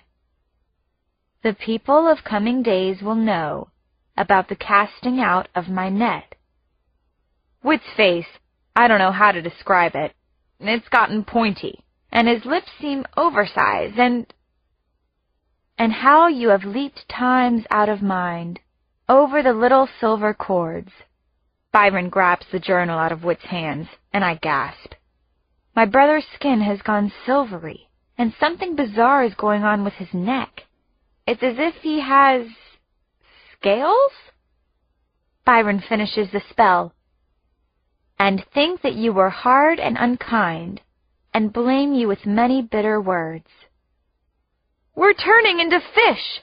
What good will that do? Ending up as fish on the bathroom floor. Have I trusted Byron one too many times? And why is he so huge all of a sudden? Then there's this unusual popping sound, and the two of us are resting in Byron's outstretched hands, looking up at his giant face.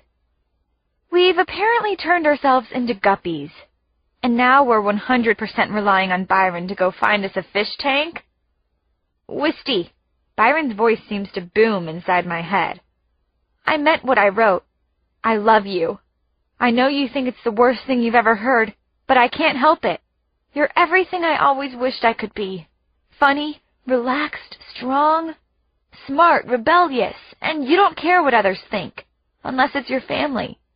You know what's important. You're perfect." I'd love to say thanks, Bee, but I'm seriously drying out here. My skin, my mouth, my gills, they're all stinging like mad. You and Whit are on your own now, he continues. I know I won't make it out of here alive. Not when the One finds out what I've done. Suddenly, we're moving away from his face and toward a white porcelain bowl. Goodbye, Allgoods, Byron says. What I do now, I do for love. Chapter 68. Whit. Plop! Plop! Terrific. We've just been dumped headfirst into a toilet, and a gross one, too. And before Wisty and I even have a sec to take a lap around our wading pool, up through the refracting surface of the water, I see Byron reaching for the toilet handle. God, no. That traitor isn't going to... But he is. And when you think about it, considering the downward spiral we've been on lately, getting flushed down the toilet really may just be the ultimate poetic justice. I still can't figure out if the creep is saving our lives, or just getting a kick out of flushing down the pipes his former nemesis and the girl who'd so often rejected him. But when the full force hits, none of it matters anyway. After the shock of the initial crash of water, which comes close to knocking me senseless against the sides of the pipes, it's one dark and scary shot straight out of the school building. The water power is so strong I can't even twist my head far enough to see if Wisty's behind me. It's killing me not to know if she made it. I'd been a champion swimmer in school, so the sensation of being a fish isn't as odd for me as I might have thought. But this is like trying to do laps in an ocean during a hurricane, so no, I've never trained for it. And I'm worried about how Wisty's handling it, until I remember that she's done time as a rodent in a gutter. Wisty, hang in there, I'm thinking. Just remember to breathe. The pipes are getting wider and wider, which doesn't offer much relief, since there's these waterfall noises that keep getting louder, and the too gross for words stuff coming down the pipe with us is getting thicker and thicker. Just the thought of it makes me nearly suffocate. Just remember to breathe, Whit, I say to myself, which is actually pretty good advice, because when I do, I realize that my sense of smell isn't on a human scale. So I breathe even more deeply, and I catch sight of Wisty. At least, I assume it's her and not some other guppy busting out of prison via the sewer. We make eye contact, and I think, follow me, hoping that the message somehow comes through in my face. I'm glad we've spent so much of our lives understanding each other without saying a thing. We're going faster and faster, a real raging river, until suddenly we find ourselves in still water, a storm sewer. From there we make our way downstream and into a maze of lazy subterranean canals under the city. Before long, Wisty and I see something we haven't seen in a long time. Light. Real, honest-to-God daylight. We stare at it, mesmerized as it grows and grows. We start to see blues and greens and yellows and... Why is the light growing so quickly when we're not even swimming hard? And what's that almost deafening roaring sound? Swim back! I try to scream, but I can't. I'm a fish. And it's too late anyway. Chapter 69. Whit. You know those nightmares where you're falling and you're entirely helpless and you wake up with a start? This rush is kind of like that, but not. It's not because it's not ending. There's no control. There's nobody to help. I can't even hope to see Wisty in this powerful downward spiraling torrent. All I know is that I'm lodged inside a roar with nothing to hold on to but my useless panic. Faster, louder, and then... bang! And then... ugh! My guppy brain feels as if it's come unattached from the inside of my tiny little fish skull. I think I just did 60 to 0 in 0.2 seconds. And then all is calm. Calm. And sunlit? I'm outside? In one piece? I think so. Why am I not surprised that the environmentally unfriendly New Order has a sewer that goes directly into a river without any filters or processing facilities that would grind 2 innocent little guppies into crop fertilizer. For the first and hopefully last time, I'm thankful for their complete lack of morals and civility. I'm in a lazy bend in the river, and despite the toilet water that the new order has clearly been pumping into it, it's still totally beautiful. Lily pads and their brilliant white flowers float around us lazily. Spiral snails slide along the rocks without a care in the world, and a brilliantly striped turtle slips off a log and glides by like a stubby-legged flying saucer. Suddenly, I realize I'm seeing this with eyes that are above water. I'm floating. Like a dead fish, or a living human being? I jolt up onto my feet and realize I'm alive and human again, standing in about 3 feet of water. The spell must have worn off. I whisper a prayer of thanks to Mom and Dad, who I feel are out there watching over us somehow. Then I give quick thanks that the spell didn't remove my white Brave New World Center jumpsuit, which is now sopping wet. I swirl around looking for Wisty. Thank God, there she is. She's just now hauling herself up the wooded bank of the river. She's dazed, but her eyes light up when she sees me. "Whit!" she calls. Wasn't that just the most amazing ride ever?" Chapter 70. Whit. It might not surprise you to find out that I wasn't just an athlete in the old days. I was also a 4th-degree Falcon Scout. So I know that generally when you're lost in the woods, the first job is to find shelter. But on a night as perfect as this one, we're not stressing about it.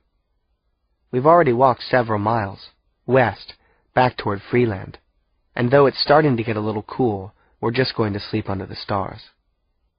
The sun has dipped below the horizon, and things are starting to get pretty dark. From here on out, we're strictly going to be feeling our way around. "Bring a flashlight?" I ask my sister jokingly. "We could use it to find 2 sticks, and then we could rub them together and—" Suddenly the tree trunks ahead of me are flickering with dancing orange light. I spin around to face Wisty, and there on the ground, with my sister sitting cross-legged in front of it, is the most perfect campfire I've ever seen, complete with encircling stones and a nearby stack of wood. "Fire looks a little hot," I say, referencing the 6-foot-high flames nearly licking the overhanging branches of the trees. "No problemo," says Wisty, and, as if she were turning a dial on a stove, drops the flames down to a more manageable foot or 2. "And without your drumstick," I observe. "I'm impressed." "Yeah, well, I've always done better out of school," she says. Her pale face is flushed, glowing. She looks like she's just risen from the dead. I know it sounds dumb, but it feels so good to just be able to use my power without being crushed. It's like I didn't even realize how heavy the weight was until it was gone. I know what you mean. I feel it too. And it's true. Without even focusing too terribly hard, I'm able to produce 3 hot dogs on the ends of 3 bamboo skewers. It's almost as if there's been a backup of energy and potential from all that time I hadn't been using any of it. "Sweet," says Wisty as she takes her dog. "Maybe you did learn something at the B&W Center." "I don't give them credit for anything beyond learning to love lima beans," I joke. Which actually is a handy skill when times are lean and mean. Remember when Mom and Dad were like the emperors of discount vacations? I swear we spent more time in the woods than we did indoors. Wisty nods, and we start roasting our dogs. "Remember that time it was raining so badly, and Dad slipped and fell off the path into the swamp, and all the food was in his pack and it got ruined?" She laughs. "Yeah, it was a long hike back to civilization for dinner," I say. But I'm remembering something else now about that day. Weird. What? I never mentioned this because it didn't mean anything to me at the time. I overheard Dad saying to Mom something like, "We could just solve this the easy way, Liz." And then Mom said, "We promised each other never to take the easy way, especially with the kids. They need to learn the hard way." Wisty takes it in. "You think they meant magic? Or whatever it is that we're doing? Realizing our potential?" "I think they didn't want us to just rely on magic to get what we wanted. I guess that's why they didn't teach us about it at all. They wanted us to learn to do stuff the hard way, so we'd understand what the rest of the world was going through? I nod. Could be. Well, Mom and Dad, wherever you are, Wisty looks up at the sky. We're learning the hard way, the really hard way. Hope you're happy. Somehow. I really hope you're happy. Chapter 71. I'll ask it again, in case somebody's actually listening this time. Do I have to do everything around here myself? Demands the one who is the one. The one who tallies the internal revenues, Byron Swain's father, stands behind him and shakes his head in disgust.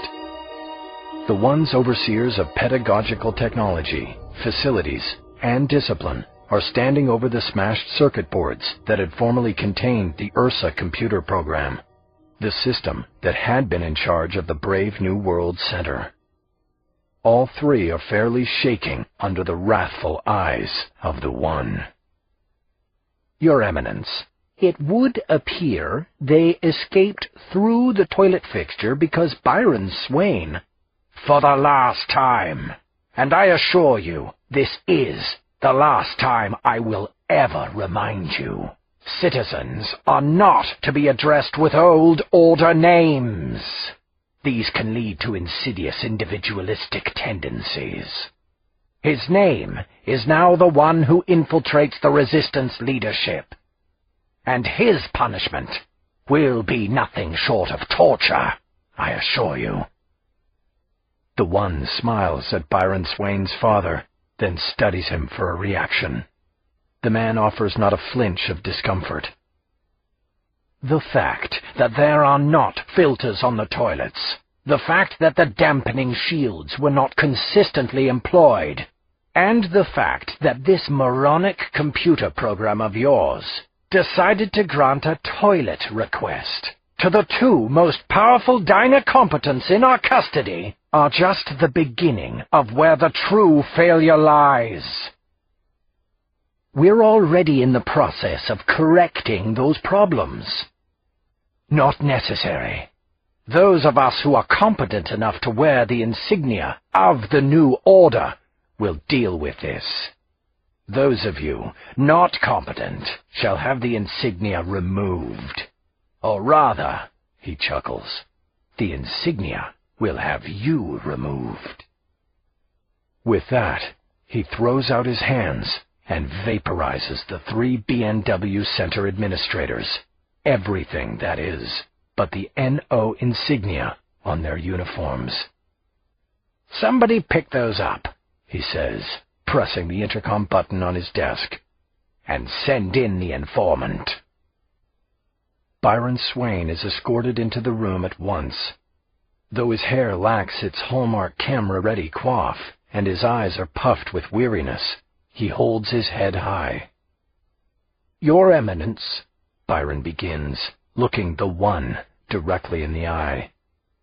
The one raises his stick threateningly. Who dares to speak to me before I speak? I do, sir, Byron continues with his steady gaze. I know I have failed you, sir. I have been a traitor to this great order. I fully accept my punishment. I am ready. The one pauses, then studies Byron. So very brave indeed.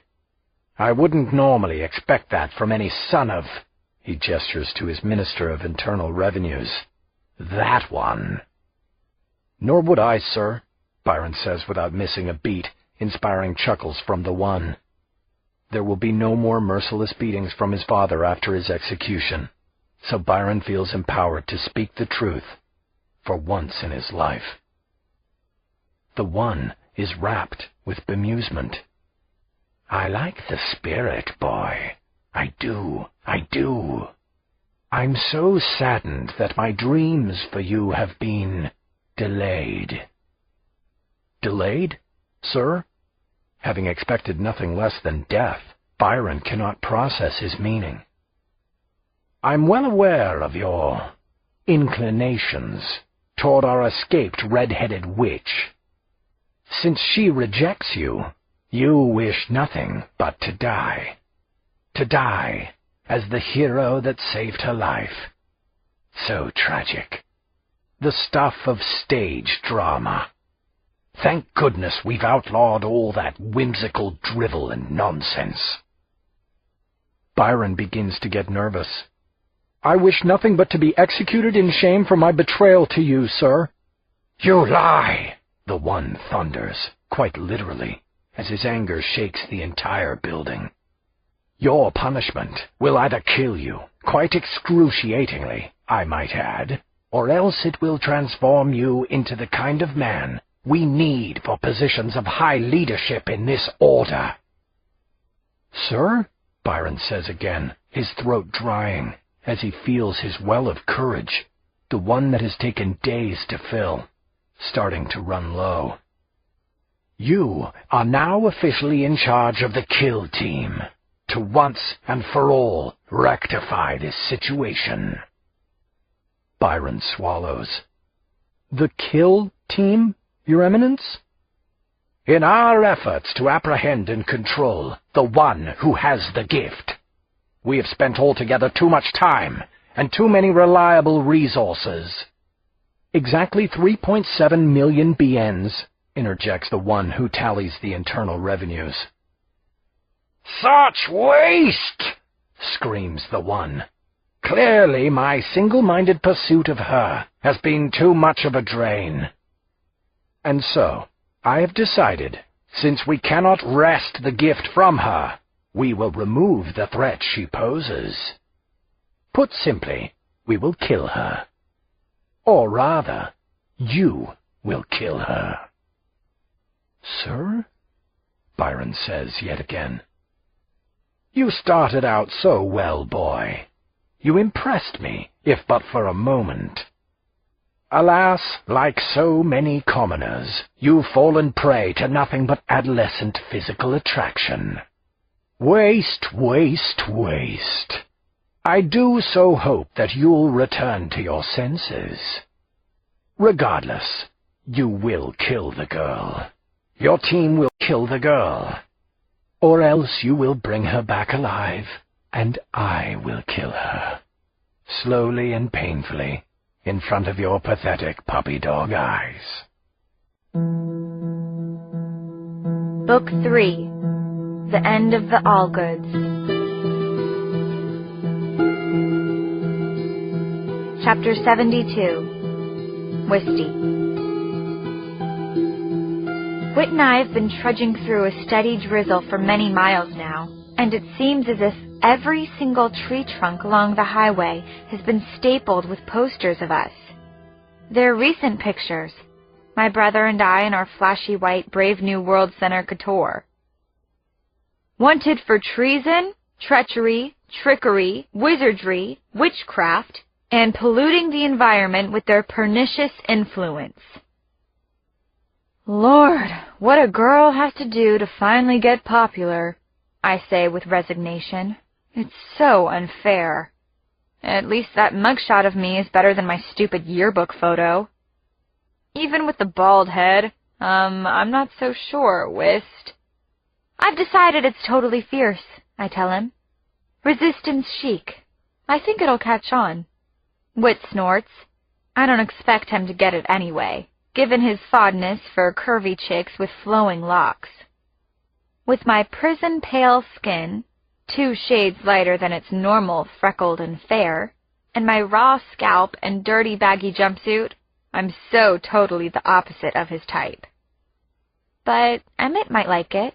I bet he would. I miss him. And everyone else in Freeland. So much right now. Are we there yet? I quip as we make our way through a portion of the woods parallel to the highway in the outskirts of a small city. I can hear raucous cheering in the distance. We're still a few miles off. The border of Freeland is constantly receding, Whit explains. I wonder if that's a New Order rally we're hearing, or a resistance rally. Hard to tell in these parts. Well, should we check it out? Let's. he says, carefully. We turn away from the highway and head up a side street that leads into town. After a few blocks, we spot the fringes of the mob, swarming in a park situated in front of a large stone building. We can't make out their chanting yet. It's all adults. Clearly not resistance, observes Whit. We can't get any closer without being noticed. We're the poster kids of the week around here. Well then, I muse, maybe we shouldn't be kids anymore. Whit whistles as he figures out what I mean. You think you can do it? Maybe together we can, I say and take his hand. I've got no plans to enter my geezer years alone. I remember a tidbit from a poem Dad used to read to us, and I make Whit recite it with me. When I was young, ah, woeful when, ah, for the change twixt now and then. And then, it's the strangest morphing experience I've had by far. Usually it's swift and smooth, as if I'm as soft and moldable as a chunk of cookie dough being squeezed through some higher power's fingers. This time, it's slow and painful, creaky, as if my spine is being crunched down, and the rest of me aches in response, right down to the soles of my feet. Whit groans, equally unexcited about his new body. Don't tell me this is how years of playing contact sports is going to wreck me in old age, he moans. Ugh, my back is killing me, and both my knees, ouch, ouch, ouch. I try taking a deep breath, and it's just not the same. My lungs feel weird, smaller, cramped up or something. Suddenly, all of Mom's griping about me not standing up straight enough somehow seems to make sense. The odd sensation of something tickling my neck makes me jump, and I smack what I think must be a spider, but what turns out to be hair. I take a coarse strand in my newly veiny hand and check it out. It's whiter than an ash heap. Bye-bye, Resistance Chic, I sing woefully. Well, I guess you don't need to worry about growing your hair back, Whit comments. And I guess you do, I retort, eyeing his very oblong balding head. Or else I'm just going to have to shave my head like you. My brother strokes his shiny scalp and patchy hair with a knuckly, liver-spotted hand. I highly recommend waxing instead, I joke. Whit responds with a chuckle that morphs into a more penetrating look of alarm. Wisty, I will so kill you if you can't change us back. Lighten up. We've always been able to revert, right? Not always at the most convenient moment, of course, but the spells never last forever. At least I hope not. Chapter 73. Whit. Wisty and I are close enough now to hear what these citizens are chanting about, and it's pretty vile.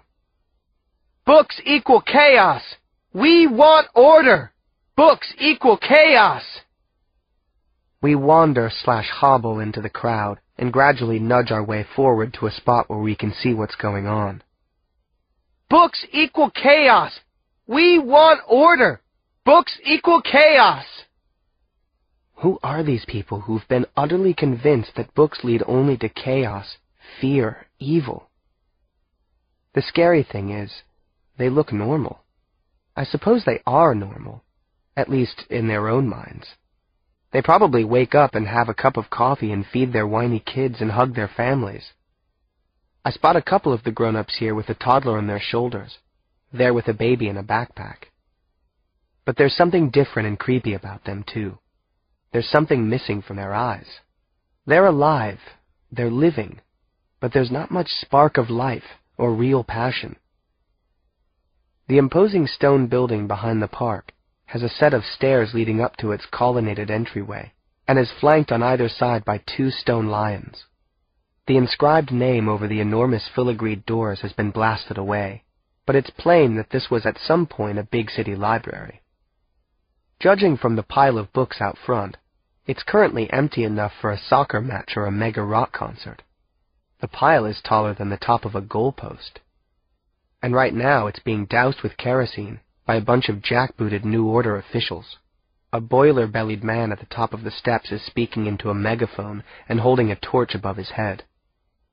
I don't know what it is about the New Order and their policy of hiring the most obscene-looking adults they can find, but they don't seem to be at risk of being understaffed.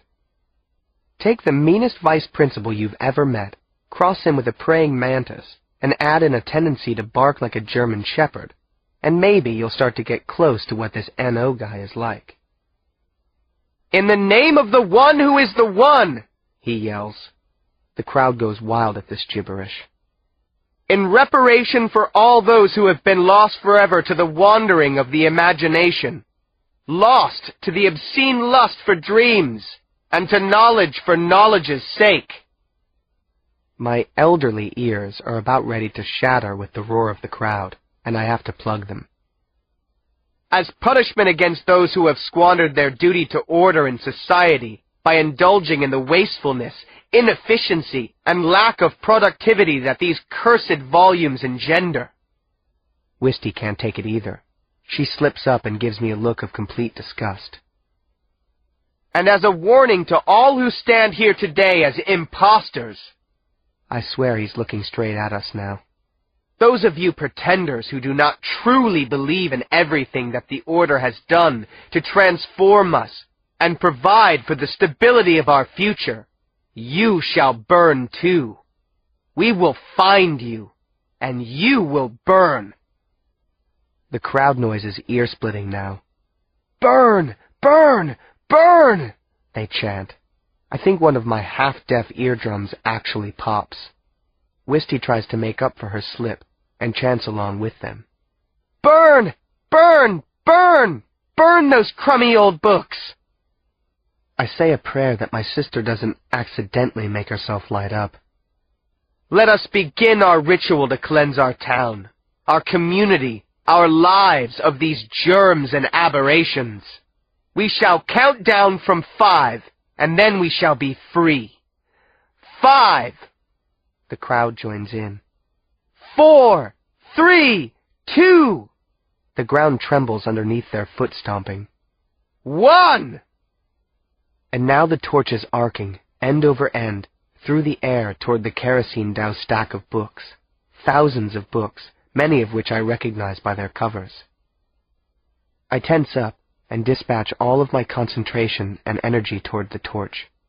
It takes more effort than I would have thought, but then the torch stops in midair, hovers, and then zooms straight back at the pot-bellied official. To my utter delight, his hair catches fire. The crowd quickly goes silent, but we're not done yet. I see Wisty staring at the book pile, and she closes her eyes and mutters something. I get only a brief snippet of it, something about kissing joy as it flies. And then the book's pages start heaving up and down, almost as if they're breathing, alive. The covers start flapping like wings. They're flying! The books are flying! They cascade up into the sky with a glorious rustling sound, like 1,000 birds singing with new energy and life. They drift into the form of an enormous V, as you would see geese or swans doing, only of course there are tens of thousands of book-birds in this flock. And then these escaped prisoners, having narrowly dodged execution, start winging toward the setting sun, to the west, just like us. They're a protected species in Freeland, says Wisty. Chapter 74. A geyser of fluttering shapes erupts out of the city ahead of Byron Swain, and momentarily casts a shadow over him and his team of NO killers. Though calling them a team is being too kind, or at the least is imprecise. They had certainly been brainwashed to kill the person they had smelled on the broken drumstick that had been thrust into their cages. They were definitely powerful and fast. They had teeth designed for tearing through raw flesh, and they had long, untrimmed fingernails that looked and sliced like claws. And they were just kids. Once human kids. Byron isn't quite sure what they are now, only that they are the best of the best at one thing: killing other kids. He is certain that any one of them could take apart a full-grown adult in a single pounce. A whole pack of them set loose on one victim is utterly gratuitous, and the one knows it. It's as if he wants Wisty to be brought back in as many pieces as possible, Byron thinks bitterly. His feral soldiers are always hungry and easily distracted by anything that moves, i.e., potential food. So when the strange flock of box-like birds sweeps toward the horizon, the little freaks take off running. What the? Byron wonders, trying to make sense of the enormous cloud forming over the city. Not birds, but books? Flapping books? There is only one explanation for such an outrageous sight. The one has the power to do it, but he would never set an entire library free. Only Wisteria Allgood can, and she would too. They're close, he whispers. At first his heart leaps at the thought. He can save her. It's what he is meant to do. And then it crashes again. There is no point in saving Wisty, really. They're close, he yells, this time to his crew, pointing ahead toward the majestic plume in the sky. Find her! There is no hope for him or for this world, he knows.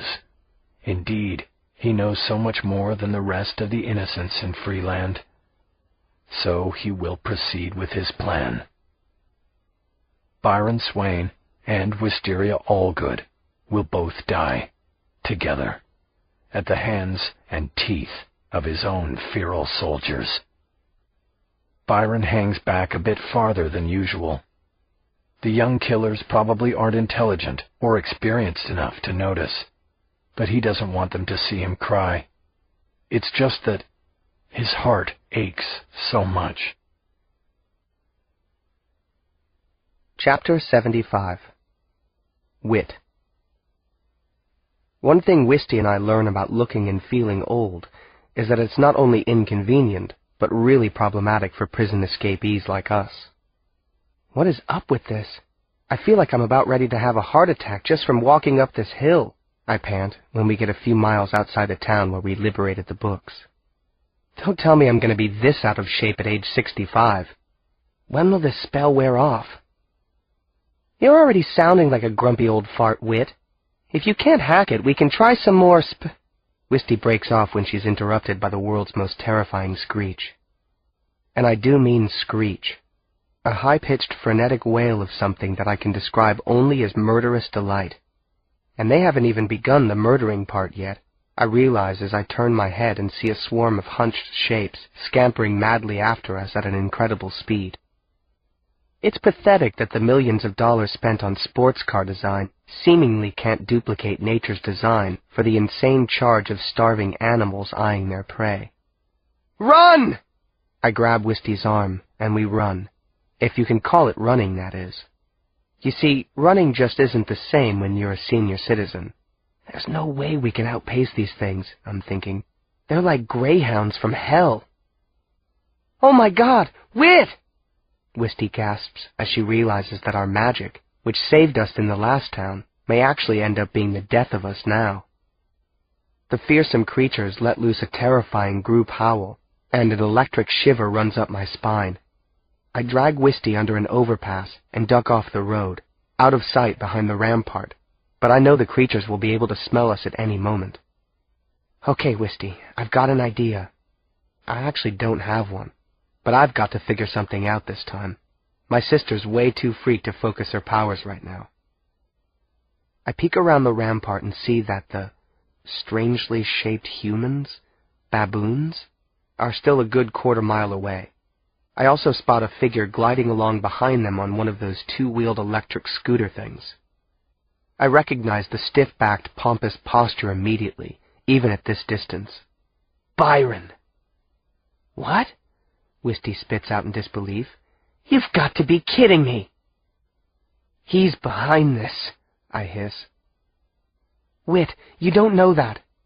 Last time we saw him, he saved us. Correction. Last time we saw him, he flushed us down the toilet. But maybe he can help. Wisty, we don't have time to play guessing games, okay?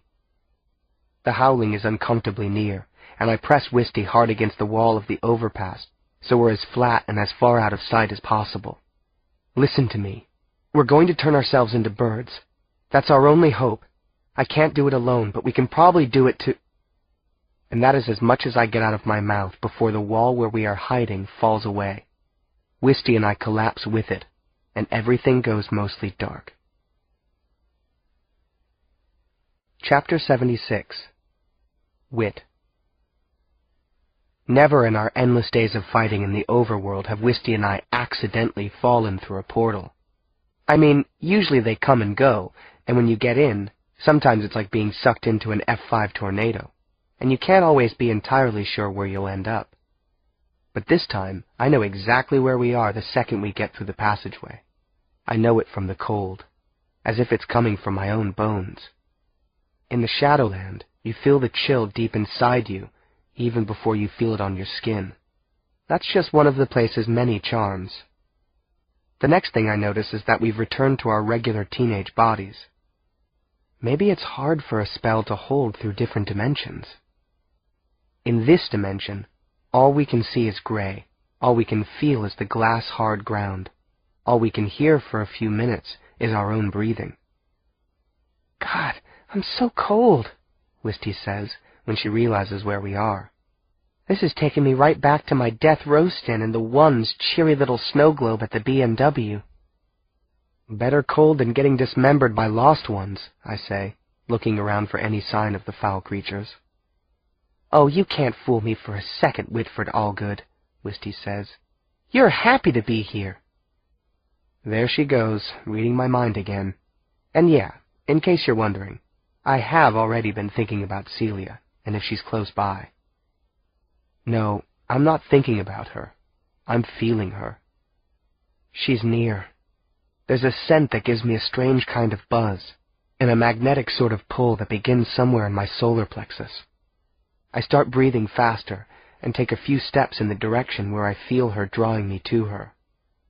You swear you didn't mean for us to end up here, Whit? Wisty asks. Be honest! I don't answer her, because just then I hear a voice. The voice I dream of day and night. Not specific words, but the music and rhythm of it, drifting from the fog like the sounds of harps and wind chimes. Celia? I call out, turning in every direction. There it is again. I can find it. I know I can get to her if I move fast enough and follow my instincts. But part of the Shadowlands being an utterly featureless, cold, gray wasteland includes not having a whole lot of useful landmarks. And so, after just a few paces in the direction of the sound, a hand clutches my arm hard enough to crush bone. I whirl around, ready to fight a lost one to the death, if that's even possible. Whitford Allgood! It's Wisty, and her eyes are bulging with alarm. You were just about to run off without me. What in God's name are you thinking? I'm thinking that Celia can help us. She helped us before. I remind her of our first big prison break ages ago, but Wisty rolls her eyes and looks at me like an annoyed parent. Whit, can you just focus on us for a second and forget about your totally dead girlfriend? Not too long ago I would have yelled at her for a comment like that. And like, maybe how we're going to get out of here without becoming lost ones ourselves? And right then, as if to put an exclamation point on her sentence, we hear something horrific coming through the fog behind us. It's different than the pathetic moan of lost ones. This time, it's the unmistakable sound of murderous hunger. Byron's creepy animals. They're curves? Shouts Wisty. And they've found our portal! Chapter 77. Whit. Sprinting through the Shadowland is like skiing downhill with your eyes closed. Pure terror. Our hungry and relentless pursuers might be equally screwed by how easy it is to get lost in this formless landscape, but we're doubly doomed by their sense of smell, which I have no doubt can slice right through fog. Which means my sister and I are about to be torn apart and devoured on the cold ground of the Shadowland. A low moaning cuts through the mist a stone's throw ahead. For a second, I'm confused and think that somehow we've gone in a circle, and the weird creatures are in front of us now, ready to pounce and start devouring. But I'm wrong. "Lost ones!" yells Wisty. And then there they are, their ragged shadows, the glinting light of their eye slits. And there are so many of them, dozens of the ghouls converging on us. "This way," I tell Wisty. "As soon as we see the yellows of their eyes, we're going to the left, hard left. I just hope it doesn't put us right back into the mouths of those other killers." "Me too. Left, then right. Stay on my back." The lost ones are looming up and fanning out as we get close, but we're not yet close enough. "Not yet, not yet, not yet," I tell Wisty, and I brace myself for their cold. 15 yards, 10 yards, 5 yards. There it is! The cold hits us like a ton of ice. "Now!" I yell, and wheel left, my hand holding Wisty's behind me. She's got to keep up. 1, 2, 3, 4, 5, 6, 7. "Back right!" And then, behind us, the moaning suddenly meets the howling, and it's as if there's a battle royal going on between all the mummies and werewolves ever conceived. "It worked!" I yell. "So far, anyway. Keep watching for them, everywhere." And then, more happens in the next 5 seconds than has happened in any other moment of my life, or probably anyone else's. We hear Byron scream out, "Call them off, you idiot!" "You call off yours!" replies a female voice, one that makes my heart race and then go cold in the next beat. "There's a portal!" yells Wisty, pointing at the telltale fog swirl ahead. "That was Celia's voice!" I gasp, stopping in my tracks. "Don't you dare!" my sister snaps. And then, though I have 90 pounds on her and a whole lot more muscle and sports experience than she does, my little sister hits me with a flying tackle that takes me out at the knees and drives me straight through the portal. Okay, it's not quite that simple. It never is. Chapter 78. Whit. I don't know where I am exactly, but somehow I'm not too worried about it. I'm with Celia, and that's all that matters for the moment. "I had the weirdest dream about you," I tell her. "I was running from dozens of lost ones." "We only have a short time together," interrupts Celia. "Let's not waste it." She presses her head against my chest, and I'm sure she can hear my heart beating. I've missed her so much, so badly, constantly. The only weird thing is, for some reason she put on too much of her perfume. I mean, I love the smell of it, but it's so strong right now. I keep fighting back sneezes, and my eyes are stinging. "I love you," I whisper urgently. "I missed you so much." "We only have a short time together," she says. "Let's not waste it." Didn't she just say that? Who cares? We hug, and it feels as if we're merging into one again. I love that. It's incredible. Her presence and mine joining together like two clouds intermingling in a sunny sky. "Have you ever felt this amazing?" I ask. I haven't. "We only have a short time together," she says. "Let's not waste it." What the... Hey, wait a second. Is this a dream? Oh no, there's something wrong with her face. Is that... Oh God. Oh no. Chapter 79. Wisty. An awfully loud noise wakes me from an almost deathly slumber. I shoot up with a start and a modest burst of flame. Where am I? Somewhere outside. Looks vaguely familiar. I stumble through the starlit darkness and barely manage to grab a railing. Oh yeah, okay. I'm on the parapet of an abandoned factory my brother and I found after the portal ejected us into the rubble-strewn borderlands of Freeland. and I was supposedly on night watch for 3 hours while poor Whit got some rest. Down below there's some sort of scuffling. Panting? Grunting? Oh no, I have to get Whit. But before I can even make it to the rooftop door, he's bursting through it. Byron and his freaks, he gasps. They must have made it through the portal too. They'll follow our scent up here. Is there another way down? I shake my head. So we'll have to use magic or fight. There will be no fight, I hear Byron Swain declare haughtily as he casually slips through the door, shutting it behind him. His usual perfect timing. We hear a rumbling of bodies trampling up the stairwell and pounding against the door frenetically. Byron's got a command pipe, and he plays several bold notes, which seems to settle the monsters down. But that doesn't stop Whit from pinning Byron's back against the door.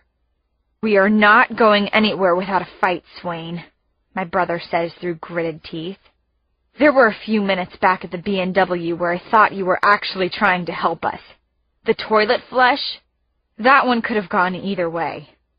But then you show up with a pack of mad apes. You're not interested in saving us. You're interested in saving yourself. I'm very sad about this, says Byron, staring straight at me, and I'll admit that it looks as if he's fighting back tears. To be perfectly honest, you're partially correct, but that's only a recent development. My kill team, he nods sideways toward the beasts behind the door, were to be the instrument of my own death, as well as yours. He sighs deeply as if the weight of all of this is too much to bear. And the weirdest thing is, I'm starting to feel it too. Normally I'd be ready to light up after hearing about his little assassination agenda, but now his burden, his misery, his feelings for me, whatever they are, just kind of sock me in the gut and take my breath away.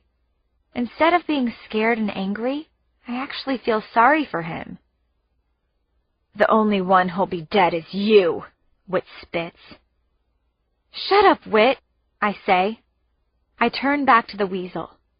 B, are you looking me in the eye and saying that you intended this night to end with a suicide murder massacre? Are you really that insane?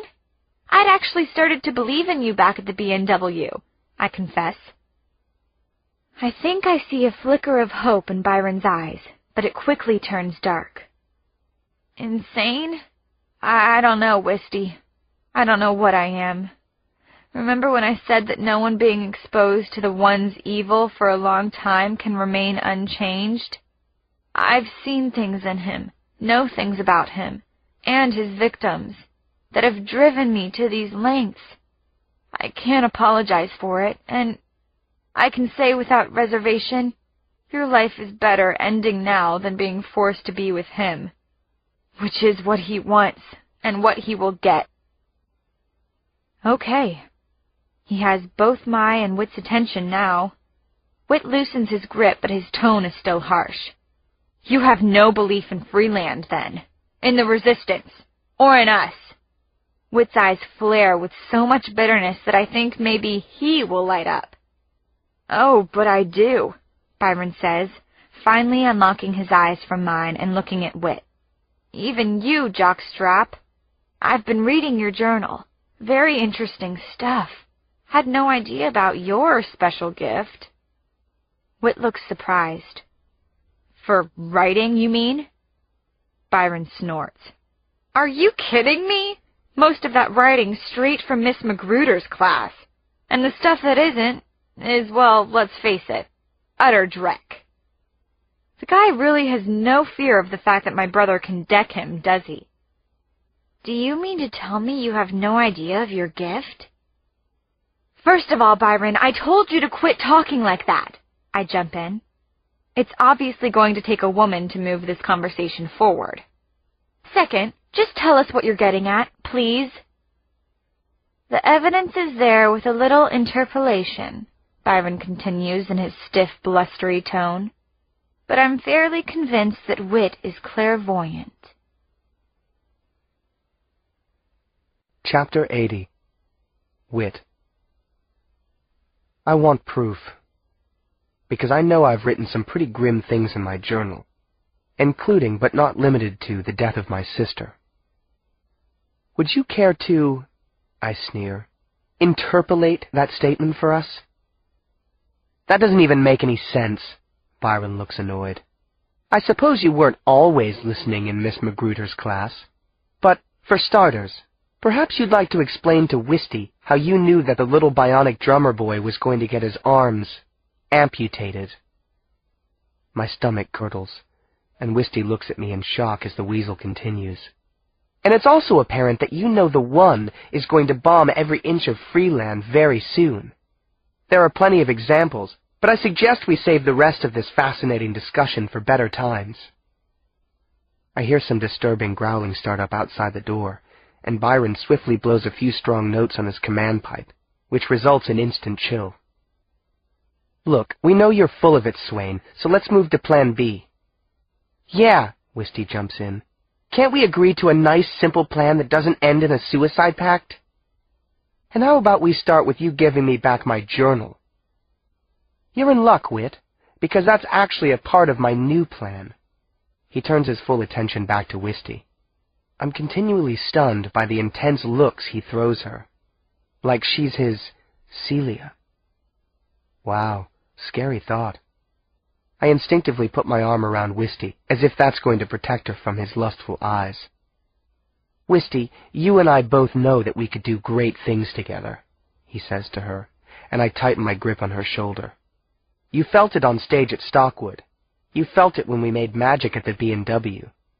And your first major transformation was done on me, wasn't it? In case you forgot, it wasn't a weasel. Originally, you turned me into a lion. It was electric. Wisty is speechless. Her stomach has to be cramping way worse than mine now. I know you don't care all that much for me, he continues in the understatement of the century. But you and I are so much more powerful together than you and your brother. The fact is, Wisty, I believe that you and I could actually be the two children of the prophecies. The prophecies say a brother and sister, she spits out indignantly. The brother-sister detail is a technicality. I know you don't want to admit this, but you and Whit haven't yet executed the level of magic that Freeland needs in order to defeat the One. But when your energy goes through me, it becomes greater. Prove it, Wisty demands. You've been blind to how much I've been intertwined with your life, your magic. You didn't even realize I was there when you turned everyone in Unger's courtroom into horseflies. And remember who allowed you to take your drumstick and your journal when you were captured by the New Order? We're numb, speechless, confused, trying to process all of this. Byron takes advantage of the moment, and as he strides away a few paces, we hear the growling behind the door stir up again. There are sharp scraping sounds, teeth or claws on metal. Byron reaches for his command pipe, but then suddenly drops it before he makes a sound. You have two options right now, Allgoods. We three can quickly end this hopeless quest as martyrs at the hands of the kill team, or... He lets us listen as the clamoring of hungry beasts gets more frenzied. We take Whit to the One instead of Wisty. I believe he would accept your incredible gift, Whit, instead of Wisty's. You don't know that he would, I say. You don't even know that I have any gift to fortune tell. I have to admit, I'm processing that one. What about Wisty? Wisty and I, well, together we can lead Freeland to victory. I snort loudly, but he turns earnestly to Wisty. I know it, Wisty. I have what you need, in so many ways. No, Wisty screams. That's sick. I'm never leaving Whit. Byron levels his gaze, increasingly focused and confident, at me. Let's just let your brother decide that. What do you think I'm going to say, weasel? I scoff. We have other options that you don't know about. I'm looking at Wisty as if to say, don't we? But the latter option is the only one that Celia would approve of. Oh my God, he knows? How much does he know? She told you to turn yourself in, didn't she, Whit? For the greater good, so you could be together again? It's in my journal. He's a real bastard, but he's right. In my head I can hear her saying it. I feel her commanding me. Stop thinking about only what's right in front of you. Think about the rest of the lost. It's what was meant to be, Whit. Accept your fate. Byron raises the command pipe to his lips. Wisty, can I have your decision? My friends outside are very, very hungry. No, no, no, no! Wisty shouts furiously, but she shoots me a look and I think I can read it. She has a plan, and I'm pretty sure I know what it is. Maybe I can see into the future. Whit? Byron asks. No, I reply firmly. Not a chance. Well then, Byron responds with resignation. We're finished here. And then he sends out a command from his pipe, and the heavy rooftop door literally comes flying off its hinges. Chapter 81. Wisty. The swarm of bodies, the claws and teeth, the screeches and growls, the stink and heat of their breath. It's everywhere. It's overwhelming, sickening, but I've never been more focused in my life. The second that Byron blows the command pipe, I leap at him, and it's as if we're two magnets. I'm on him, girl to boy, and I rip the pipe from his hands. I'm surprised at how it slips easily out of his grip and into mine, but I'm 1/10 of a second too late. I can already feel claws piercing the skin on my thighs. There's a moment where I think my life is going to end just the way Byron wanted it to, with me on top of him, clutching him for dear life, his raucous monsters taking both of us down at once. I don't like the image one bit. But my focus is back, and I no longer feel too much of the pain of whatever mutilation has already started on my back and legs. I close my eyes and hum the notes into the command pipe, the very same ones Byron used earlier to subdue his brutes. Perfect pitch has never been more perfect. Over and over I send out the command until I have enough courage to let myself absorb what's going on. The beastly strikes have stopped. All I feel now is the pounding of Byron's raging heart. He's alive. I'm alive. And Whit? Continuing with the series of notes, I open my eyes and roll off Byron. Whit's just a few feet away, on top of the monster that had gotten to me a few seconds before. He actually has the beast in a stranglehold. My brother really is something else. There's thick, gloppy blood on me, on Byron, on the floor, on Whit. But what freaks me out more than anything else is what the creatures really look like. This is the first time we're seeing them up close. They're kids. They're human children.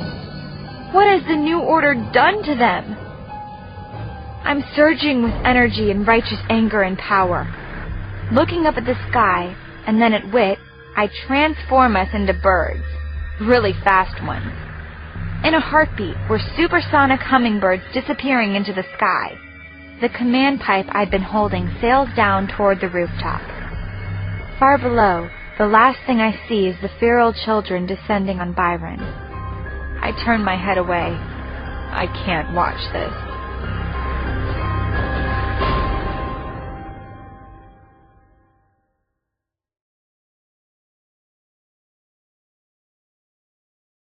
Chapter 82. Wisty. The downside of changing yourself into any flying creature is that you just might be a couple of 100 feet up in the air when your spell wears off. Fortunately, the unfortunate happened when we were only a dozen or so feet off the ground, dipping down toward our final destination, the entry to Garfunkel's. We're greeted on the ground floor of the department store with deeply pained faces. Something really bad has been going down here. I can feel it. When Whit comes back from a near-death adventure without being greeted by cheers and Janine throwing herself at him, you know something's wrong. At least Emmett's got his arms around me before we can even say, hey. Oh, I can't believe you're alive, he chokes out, uncharacteristically emo. Since when do I make a habit of dying? I try a bad joke. But it's been months. He absently runs his fingers through my now longer hair, as if to emphasize the point. What happened to you guys? Whit and I look at each other, thoroughly confused about the timing for a moment. The portal? He guesses, referring to the mysterious time warp quality of some portals. I look around at the group and nod at Whit. Yes, more than just a few weeks have passed, definitely. It's almost as if everyone's gone pale somehow, more unkempt, slouched. They all have sunken cheeks and eyes. Emmett looks as if he should be holding a tin can and asking for loose change. Where's Janine? Whit sounds alarmed. Back in Lady's shoes, running therapy sessions for some of the messed up kids. Jamila's back there too, but she's a patient instead of the doctor this time. It's been hard around here, guys, he reports grimly. Let's head to accessories and get caught up, Whit says to us. Why is it so dark? I ask as we move toward the back of the store. Brownout, Emmett explains. Too many bombs, every day, all day and night. Sasha's back in accessories, strumming a particularly gloomy tune on his guitar. As he comes over to greet us, I notice that the zealot's confidence is gone from his stride. In the next few minutes, the stories he and Emmett tell make it pretty clear why. The past month saw the beginning of the next stage in the New Order's plan for domination. The first wave of kids who were kidnapped and reprogrammed in facilities, those that weren't vaporized anyway, were just then being released back into society so that their little bot brains could take root and flourish. Meanwhile, a second wave of intensive kidnappings began, and the New Order scout teams probed deep into Freeland. At least a dozen kids from Garfunkel's had been captured when they were out on food collection missions, including some of the kids we'd already saved once from other facilities. Talk about 3 steps forward and 1 huge mega step back. We've lost our homes, friends, families, an entire world. And now we're losing one another. Chapter 83. Whit. Janine meets up with us on our way to Lady's shoes, and I think she's changed more than anyone else here. She's thinner, which might have made her face even prettier, but she's gotten harder and tougher too. She spots me, and though she's definitely stressed, she greets me with a smile. Whit, you're finally back. She glances at Wisty and just says her name. I'm not used to this kind of weak reception, and it hurts, but I don't show anything. Everyone here has been through a lot. Hi, Janine. It's good to see you. Really good, I say, and leave it at that. I take it Sasha and Emmett brought you up to speed? It's scary out there, guys. The New Order's turned some kids. Bestial, she explains. They're monsters, I nod. We've met them. Good, then you and Wisty can probably help. If you're planning on staying around, that is. I guess I'm not exactly what you'd call a reliable constant in Janine's life. Help us get everyone moving, okay? Tell them what they can expect. Try not to scare them too much. She looks over at her traumatized crew of kids. How's your magic? Your gifts? On and off, I say. We flew here, but then we crash-landed. Well, let's hope you're more on than off today. We have to get out of this place, like, now. It was nice living in a department store while it lasted, she says, looking around at the disheveled place that the Freelanders had called home for so many months. Months that felt like an eternity. Then Janine starts to clap her hands loudly and shout out orders. We know from intelligence that the New Order is coming tonight, everyone. We have to get everyone out, and I mean everyone, even the sick and wounded. Let's move it, everybody. We have a plan for evacuating. Let's execute it perfectly. She stops for a breath and makes eye contact with me. It's good to see you, Whit. You look older. It suits you. Janine seems older, too, and it suits her. Chapter 84. Whit. Now that Garfunkel's has been seriously breached, we need to move to a new protected location, but no one's sure exactly where. Janine, Sasha, Emmett, Wisty, and I debate the options as we hike through the tunnel underneath the once-famous department store that used to sponsor football games and the holiday parade. Within hours, Freeland is going to be blanketed with bombs, or totally teeming with New Order patrols, or both. I recount the details of what Byron had told me and Wisty at the factory. We're going to have to go back across the border into New Order territory. Maybe just lie low and wait it out. But where? Janine asks. We've been living out of Garfunkel's for so long, we don't really know what's going on out there. That's the problem with getting too comfortable. How about the Stockwood Reservoir? Sasha suggests. Too risky, I say. The Bionics know about it, and we know they were working for the One. I glance at Wisty's pained face. Most of them, anyway. How about the abandoned Electio factory, Whit? Janine says. Breached by the enemy, Sasha replies. Wisty suggests the City of Progress. They won't bomb there, and maybe Mrs. Highsmith can help with the sick and wounded. After some discussion, we decide that's the best plan we have. We'll try to do a group transformation when we get closer, to disguise ourselves as a rally or a parade of sector leaders' stars of honor. The old tunnels don't run all the way there, though, so we're faced with having to do the last piece of the journey above ground and without a vehicle.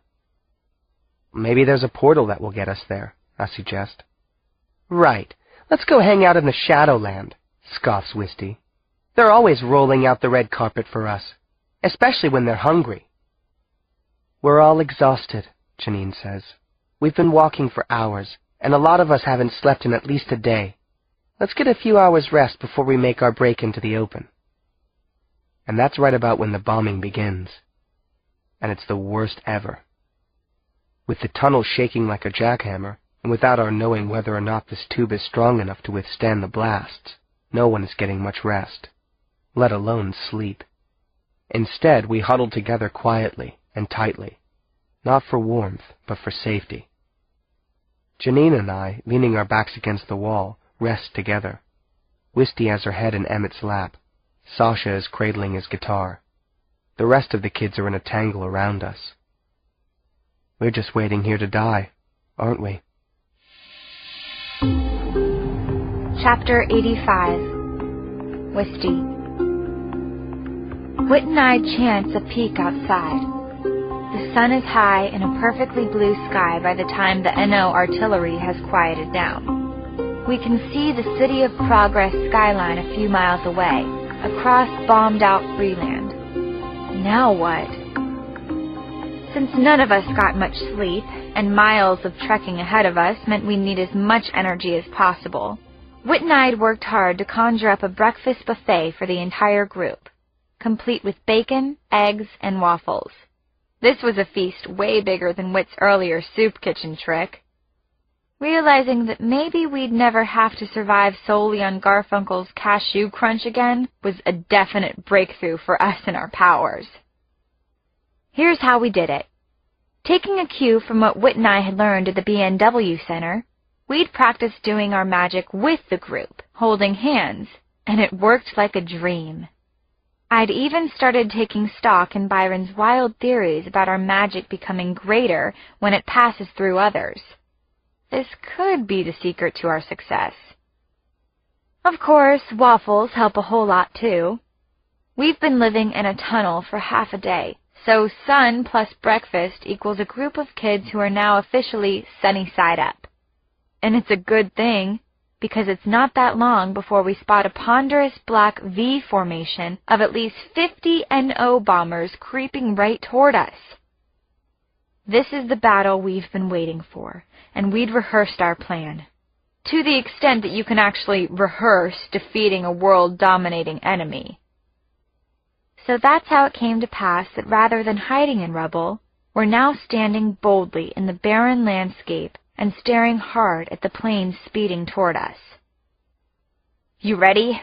Emmett shouts above the squadron roar. He flashes me a confident smile, and I nod. Okay, people, focus, focus, focus! I shout out like I'm a gym teacher running a tough calisthenics regimen. Wait until they're almost right overhead, but not directly enough to bomb us. I'll tell you when. And at what I hope is precisely the right moment, Whit and I began to conduct a chorus of voices. Be that word our sign of parting, bird or fiend. Get thee back into the tempest and the night's Plutonian shore. Leave no black plume as a token of that lie thy soul hath spoken. Leave my loneliness unbroken. And suddenly the breath's gone out of me, and some of the others actually collapse to the ground from the effort, or the power surge, or whatever it is that's happening. Because, to be honest, we're not exactly sure what's going on. The planes definitely start tipping, then spiraling downward. The wings seem to be missing. They're going to crash! Someone cries out. Into us! Again! I scream. We need to say the words again! Everybody together! The bombers are careening sideways toward us, and we don't have the energy left to find cover. Not that there's any cover in this flattened wasteland. A bunch of us manage to clasp our hands together and recite the spell all over again. The bombers are now grotesquely distorted. They're like half machine, half creature, and they're still coming for us. Look straight at 'em, I yell, and let's chant one more time. One last time, that is, because if this doesn't work, right now, we're all roadkill. There's a plane fewer than 100 yards from flattening me, and I close my eyes as I say the last line. When I open them, I'm ravenously hungry. I see nothing in the sky, except a whole bunch of wheeling ravens. Apparently, we just turned their bombers into birds. Chapter 86. Wisty. It's totally mind-blowing. That was a real military battle, wasn't it? We're unarmed, and we won? A bunch of kids beat the NO? The thrill of victory is followed by another and yet another success. We've seriously upped the Freeland Raven population, and our confidence is sky high. We're clearly running on adrenaline for a while, as we triumph through several similar battles. Eventually, though, we're running on empty. The magic has consumed every calorie from that bacon and waffle breakfast. Everyone's basically curled up on the ground trying to recoup some steam. Another squadron on the way, Sasha suddenly shouts, pointing into the distance.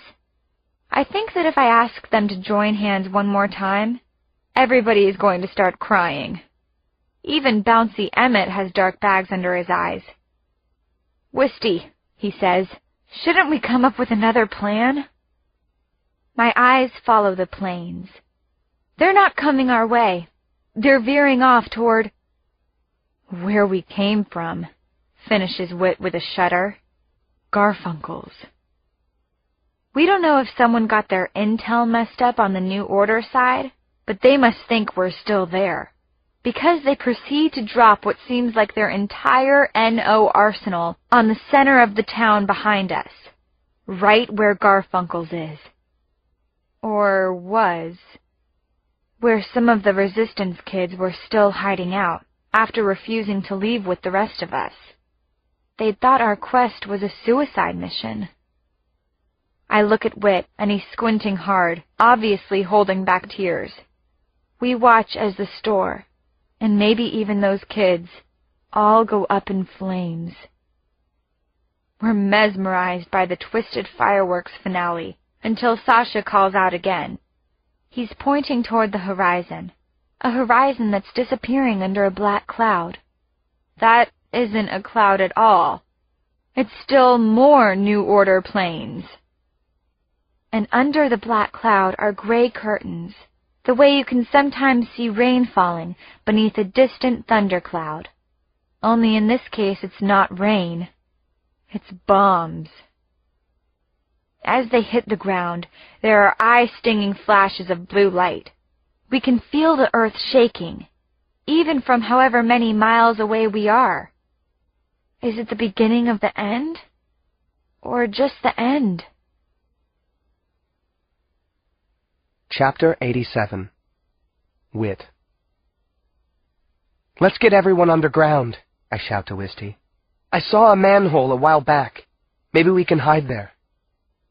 We manage to get the group to the manhole, and as luck would have it, it's an old steam tunnel rather than a sewer. Not the freshest air in the world, but the tunnel should be far enough underground to make us safe from explosions and flying shrapnel. Once everyone's in, Wisty pulls me aside.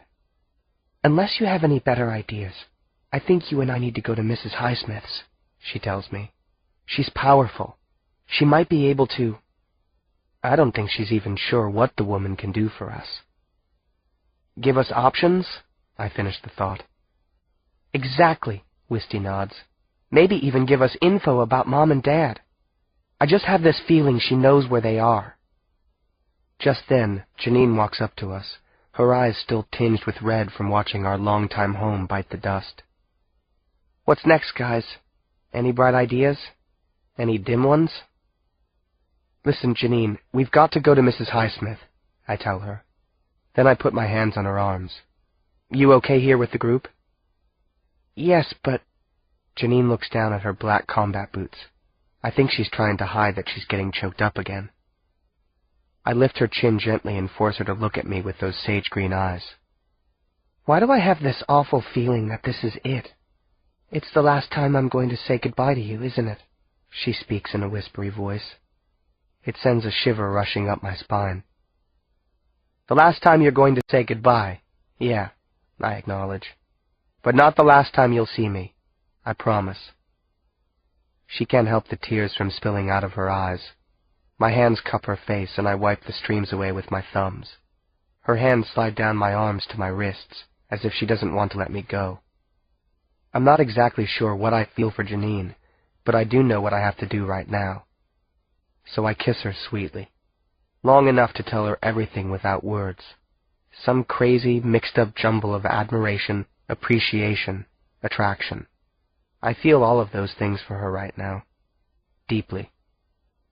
I don't stop kissing her until Wisty's finished saying her goodbyes, and she tugs my shirt gently.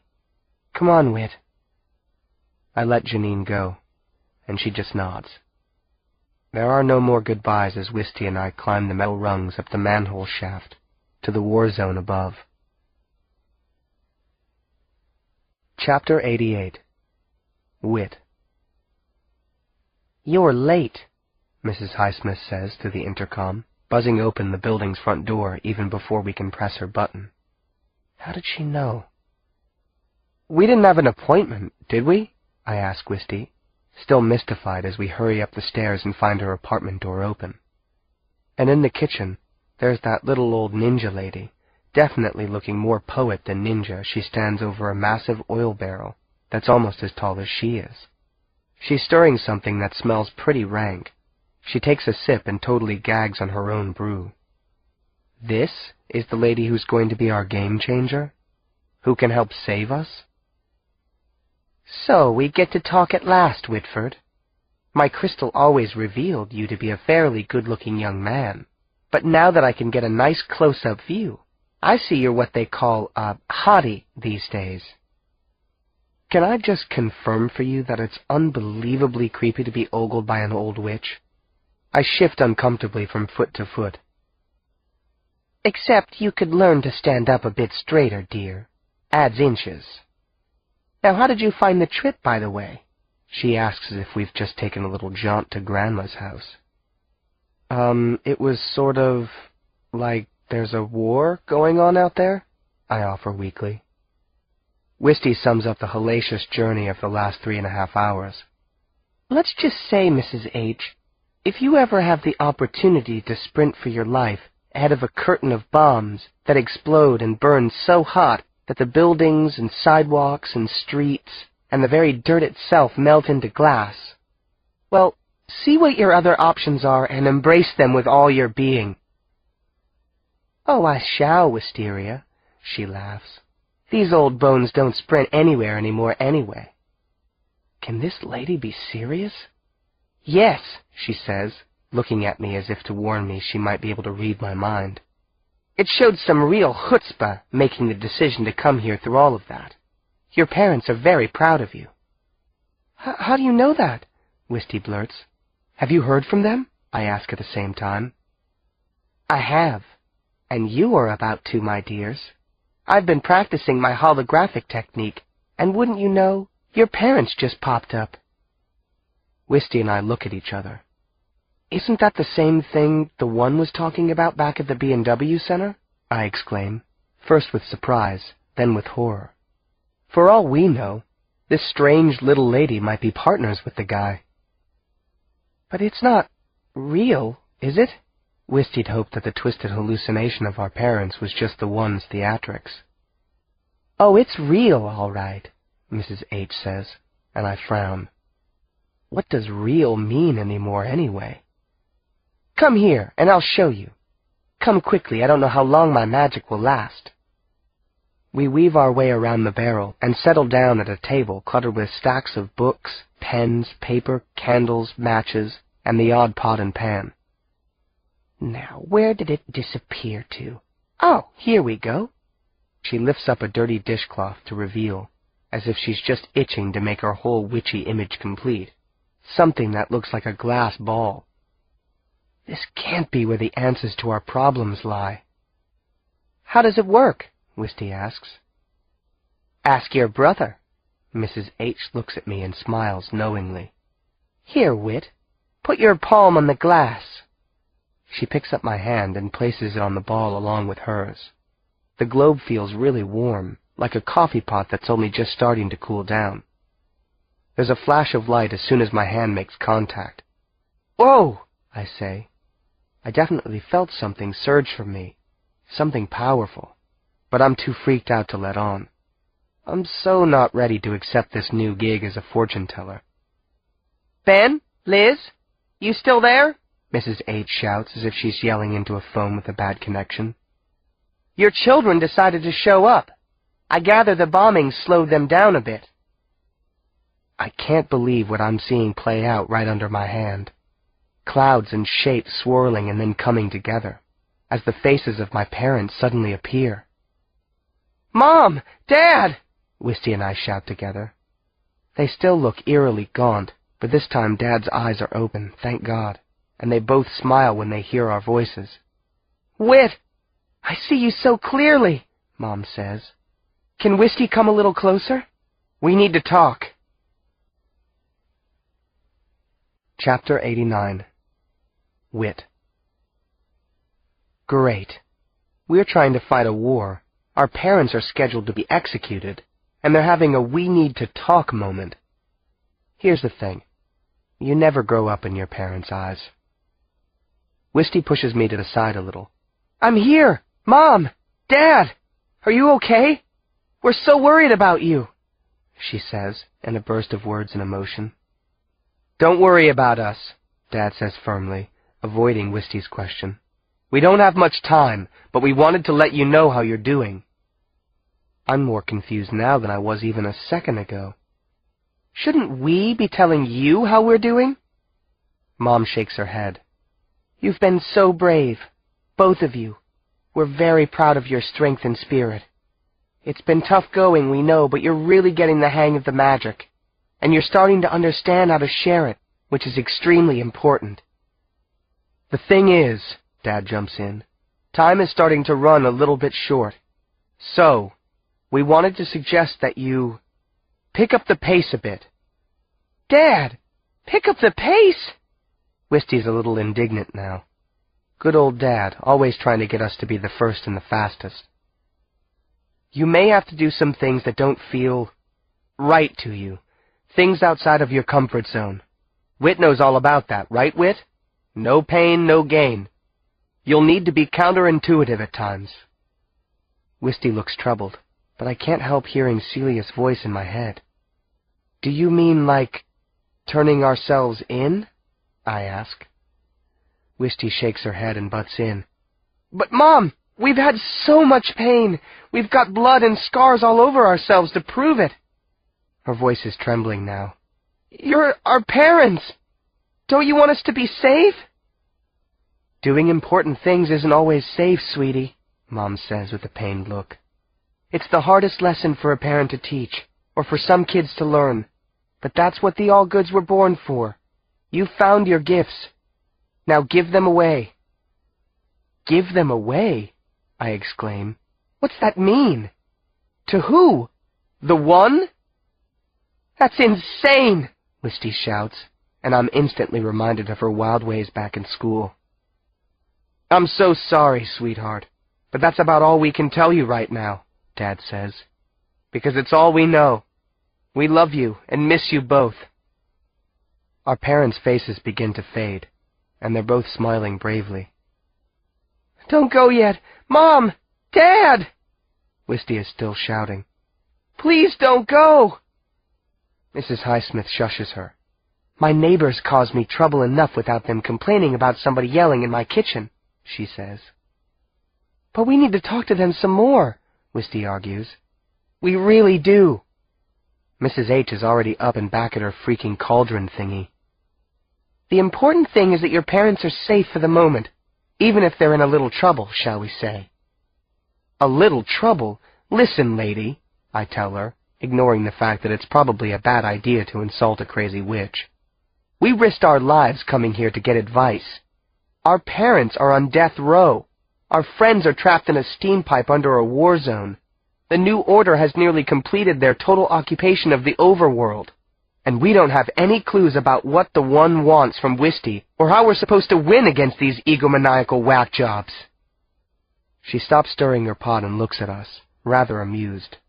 It's enough to drive me insane when a grown-up does that, and they do it all the time.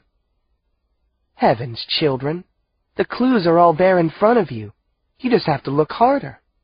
And as for what the One wants with your sister, well, it's perfectly obvious what you have, my dear, that he doesn't have. It's the worst possible moment for a gale-force wind to crash through the apartment windows and virtually demolish the apartment. And us.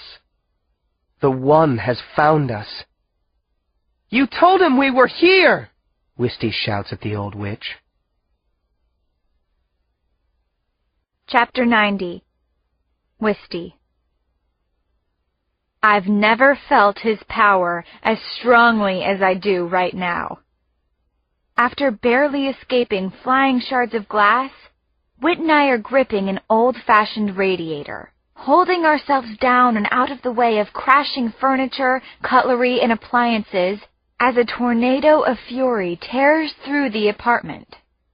Mrs. Highsmith, on the other hand, resolutely stands her ground in the middle of the swirling maelstrom.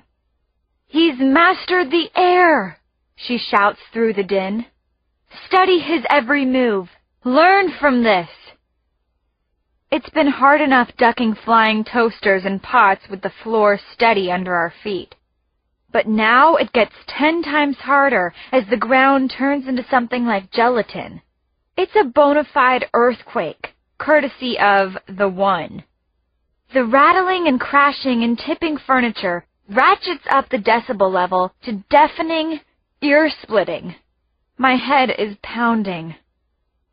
And he's mastered the earth, Mrs. Highsmith continues, hollering her lesson over the madness. The One seems to oblige by precisely illustrating her next point. And he's mastered the water! Now it's raining, inside the apartment. The room is filling with churning water, quickly making its way up to our quivering knees. There's only one thing he needs to completely secure his present and future domination, and to complete himself. His ego is huge. That's his strength and his weakness. Do you follow my drift? Then Mrs. Highsmith levitates into the air, presumably to avoid having to swim in her own kitchen. But judging from the look of terror-flecked anger on her face, I realize she's not doing it under her own control. In a second, she's pretty much pinned up against the ceiling, her face twisted in profound agony. Then her eyes begin to bulge unnaturally. She's being crushed to death, isn't she? "Liar!" she screams inexplicably, and suddenly the room goes still. "Show yourself!" And then, as if an invisible pair of forceps has reached inside the apartment, she's yanked out of a broken window and into the howling wind outside, screaming, "Show yourself!" the whole way.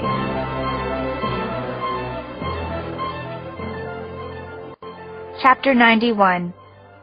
Wisty. We're dead quiet, Whit and I. There is just not much to say after you witness something as strange and horrible as what just happened in Mrs. Highsmith's apartment. But then Whit is ever practical. Let's get out of here before the one shows himself, or sends his soldiers. Too late, sort of. We don't even have a chance to get to the door before I hear an eerie and familiar song drifting in through the broken window. Notes that have forever burned themselves into my memory. The command pipe. The command pipe of Byron Swain, to be exact. I go to the window, ignoring Whit's cry of, "Wisty, no! Stay away from there!"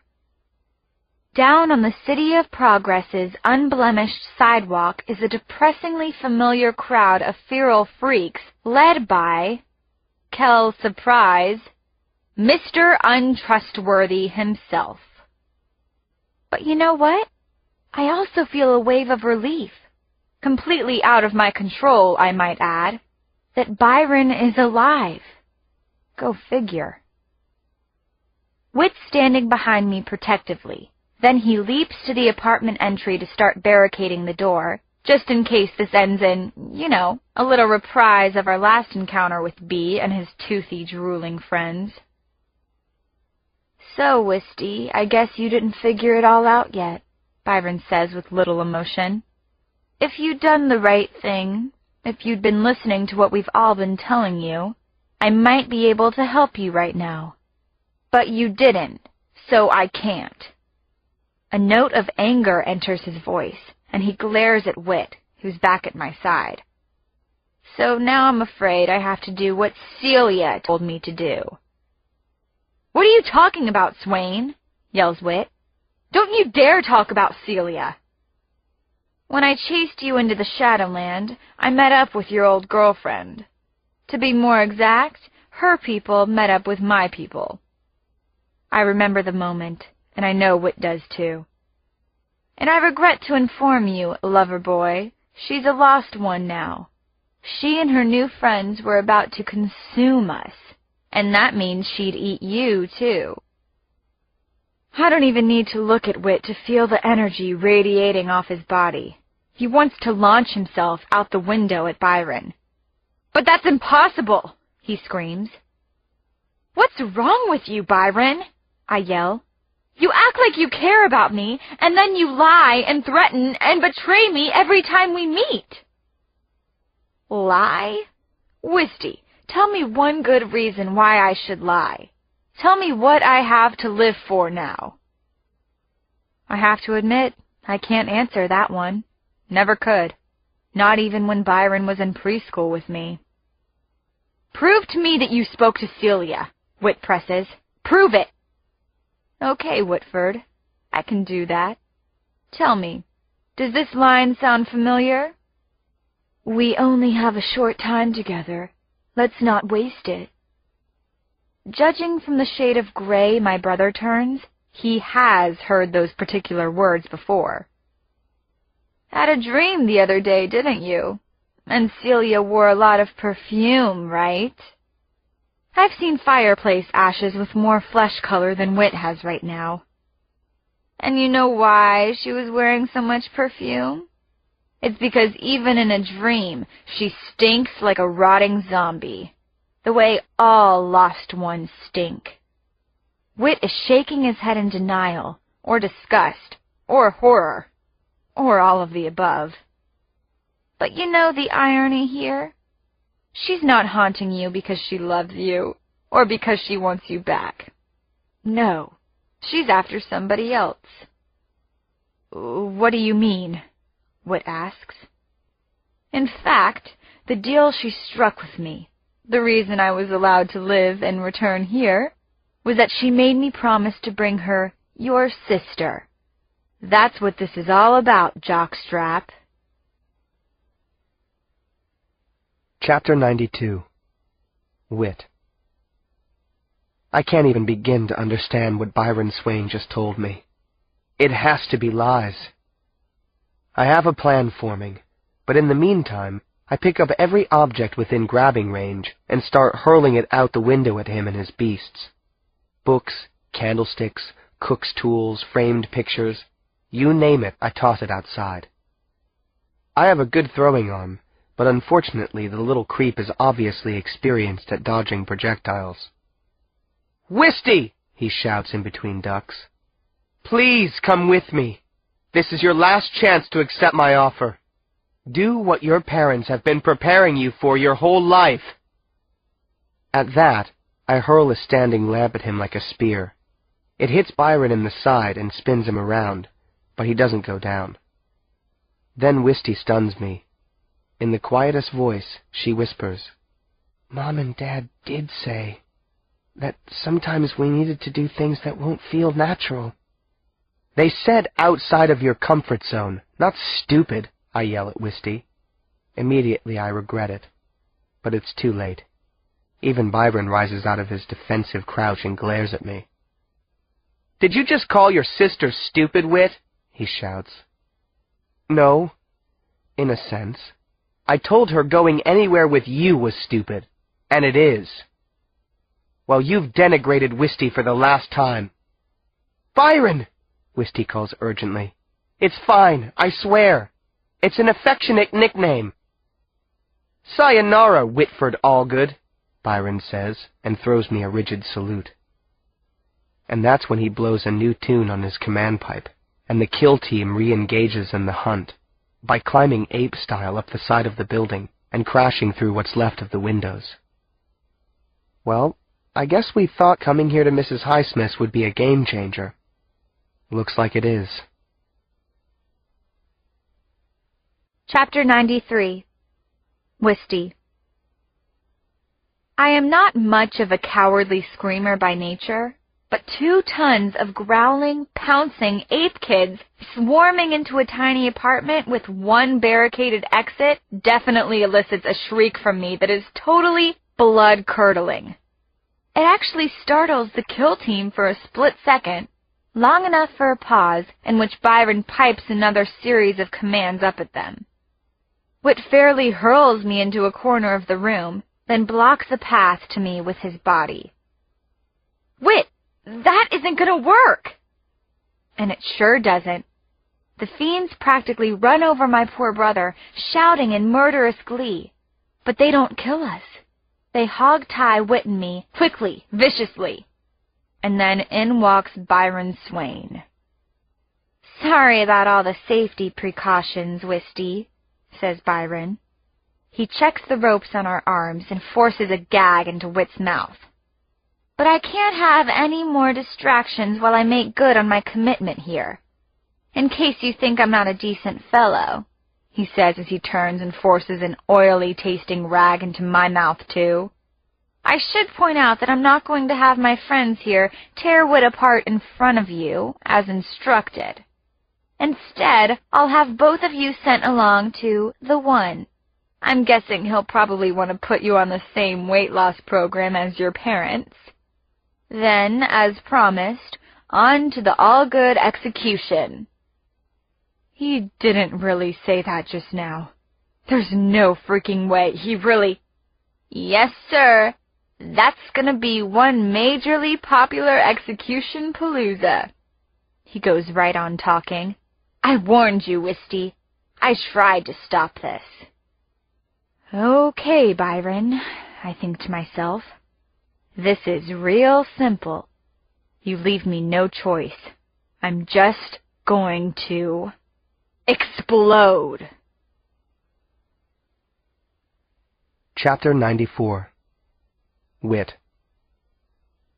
When my little sister flares up in anger, sometimes she's just a regular run-of-the-mill Human Torch, with fire swirling all around her body, and you would definitely be well advised not to shake her hand. Other times, though, she's so bright and hot, it's hard to even look at her, like right now. But Byron does look at her. In fact, he's totally gaga, like he's never been so impressed with her skills. Wisty's ropes and gag last all of a nanosecond as she bounds up from the ground and takes a couple of menacing swipes at Byron's freaky death squad. They wisely move back a few stuttering steps. I'm certain she could smoke their wiry butts into ash, but for some reason she doesn't. While the ape kids recoil, Byron steps closer to Wisty. He looks to be in a daze. He absently drops his command pipe as his eyes glaze over. Wisty waves her hands wildly. "Get away from me, Byron! I'm as hot as 100 furnaces. Just leave now and I won't hurt you." "You can't hurt me, Wisty," he says. "Not anymore." Then he does the unthinkable. I'm bound and gagged and can't do a thing as I watch Byron throw himself right into Wisty's flames. She tries to pull away, but then he's clutching her as if he's a child and she's here to rescue him. Wisty was right. We're not murderers. As much as I hate this kid, I can't sit still and let Byron immolate himself. "Byron, what are you doing? Stop!" Wisty yells. "Stop, drop, and roll!" "You can't hurt me, Wisty," Byron repeats dreamily, despite the crackling and hissing flames surrounding him. He must be delirious. Obviously he's being burned to death, but he's showing absolutely no signs of pain. The feral kids, confused and without any command to guide them, are starting to growl again. But Byron is oblivious, his face buried in Wisty's neck, his arms wrapped around her, as if he's drinking in her fire. And he's not burning. He's not burning. Chapter 95. Whit. To review, there are any number of life-threatening crises on our hands at the moment. 1. Byron's gone loco. 2.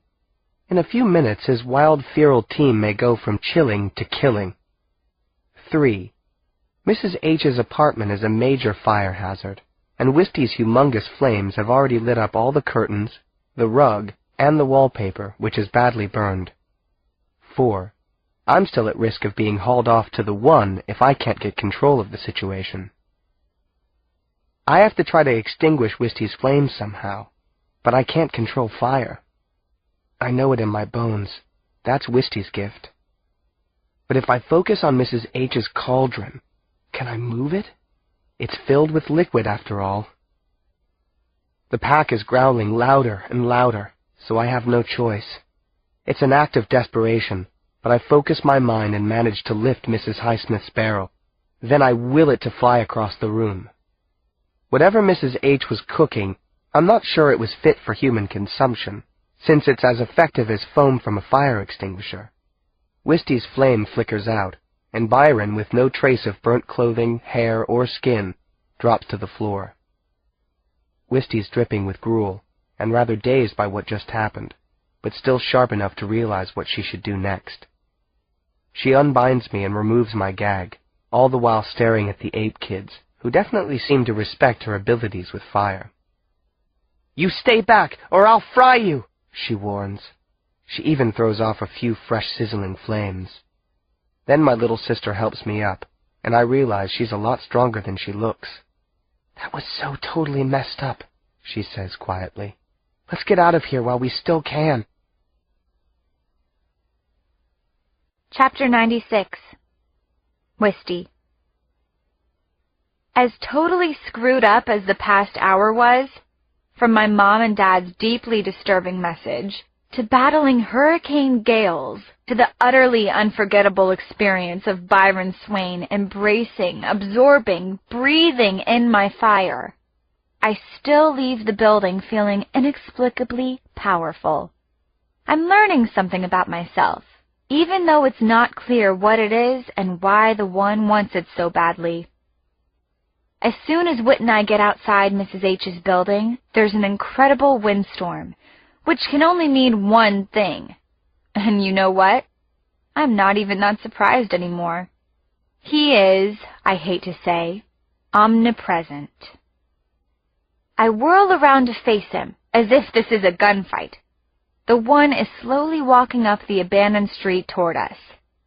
"This is the grand finale, children of Allgood," he calls out in warning, which seems unusually fair of him. "I've given that wretched informant more than enough chances," he continues as he calmly marches forward. "I said that if he failed in his mission, he would be made to suffer by watching you die slowly and painfully by my hand. But since I'm nothing if not even-handed, one final test. This will be a pass-fail for you and your brother. Maybe the two of you survive, maybe one, probably none. Are you ready, children?" He doesn't wait for an answer. "Then let us begin." He stomps the ground with his foot, and an enormous crevice opens wide and starts racing down the middle of the street, headed right for us. "I control the earth," he yells at the top of his lungs. "True or false?" Whit takes my hand and squeezes. It's amazing how much a little human touch can do. It gives me the boost I need. "We could fly," I say. "Worth a try. Focus now. We can do this." It's about the fastest morph I've ever done. Double morph, to be exact. And in an instant, Whit and I are aloft. Becoming hawks requires a lot more energy than changing into hummingbirds, but I'm filled with a charge and I really let loose. The rush is amazing. Usually the one's very presence is magic crushing. But right now, I feel we're unbeatable as we start pumping our wings triumphantly above the city. But it's only for about 200 yards until a wall of wind hits. We try to catch it and ride it, but the sheer power and force send us careening sideways and then downward. "I control the wind, the air," the one bellows. "True or false?" Whit and I are nearly thrown into one side of a brick-faced office building. But before I have a chance to panic, I've managed to turn us into the first animal I can think of with protective armor. An armadillo. 2 of them. We curl up into armored balls and safely bounce off the wall, which, by the way, still hurts. And then we roll down onto the street. But another huge chasm opens in front of us, accompanied by the roar of the angry one. "I control the cities and the streets. True or false? I'll give you a hint. That statement is true." The roadway suddenly explodes into shafts of rock, metamorphosing instantly into shimmering crystal, sending razor-sharp shrapnel in all directions. If Whit and I aren't off the ground in a second, we're going to be sliced into nothing. We leap harder and higher until I feel not only wings, but paws. We're part lion, part bird. The legendary griffin of folklore. We can transform ourselves into the stuff of imagination? There are no words for that mind-boggling realization. But it's forgotten in an instant when the spot where we'd just been explodes with a thundering crack. The 2 buildings on either side of the street collapse. A shock wave and a blast of dust rise after us and send us spinning. It's dizzying to body and mind. Our power is pretty good, but his is unbelievably overwhelming. Why is he so powerful? Who could control nature like this? I have a terrible, terrible thought. Maybe he's God? There he is, so much larger than life, arms outstretched, eyes locked on us, dark suit impeccable. His mouth works furiously as he summons what appears to be a typhoon out of the sky, spinning toward us. The Herculean force wind and rain pummeling our wings is too much for them to bear, and we plunge toward the water of the harbor below. "Extra credit question," screams the one. "Who controls the water, the oceans, the rivers, the seas?" "Oops, time's up! Pens down. I do." Chapter 97. Whit. I guess we failed his test. But we won't surrender. No way. That isn't going to happen. The force of hitting the water might have knocked us out and drowned us if Wisty and I hadn't been almost perfectly in sync. We pull off a near splashless dive and slice through the surface. But underneath, the water is churning and rushing up from the bottom of the sea. Who controls the water? Who else? The entire harbor is piling up into one enormous wave, a tsunami to end all tsunamis, and we're floundering, swimming right in the middle of it. Higher and higher it builds. I've never seen anything like it. I think it's safe to assume no one has. Unless we're supposed to take the great book literally. Are we? Wisty and I can't force our way downward against the surge. It's useless even trying to swim at this point. If you can't beat it, join it, right? And so I imagine us on longboards, and it actually happens. "You did that?" Wisty yells as she steadies her footing on the surfboard. "Yeah," I shout. "Even if we crash and drown, it'll be some kind of ride." Wisty smiles a crazed surfer girl grin at me as the wave starts to go down, as we start to go down. Chapter 98. Wisty.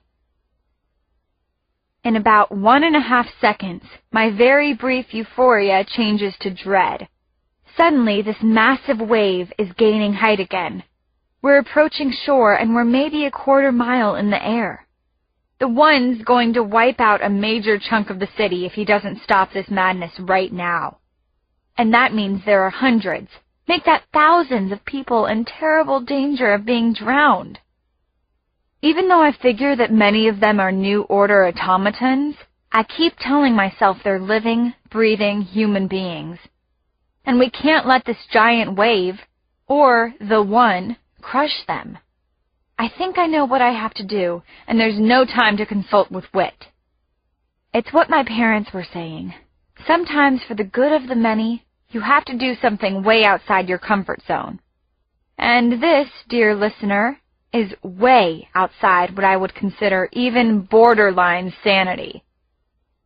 Over the roar of the massive wave, I yell so loudly I think the force of the words is going to tear my throat open. "I'll give you what you want! I'll give you my gift! Just stop this insanity before the wave hits shore!" Like magic. Or maybe I should say it was magic. The wave starts to lower, and then we're gently coasting toward a narrow shoreline of packed sand. Standing there is none other than the one. He's smiling like a proud dad welcoming his kids home from a long trip. What an amazing ride. Ah, to be young. I envy you, he says as the wave calmly spreads itself across the shore and we drift to a stop. "I'm so pleased you've come to your senses, Wisty," says the one. "Unfortunately, I have rather sad news. You fail, both of you. All of the Allgoods fail. It's obvious that I can't work with you, so I suppose I have to work without you." He turns so his back is facing us and raises his hands to the heavens. "Take them away!" he bellows. "I have no further use for this witch and wizard." But there's no one there. He's talking to no one. And then, in a heartbeat, like a plague of locusts overtaking the land, thousands of New Order soldiers and police swarm over the crest of the hill and descend upon us. We swirl around, only to be confronted by even more hordes of soldiers standing in the water. This wall of evil is impenetrable. Finally, the One looks back at us. "There is a moral to the story," he says. "Of those who receive gifts, much is expected. Take that one to the Shadowland with you, witch and wizard." Epilogue. As promised, a spectacle. Chapter 99. Wisty.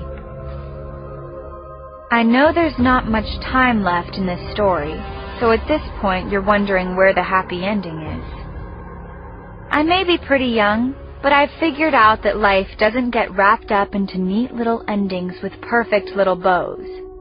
I can promise you one thing, though. There's hope, okay? Don't ever call me Wisteria Rose Allgood, a downer. No matter what crap the One shovels upon us, I swear I'll find that single bright spot in the bitterly dark landscape and cling to it for dear life. And right now I'm clinging to the sight of the very people who gave me dear life. My mother and father. Not ghosts, not hallucinations, but live and in the flesh. But in ropes, just like me. At least Whit and I can see them and tell them how much we love them one last time before we die. But what a family reunion it's turning out to be. Look at us here, the jeering crowd around us, the jackbooted New Order lackeys shoving us forward onto the stadium stage, the ropes around our necks, the TV cameras in our faces, and in the tower, right in front of us, him, the One who is the One. He's in his glory, triumphant. He's won. Using the old hangman's platform as his stage just digs the knife in.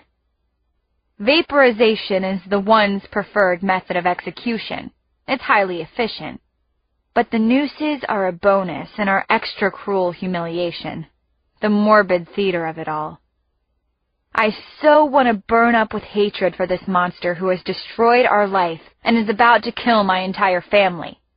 I want to use my anger to find my strength, to find my magic, to burn this horrible scene to ashes, to cauterize this place right off the face of this so-called world. But honestly, I'm too terrified to be angry. My courage is crumbling. My light is fading. Oh God, I don't want to die right now. I don't want my family to die. I don't want to watch them die. Dad's still wearing his game face, trying to give me and Whit courage. Mom's given up attempting to hide her emotions and is quietly crying in grief and fear. Whit, on the other hand, looks wildly angry, at least when he's not recovering from repeated blows to the back of his head. 6 times now he's surged against his bonds, and 6 times his hooded handlers have struck him with a billy club, sending him limply to his knees until they haul him back up and he tries to find the focus and strength to surge again. The ghoulish crowd is loving every dramatic bit of this. The heartbroken mother, the stoic father, the defiant son, the quaking chicken-liver daughter who they have somehow come to believe is a powerful witch. But now the One who is the One raises his long-fingered hands in the air and waves for them to be quiet. And now he's doing something else with his hands, a motion I know only too well. Oh God, please don't let him... A black rift opens in front of him and rips its way toward us. Or at least, toward 2 of us. And just like that, Mom and Dad have been vaporized. There's nothing left but smoke. My mother, my father, gone. Chapter 100. Wisty. Whit and I stare in paralyzed horror as a wisp of black ash lifts in the breeze and moves out across the sea of onlookers. They're stomping, fist-pumping and roaring their approval of the disgraceful murders that just took place. I'm too decimated by the grief and shock of it to take any joy in the fact that we are, inexplicably, still alive. The one didn't kill us. He didn't kill us. It makes no sense. And then it gets even stranger, even more surreal, like a dream. The scene is suddenly awash with painfully blinding light. But it's a chilling light, if there is such a thing, like a powerful tsunami of sun blasting over a landscape of ice. Maybe I'm dead after all. Maybe this is that celebrated light at the end of the tunnel? Or is it the end of days? When the light ebbs, I see that the one who is the one is on his knees, screaming. Only for some reason, I can't hear him. In fact, I can't hear anything. Was there an explosion? I don't know, but suddenly there are hands all over me, cold hands. They're loosening my ropes. A small army of hooded figures has banded around me and Whit. The New Order guards lining the stage have been toppled by the rush of flooding light and energy. No sooner have the hooded figures pulled the nooses up over our heads than the hangman's trap doors on which we've been standing click open. And I'm falling into darkness. It's as if I've been hanged. But I haven't been, have I? I've just fallen onto my back. I'm sprawled on the ground with all the spirit and decorum of a discarded rag doll. I don't care to move. I don't even care to breathe. I just want this all to end. I want to close my eyes and stop being. I pray for it to happen. There is another cold hand on my arm, helping me to my feet, and now my ears are starting to ring, and I hear something else, too. A voice. A familiar voice. Run, the voice says as a door opens and daylight streams in. Run, Wisteria. Run like there's no tomorrow. Because if you don't, maybe there won't be. My hearing returns as the sound of massive panic sweeping through the stands hits me. The shrieks and wails seem to have enough power to bring down the entire stadium. What have they seen? What has happened to their fearless leader? I stagger outside and join the frantic crowd on the stadium field streaming toward one of the 4 tunnel exits. I have done this before, escaped the scene of my own execution. It seems impossible, but I know I can do this. I know how to keep my head down. I know how to duck and weave. I know how to stay focused in a sea of blind panic. But I haven't gone 50 yards when I stop dead, as if my heart has fallen from my chest. Whit! Where is Whit? I turn and manage to glimpse the plywood hangman's scaffold. 4 empty nooses dangle limply in the breeze. The one is nowhere to be seen. Neither is Whit. I haven't even cried for my parents yet, but now I fall to my knees and start to bawl like a baby. In an ocean of thousands, I'm alone. But not completely. Again, there's a hand on my arm and a voice in my ear. Run, Wisteria, it says. Hurry! You have to leave this cursed place. But this time I resist. I get to my feet, but I'm pushing back toward the scaffold, toward the last place I saw my brother. I make it only a few steps when somebody, or something, knocks me to the ground. Whitford's fine, it says, pulling me back to my feet and turning me around. Think about it. You can't be together now. It would make it easier on them if you were together. We can't risk it. The voice has been rational, if insistent, but now it sounds truly urgent. There's no time, Wisty. For Whit's sake, run! Run! You have the gift. Only you have it. Without you, hope will die. And I have to run, don't I? I have to try to escape. My life matters. My gift matters. So I run. I run as if my brother's life depends on it. As I look back, I finally see the face of the one who rescued me. It's Celia. Celia! There she is! That one bright spot in the... To be continued.